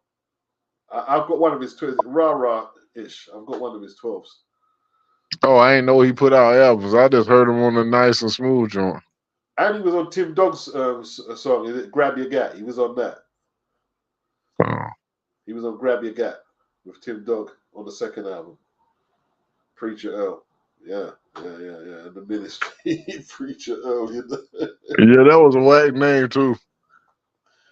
I don't know. His name was alright. It's alright. Preacher is the preacher. Preacher Earl, come on, piece. That name whack as hell. He was alright. He was okay. We're gonna rap a song about Bible verses. Nah, come on, man. He's doing that. Street gospel. This, I mean, street gospel. Man, he should have took another name, Preacher Earl. That shit sound trash. Hey, he was okay though. He wasn't bad. Nah, he wasn't whack though. You think he was whack? Nah, he wasn't whack. They both. Everybody was hot on that running down the line shit. Running down the line. Was J. Rule in that? I don't think so. What was the J. Rule? This is how we run it down the line. Oh yeah. What was J. Rule in that? He was on one of them Pussycuts though. One of them Pussycuts. Before he came out with Come Clean as well. I'm gonna tell you a song that Chubb Rock got Nas. Chubb Rock got everybody on that Back to the Grill again. Hey, look, man. Look. Let me tell you this now, right? Early 90s, right? Some people are gonna say other people were the best at, but to me, if you're talking between 90 and 91, the couple of the best MCs was Chubb Rock and Grand Puba, bro. Yeah, Grand Puba. I forgot he was up in that category too. They were sick, bro. Like, I mean, flow, voice, and lyrics. Yeah. Chubb Rock buried them. I ain't gonna try to be funny beats, but Lord Jamal kind of whacked to me. Nah, he was. I'll tell you what, right? Because everybody had a career. When they brand new broke up, everybody had a career. On Wake Up, he wasn't that good. But in God We Trust, he was good, Chris. On Punk's Jump Up, he was good. He was good on the second album. He had to be because Poopa was gone. He was good on the second album. But Sadat X started doing songs with other people, and Sadat X did this song Wild Cowboys.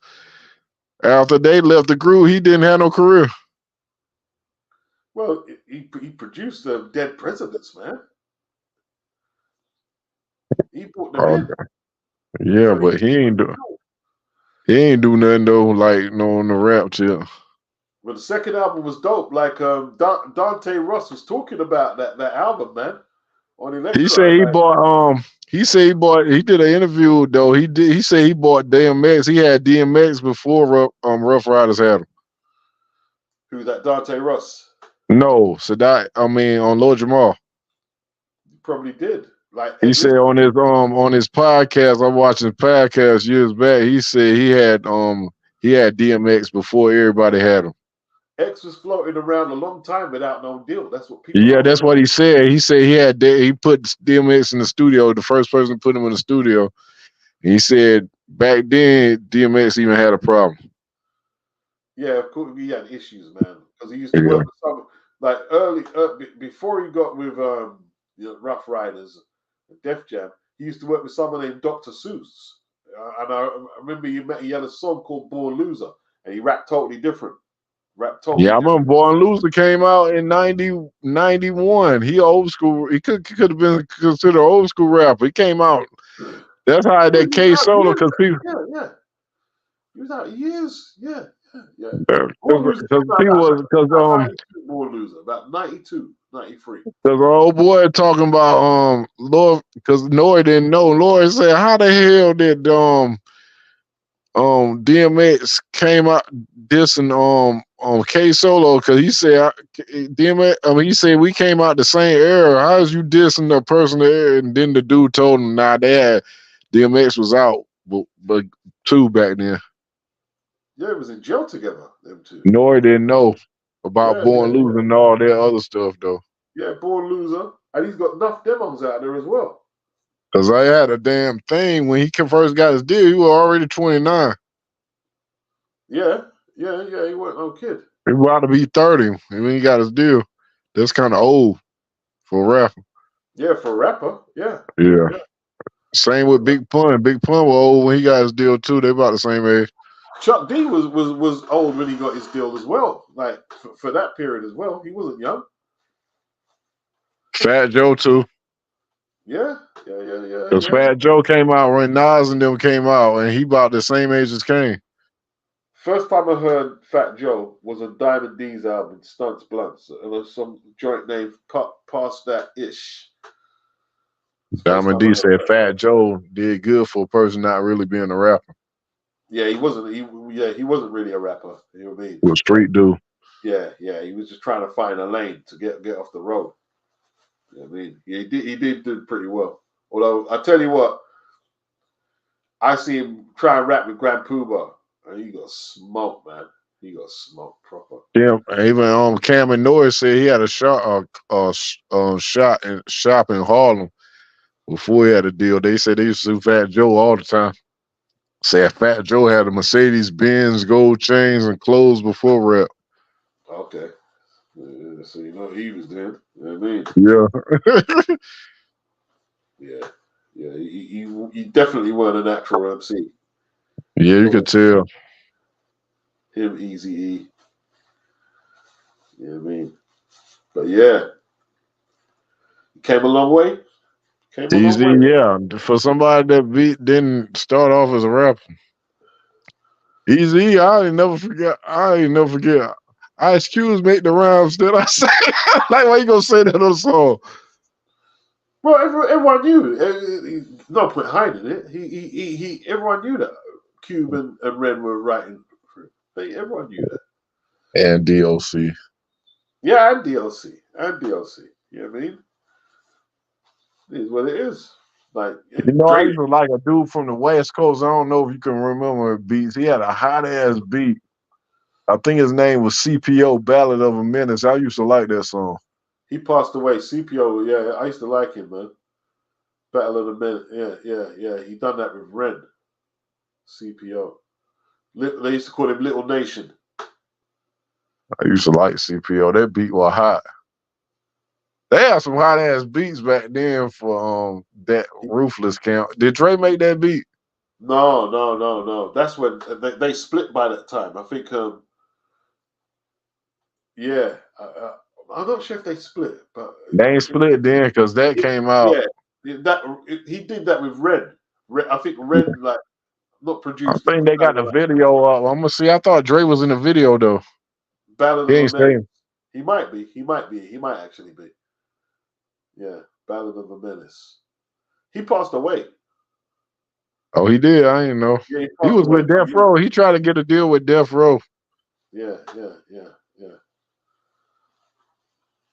That's it, Jerome. Jerome sort of knows the song. I'm the Man was the song with J. Rue, Guru, and Little Dat. Yeah. Little Dat was whack. Nah, Little Dat was all right. No, Nutcracker was whack. My bad. You think you was whack, yeah? Yeah, I ain't like their lyrics. Nutcracker was whack. They, you know, I made them nice because they had Premier beats. Yeah, can't argue with that. But I mean, like most people without Premier Beats ain't gonna sound as good. You know what I mean? Tone Yeah, said Pooh Bah is one of the nicest flows you'll ever hear. One of the best. I agree. yeah. I agree, Grand man. Poobah. Like I when used you to do. gotta wake up, man. He. I was Those, wearing Jabos. He had me wearing Jabos. yeah, Nutcracker was a bit basic, Tone. He was a bit. He was Yeah, a bit basic. He was a boxer, you he know. was. Nutcracker was a boxer. He was ass on the mic. Should have stuck to boxing, yeah. Yeah, so it stuck the box. That's when Yeah. the era where everybody was putting their little friends on. Yeah. Like Noid. You read Project Bull, he said he did a session with them with Premier. He said Nutcracker something wrong, like he crazy. Yeah, well, you see them little hood New York dude, all mad, man. Crazy as anything. He said, like, you gotta read this, you gotta read that chapter. He said Nutcracker took a shit in the middle of the studio. And he said when they came back to the studio, the people kicked him out. And they found out it was Nutcracker. And Nutcracker was apologizing to Premier, and then he said he felt so bad about getting him kicked out of stuff, he shot himself in the leg. It was a Project Book. Wow. Yeah, I don't know about it. It's madness, bro. Yeah, he said Nutcracker crazy. He said like he got a mental problem or something. You gotta read the book. It's in one of them chapters. That's crazy. They had How you some gonna good shoot you? songs, they had some good songs though. Group Home. You know what I mean? With Premier's beats. You know what I mean? Like The Realness. What was the other one? The other. That's it was Keeping It to Me. Oh God, forgot now. I forgot they had a video. I know what you're talking about. When Yeah. I take flight, like Mike. Them father called me sight.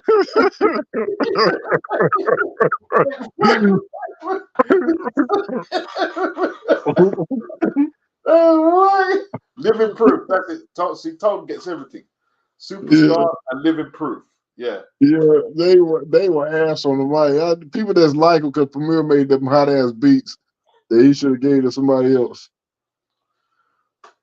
Well, you know what I mean, I don't mind them. But like they're their songs, man. You know what I mean, they done what they had to do. They weren't bad. But, yeah, that bar was whack though. Like,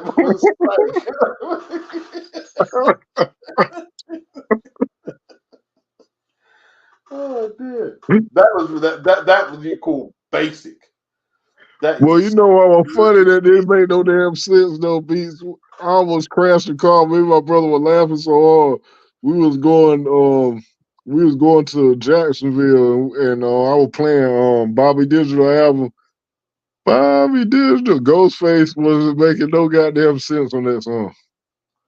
listen.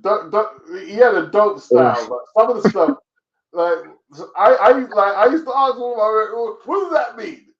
Only kid I won't wait for in the sky blue valley kid. Nah, what did he say? He was like, Tyson beat Holyfield, yeah, we love the sport. And then all of a sudden he said, Tony Stark spaceship. I'm like, what the fuck? Dude, it's crazy. He ain't making no fucking sense. but you know. You know what he used to do? He just used to ride the beat. He wasn't even rapping. That's what he used to ride the beat really well. Like say, Yeah. whatever he was Saying a whole bunch of nothing. But he ride the beat well. You know what I mean? Yeah. And like, I don't know. Cause we were like, Ghostface killed. I was like, what'd he say? Nobody could tell me what he said. Because we're the one ready to say, yo, that's the. I said, what is that? Who's this Sky Blue Valley kid? You don't know no one name. Sky And Blue they were Valley. like, he killed. I was like, what'd he say? Because he's talking about the shoes, obviously. But I mean, I don't know. Maybe he does those. And Bobby Digital, nobody can't decipher that shit. I don't care what nobody says. Bobby Digital. You know what? Because that turned into a little battle between him and Kool Keith. Because he came with Bobby Digital, and then Kool Keith came with the Analog Brothers.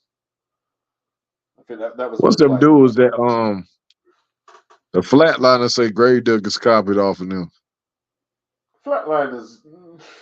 They were whack. You just got on. Flatliners copied off the Ghetto Boys then. Yeah. Well, they copied off of that dude from E-Trap, E-Sham. He was the first person doing that hardcore shit. Right. If that's the case, you know what I mean. Who signed Flatliners? Def Jam. Yeah. They weren't That's bad. Russell Nephew. That's Russell Nephew. Yeah, that's it. That's right.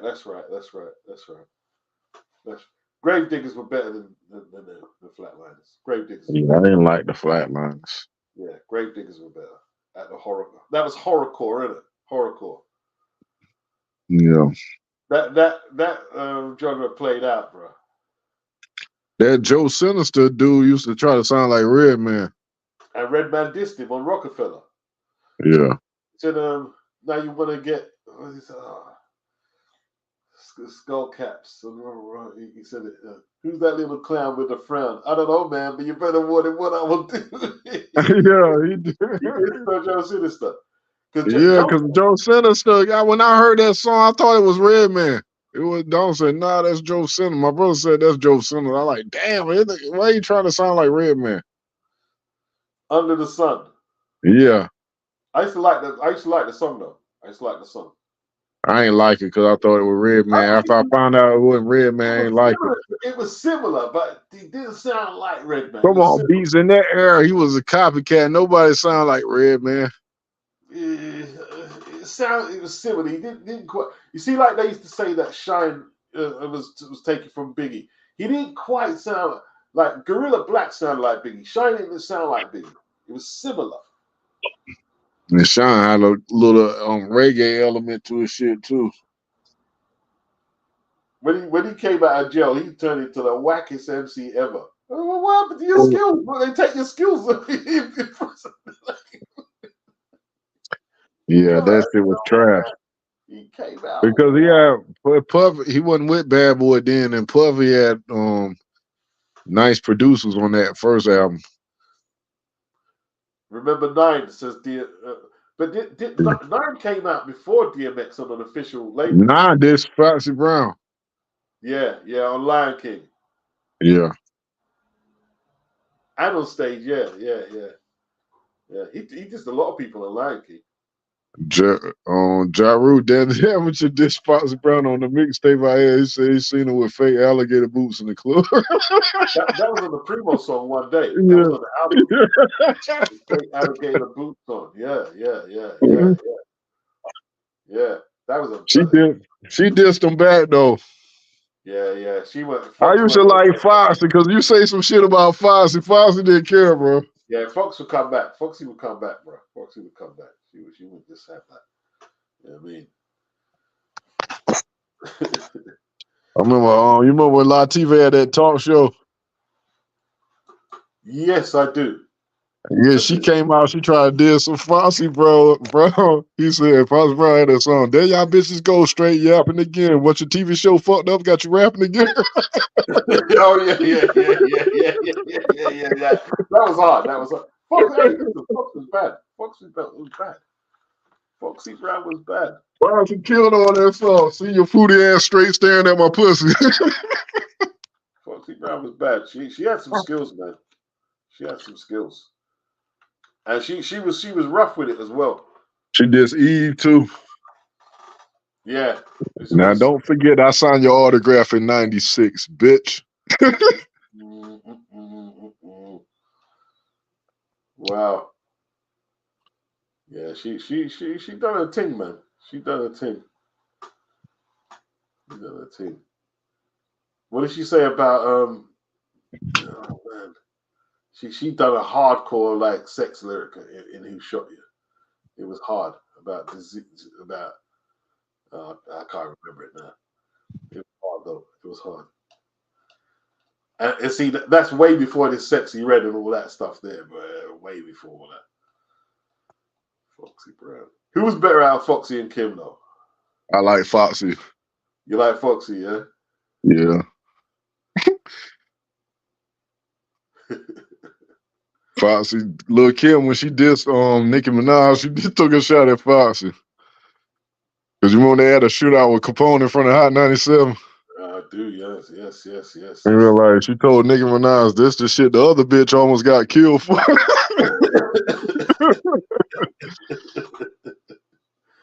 Oh, man. That's crazy. That's crazy, man. I'm going to kill all you bitches like, turn all you bitches' hair like red pig bunny.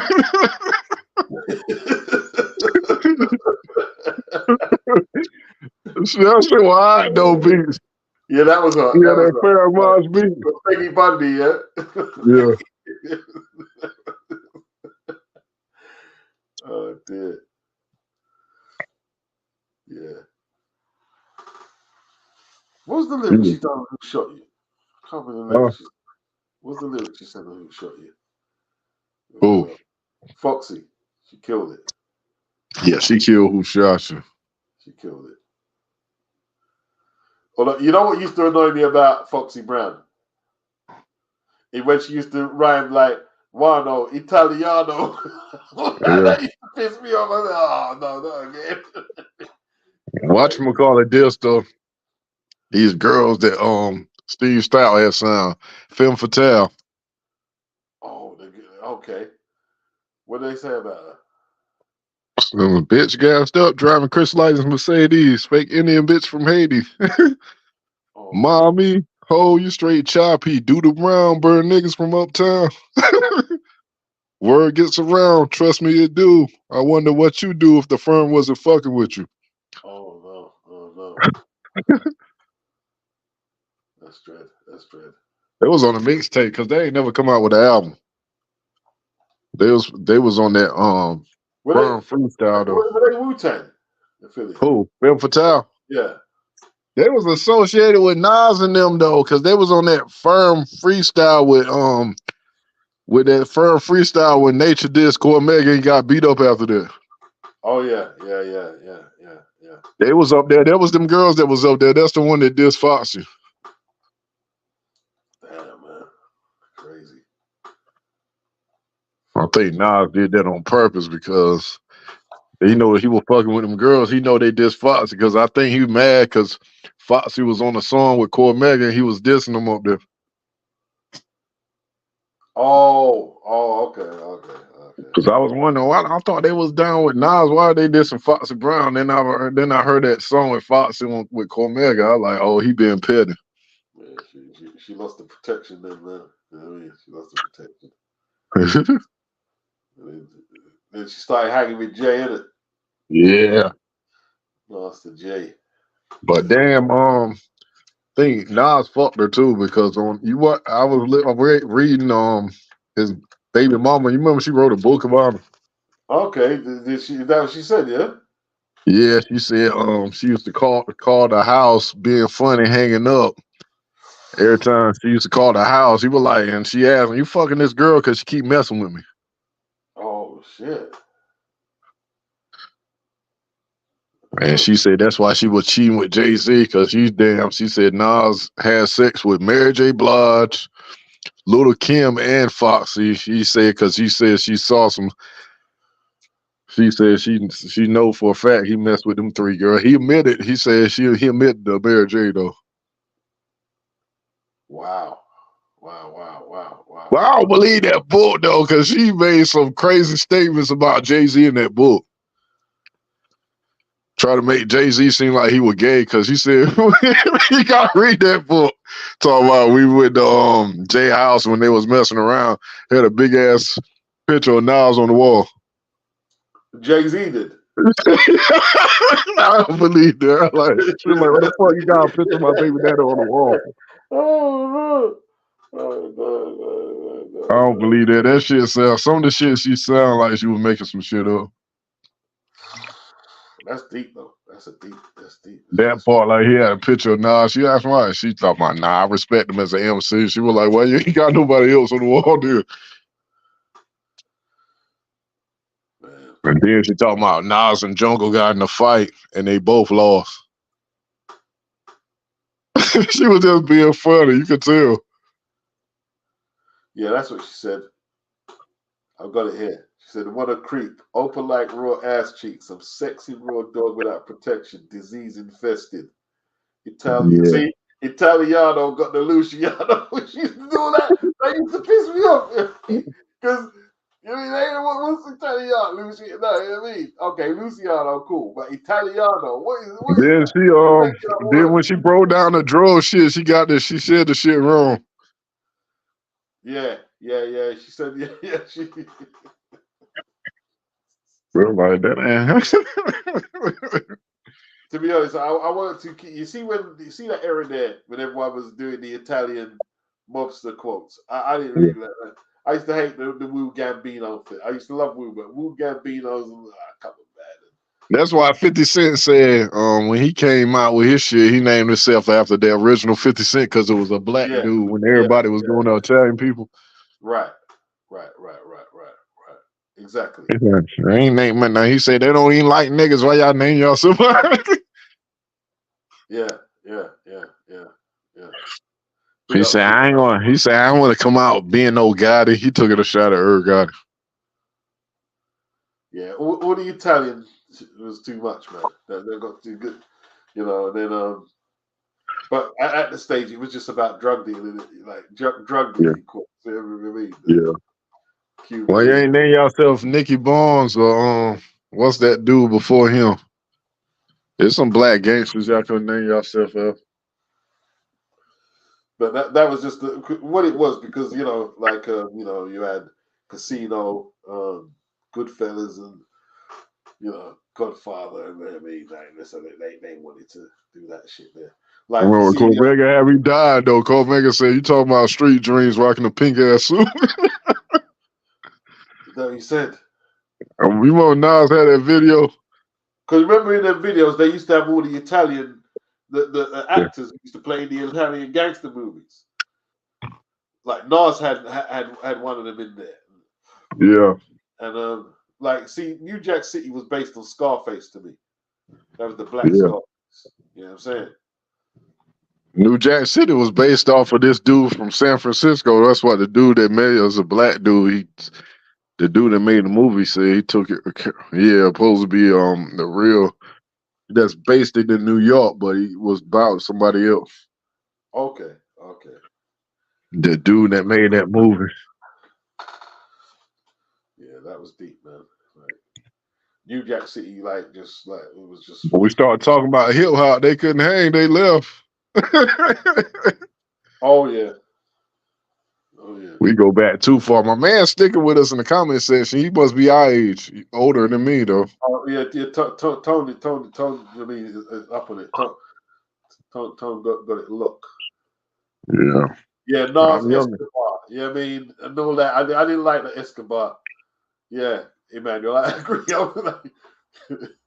Nas Escobar. I don't like him. He should have kept it Nas, Nasty Nas. Yeah, Nasty Nas. Yeah, I mean, yeah.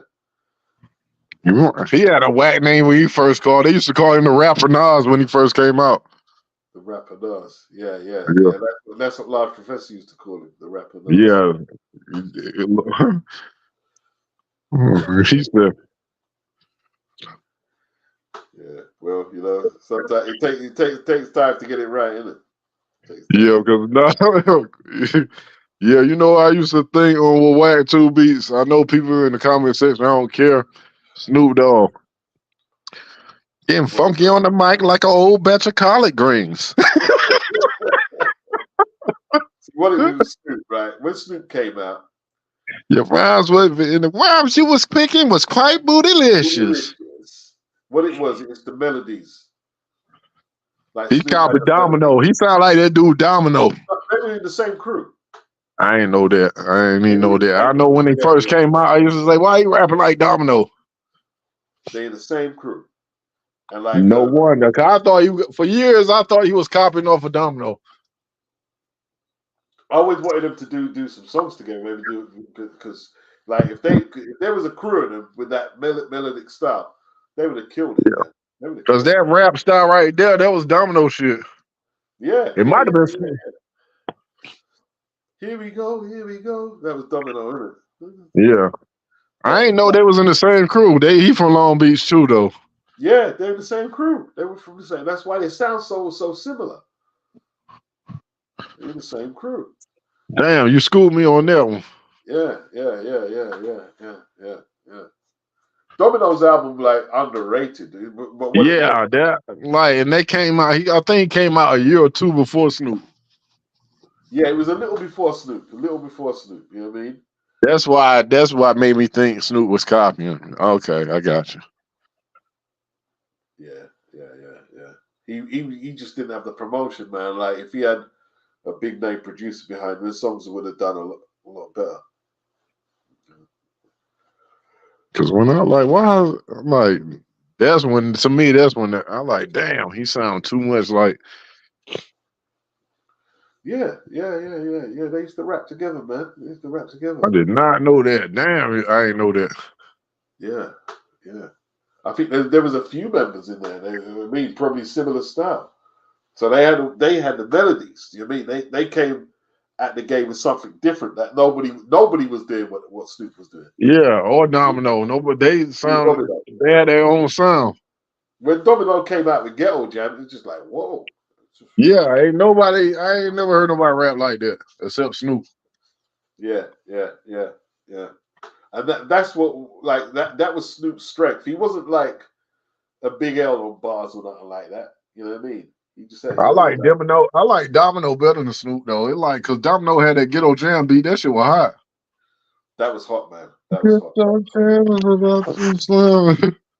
was hot. And the storytelling in it was bad. It was bad. Yeah, damn. I wish they would have done a song now. You said they was in the same crew. They ain't worked together ever, did they? No, I don't think they did. They must have fell out. Well, look, so but like Snoop was killing it. There was only one lane. There wasn't enough room for two lanes. Yeah, they fell out because Snoop was still in this shit.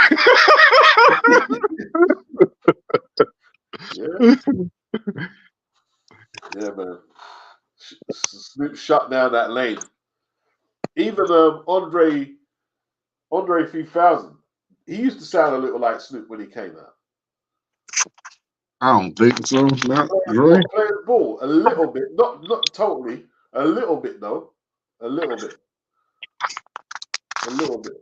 Not like he didn't sound like Snoop, but it was influenced. You could hear the influence. They was influenced by the West Coast, even though they're South. You could hear the influence because it didn't sound like because a lot of the like if you listen to the Ghetto Boys and a lot of the South back then, like unless it's that Miami bass sound, it sounds like they was influenced by West Coast. Yeah, they was. Yeah. If it's not that Miami bass sound, it sounds it sounds a bit new, like same sample, same sort of production style as New York. But when they came out with Players Ball Outcasts? That got heavy rotation on MTV. Yeah. You could hear the West Coast influence. I think the South. I think the West Coast had a lot of influence on the South, changing. Like, okay, we're not New York. Let's try different melodies and different. I ain't gonna lie. I used to Ghetto Boys. I used to love them. Yeah, Ghetto Boys are bad, man. Big Mike, he underrated beats. Yeah, he is. Big Mike definitely underrated.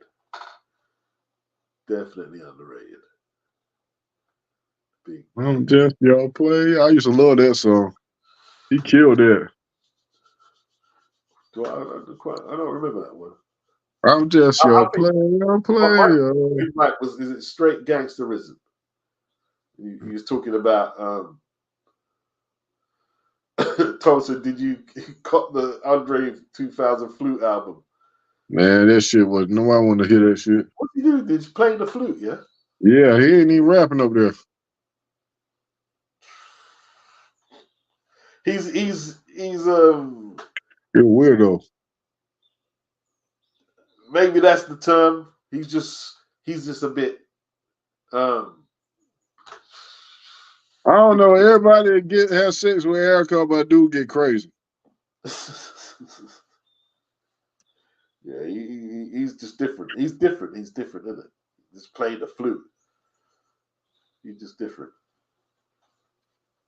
I don't know what that's about. It's expression, isn't it? And he don't want to commit to doing the obvious. So I don't know what it is. Abstract. When I first heard these DOC, he sounded like he was influenced by New York rappers. Where is he from? Texas. Yeah. Yeah, he was good though. But at that time, nobody was rapping like that from Texas. Like he was rapping. He's rapping like he was from the East Coast. Why? Like the most wickedest thing to be one of the best MCs in the game, get in a car crash and lose your voice. Yeah, because I like he would get everybody run from their money at that time when he dropped that album. That must have been like Getting funky. The formula, he killed the formula. The formula was a bad tune. He was way ahead of his time, bro. Way ahead of his time. That was one of Dre's dopest beats too. Yeah, it was. Getting funky was bad. And the diggy duck. It's the diggy duck, yo. One. And here comes the two to the I think he could compete with Cube on the mic too. You think he's in the Cubes League? Yeah, he just didn't have the time. He didn't have enough time to produce more material. Cube was in the Getting Funky video. He didn't leave NWA at that time yet. Cube's first 3 or 4 albums is probably enough. But if they would have stayed together, man, I don't think everybody would have had trouble with that crew. DOC, Ice Cube, and MC Ren Kiss My Black Ass. That shit was hot. Yeah, but you know, they all had to grow and did that different journeys. Like Cube went out to the East to the Bomb Squad and Public Enemy. They produced America's Most. I used to like Kiss My Black Ass. That album was hot, wasn't it, Beats? Who done that album, Kiss? I don't even know if my man might know. He know everything in the comments section. Yeah, Cube. I think Dre might have left then. Yeah, when Cube went to the East Coast, you know what I mean? Bomb Squad. Yeah. He kind of like broke away and had his own thing going on. East Man, Coast. them first three albums, bro. Death Certificate, America's Most, Death Certificate. What's the other one? Wicked or Lethal Injection? Lethal Injection. No, that came a bit later. What was it? America's Most, Kill It Will LP, Death Certificate. Yeah. Wicked. Is it Predator? Predator, something like that. You know when you start getting whacked though, all them albums were hot. When you start getting whacked, when you start saying yay yay. When he started yay. I wasn't checking for Cube there. It fell apart, bro. It fell apart. I'm like, what happened? I don't know. I don't know what happened. He was hanging around Matt 10 too much. Yeah. Remember Common called him Whack 10? They call him Whack 10, you know. I mean, what did Be Real say about? You say you're a Mac 10. He said I'm a higher caliber weapon than me. He dissed him proper. Well, Matt 10 on that song, Ice Cube album, he dissed the shit out of Sin Dog. He said that Sin Dog so whack he ain't even worth mentioning. Said dog, you know. I mean, Cypress Hill. Crazy. See, when Cypress Hill came out, they were different because they had the nasal. He done it nasal. Ice Cube won that battle though. Ice Cube killed them, the boys. You think so? Everybody in the ghetto know what you're doing. One white boy and 2 fucking Cubans. Saying that you're local, but you ain't Mexican. Listen to No Vaseline before you flex again. Yeah. It's a hard battle though. Yeah. Probably won it. He probably won it. Cuban. You know what I mean? Yeah.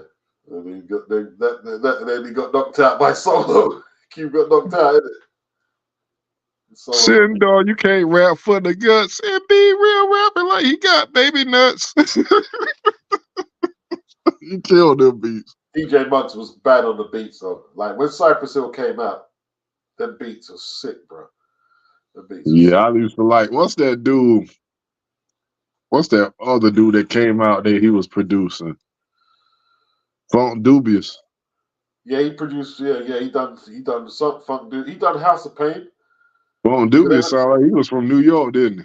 Soul Assassins, House of Pain, Cypress Hill, Funk Dubious. Man, DJ Quick had the most suspect line in history beats. What was that? He said, what he said when he was dissing, Everlast. Everlast got a, what he say? Everlast got a big booty, let me tag you, because you look like a woman. I keep you in your ass. That's why you drove around. You got a big booty, Everlast. Let me tell you. He said that on the disc record. That's not good, man. That's not good. He automatically lost the battle when I heard that. Yeah. That's I ain't even want to hear it no more. I like House of Pain won. Disqualified for that, bro. I ain't never heard nobody say no shit like that before. Disqualified. You know what I mean? Disqualified. Doggy Diamonds bought that shit up a couple months ago. He said, he was talking about DJ Quick. He put that in the title too. DJ Quick said the most gayest line in history. Man, you know what I mean? Yeah, bring the receipts on them. Bring the receipts. Some of them all got dodgy shit, bro. Like Biggie. Nah, that was I ain't never heard nobody say no shit like that when they dissing somebody. You got a big booty, Everlast. Let me tag it. Yeah, I don't know what that's about. I never rated Quick as an MC though. You know what I mean? I ain't never. I like some of his beats though. Like he done a. I like Tonight. I like that song Tonight though. It was alright. I don't know much of it. He done a song. He produced a beat for these kids called Second to None. I used to love that. Stay True to the Game. That was bad. I like MC8 better than him though. MC8, boy. CMW. My favorite MC8 joint is Bill Gaffney. Nah, yeah, I like the remix. I like that. Everyone's got the regular remix. There was another one with the Parliament beats on it. That was. Yeah, I know that beat you talking about. Game used it. He put MC8 on there again. It was bad. But he got that Still Gaffney. I had the album. That shit was hot. Gaffney, you know. Lynch Mob. Searched the whole car, but they couldn't find the strap. That shit was hot. Lynch Mob was good. Lynch Mob was good, man. Man, JD was whack. JD was whack on the mic. JD was whack. Man, I disagree with that, bro. Beats, you just like him because Ice Cube in the group. No. JD was bad, bro. No. He was no. There's no way he was whack, bro. No way.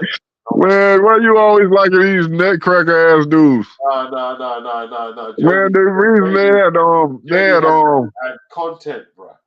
They had Ice Cube and they had the dude from Dub C. They had Ice Cube and Dub C. That was the group, right? Basically. Who you gonna shoot with that? These are your heroes. Gorilla. No. I can't. They had man. Who's the standout people in that group? Dub C and Ice Cube. Jerome, he's out. He's out of prison now. He's out of prison. And he ain't made no more albums since that. JD is out.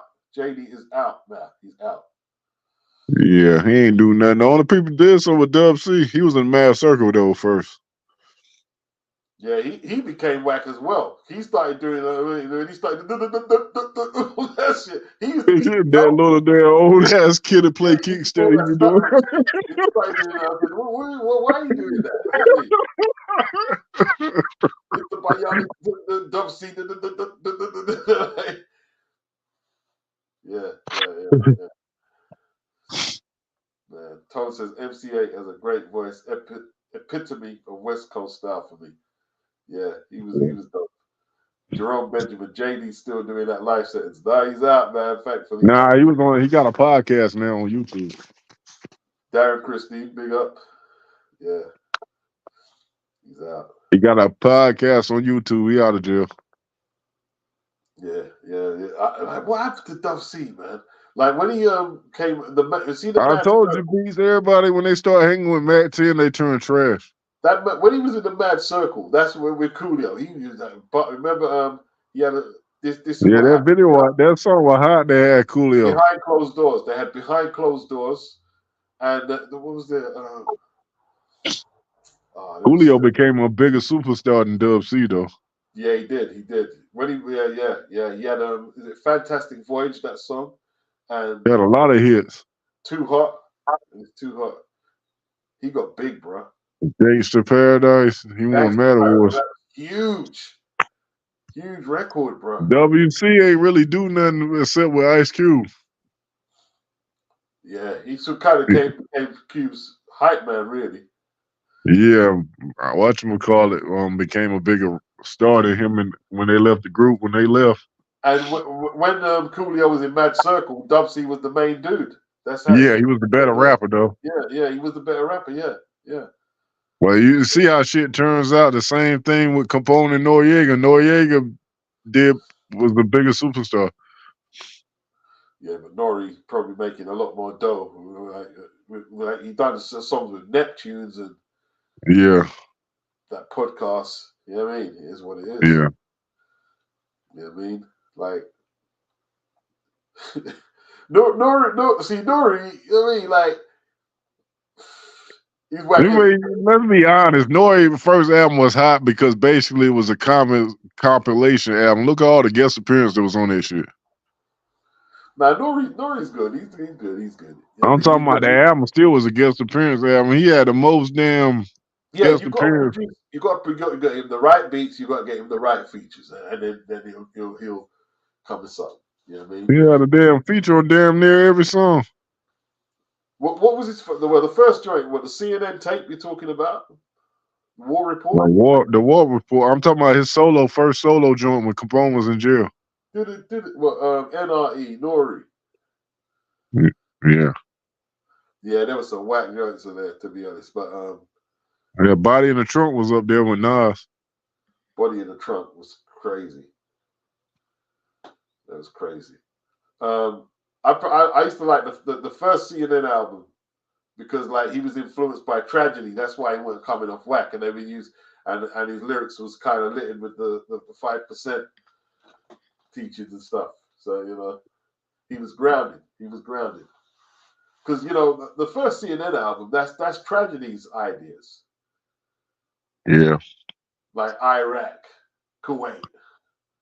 That's trash. That's a bad album, though, bro. That album is just bad, bro. Iconic, wicked album. Mm-hmm. Yeah. TONY. When that came out, bro, that just like. That would have been hot if they would have ever got to do the remix because Biggie died. He was gonna be on the remix. Or what? Or TONY. Oh, he was? Yeah, he said when he was in LA, he talked to him on the phone and said when he come back to New York, he's gonna put his verse up there. Well, that'd have been interesting. But I wonder how you'd approach the beat. That's what I'm thinking. That beat, the dude that made the beat was one of the Hitman from Bad Boy. Yeah, see, them guys were bringing heat them days, man. Yeah, Puffy didn't make them beats. He had a crew called the Hitman. Yeah, Puffy, man. Puffy will do lists. That's what one of the dudes said. Stevie J said Puffy will put a noise in there like an instrument, and then he made the beat. Yeah, that's it. I mean, Puffy ain't. If anyone thinks Puffy programming drums and loops, no, no. He Like, said he might put one little noise in there, and he said he get credit for making the whole beat.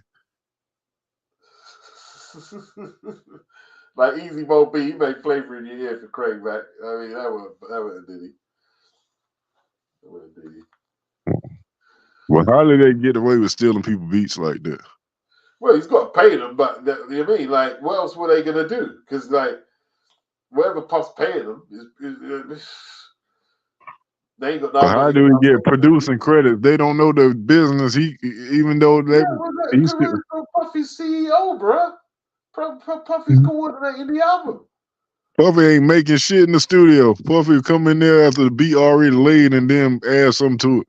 Yeah. He had a little shaker or something. I mean, yeah. You know what I mean? That's what that dude Stevie J said. Yeah, that's true. That is all true. Dude said Dr. Dre was doing that. What's that? Scott Storch said Dr. Dre took some of his tracks. Yeah, but Dre does know how to make beats, though. Yeah, Dre actually does a lot of, but all them do that after a while. Did he know how to make no beats, man? That's why when Jermaine Dupri was dissing, and they were going through their little beef about doing that, what's that shit when they go live on stage, the verse and shit. He was like, "You don't even make beats." What do you say? I don't write rhymes. I write checks. That's what you mean. So, you ain't right. I know you ain't make no damn beats. You had a crew. Derek DJ Angeletti said that the Mad Rapper was saying that shit too. Oh yeah, he was on the math as well. Yeah. He put out a Black Rob album. He did a whole Black Rob album recently. Oh yeah, listen, he can produce. He can definitely produce. We know that. Puffy can't though. That's what I'm saying. Look at all the people Puffy had as a team of producers. He had Stevie J, who made All About the Benjamins. He had Derek DJ Angeletti. He had Nassim Heinrich. I think that's the dude that made the TONY beat. And had another dude. They were called the Hitman. That was the name of their crew, but they all made beats. What was his name? Mo, Easy Mo B. Yeah, he wasn't part of the Hitman though. No, he wasn't part of it, but he done a lot. He done enough beats on Ready to Die. Yeah.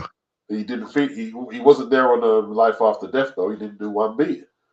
That's why that's how they got that Biggie connection. When Biggie was talking to them, he heard when that dude made the TONY beat, and he was like, "Who beat us there?" He was like, "That's Nori." And he called him and asked him, "Can you get up there?"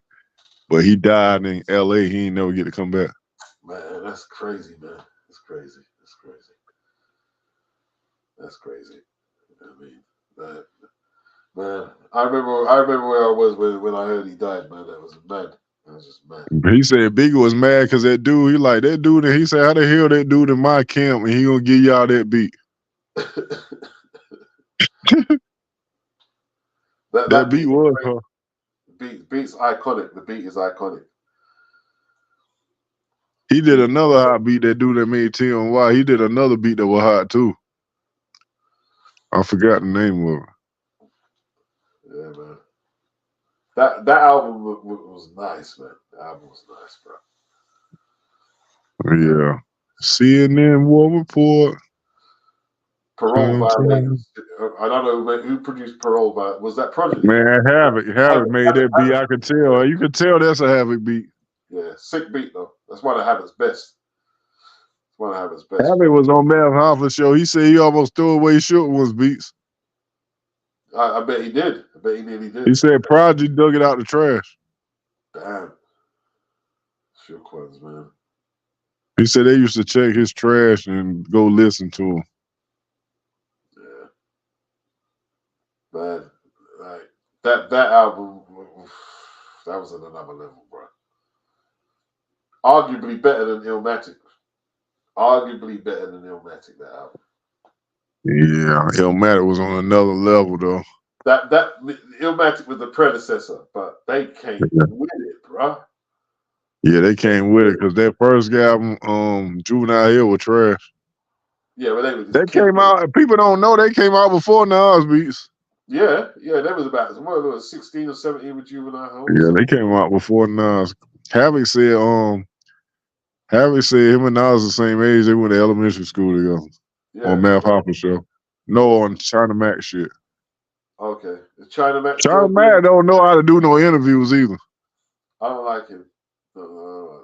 I don't like him trying to do interviews. He went to Queensbridge and interviewed Havoc, and when I asked him where Nas and them stayed, and he was like, "Yeah, I went to school." He said, "Was Nas always nice?" He was like, "Yeah."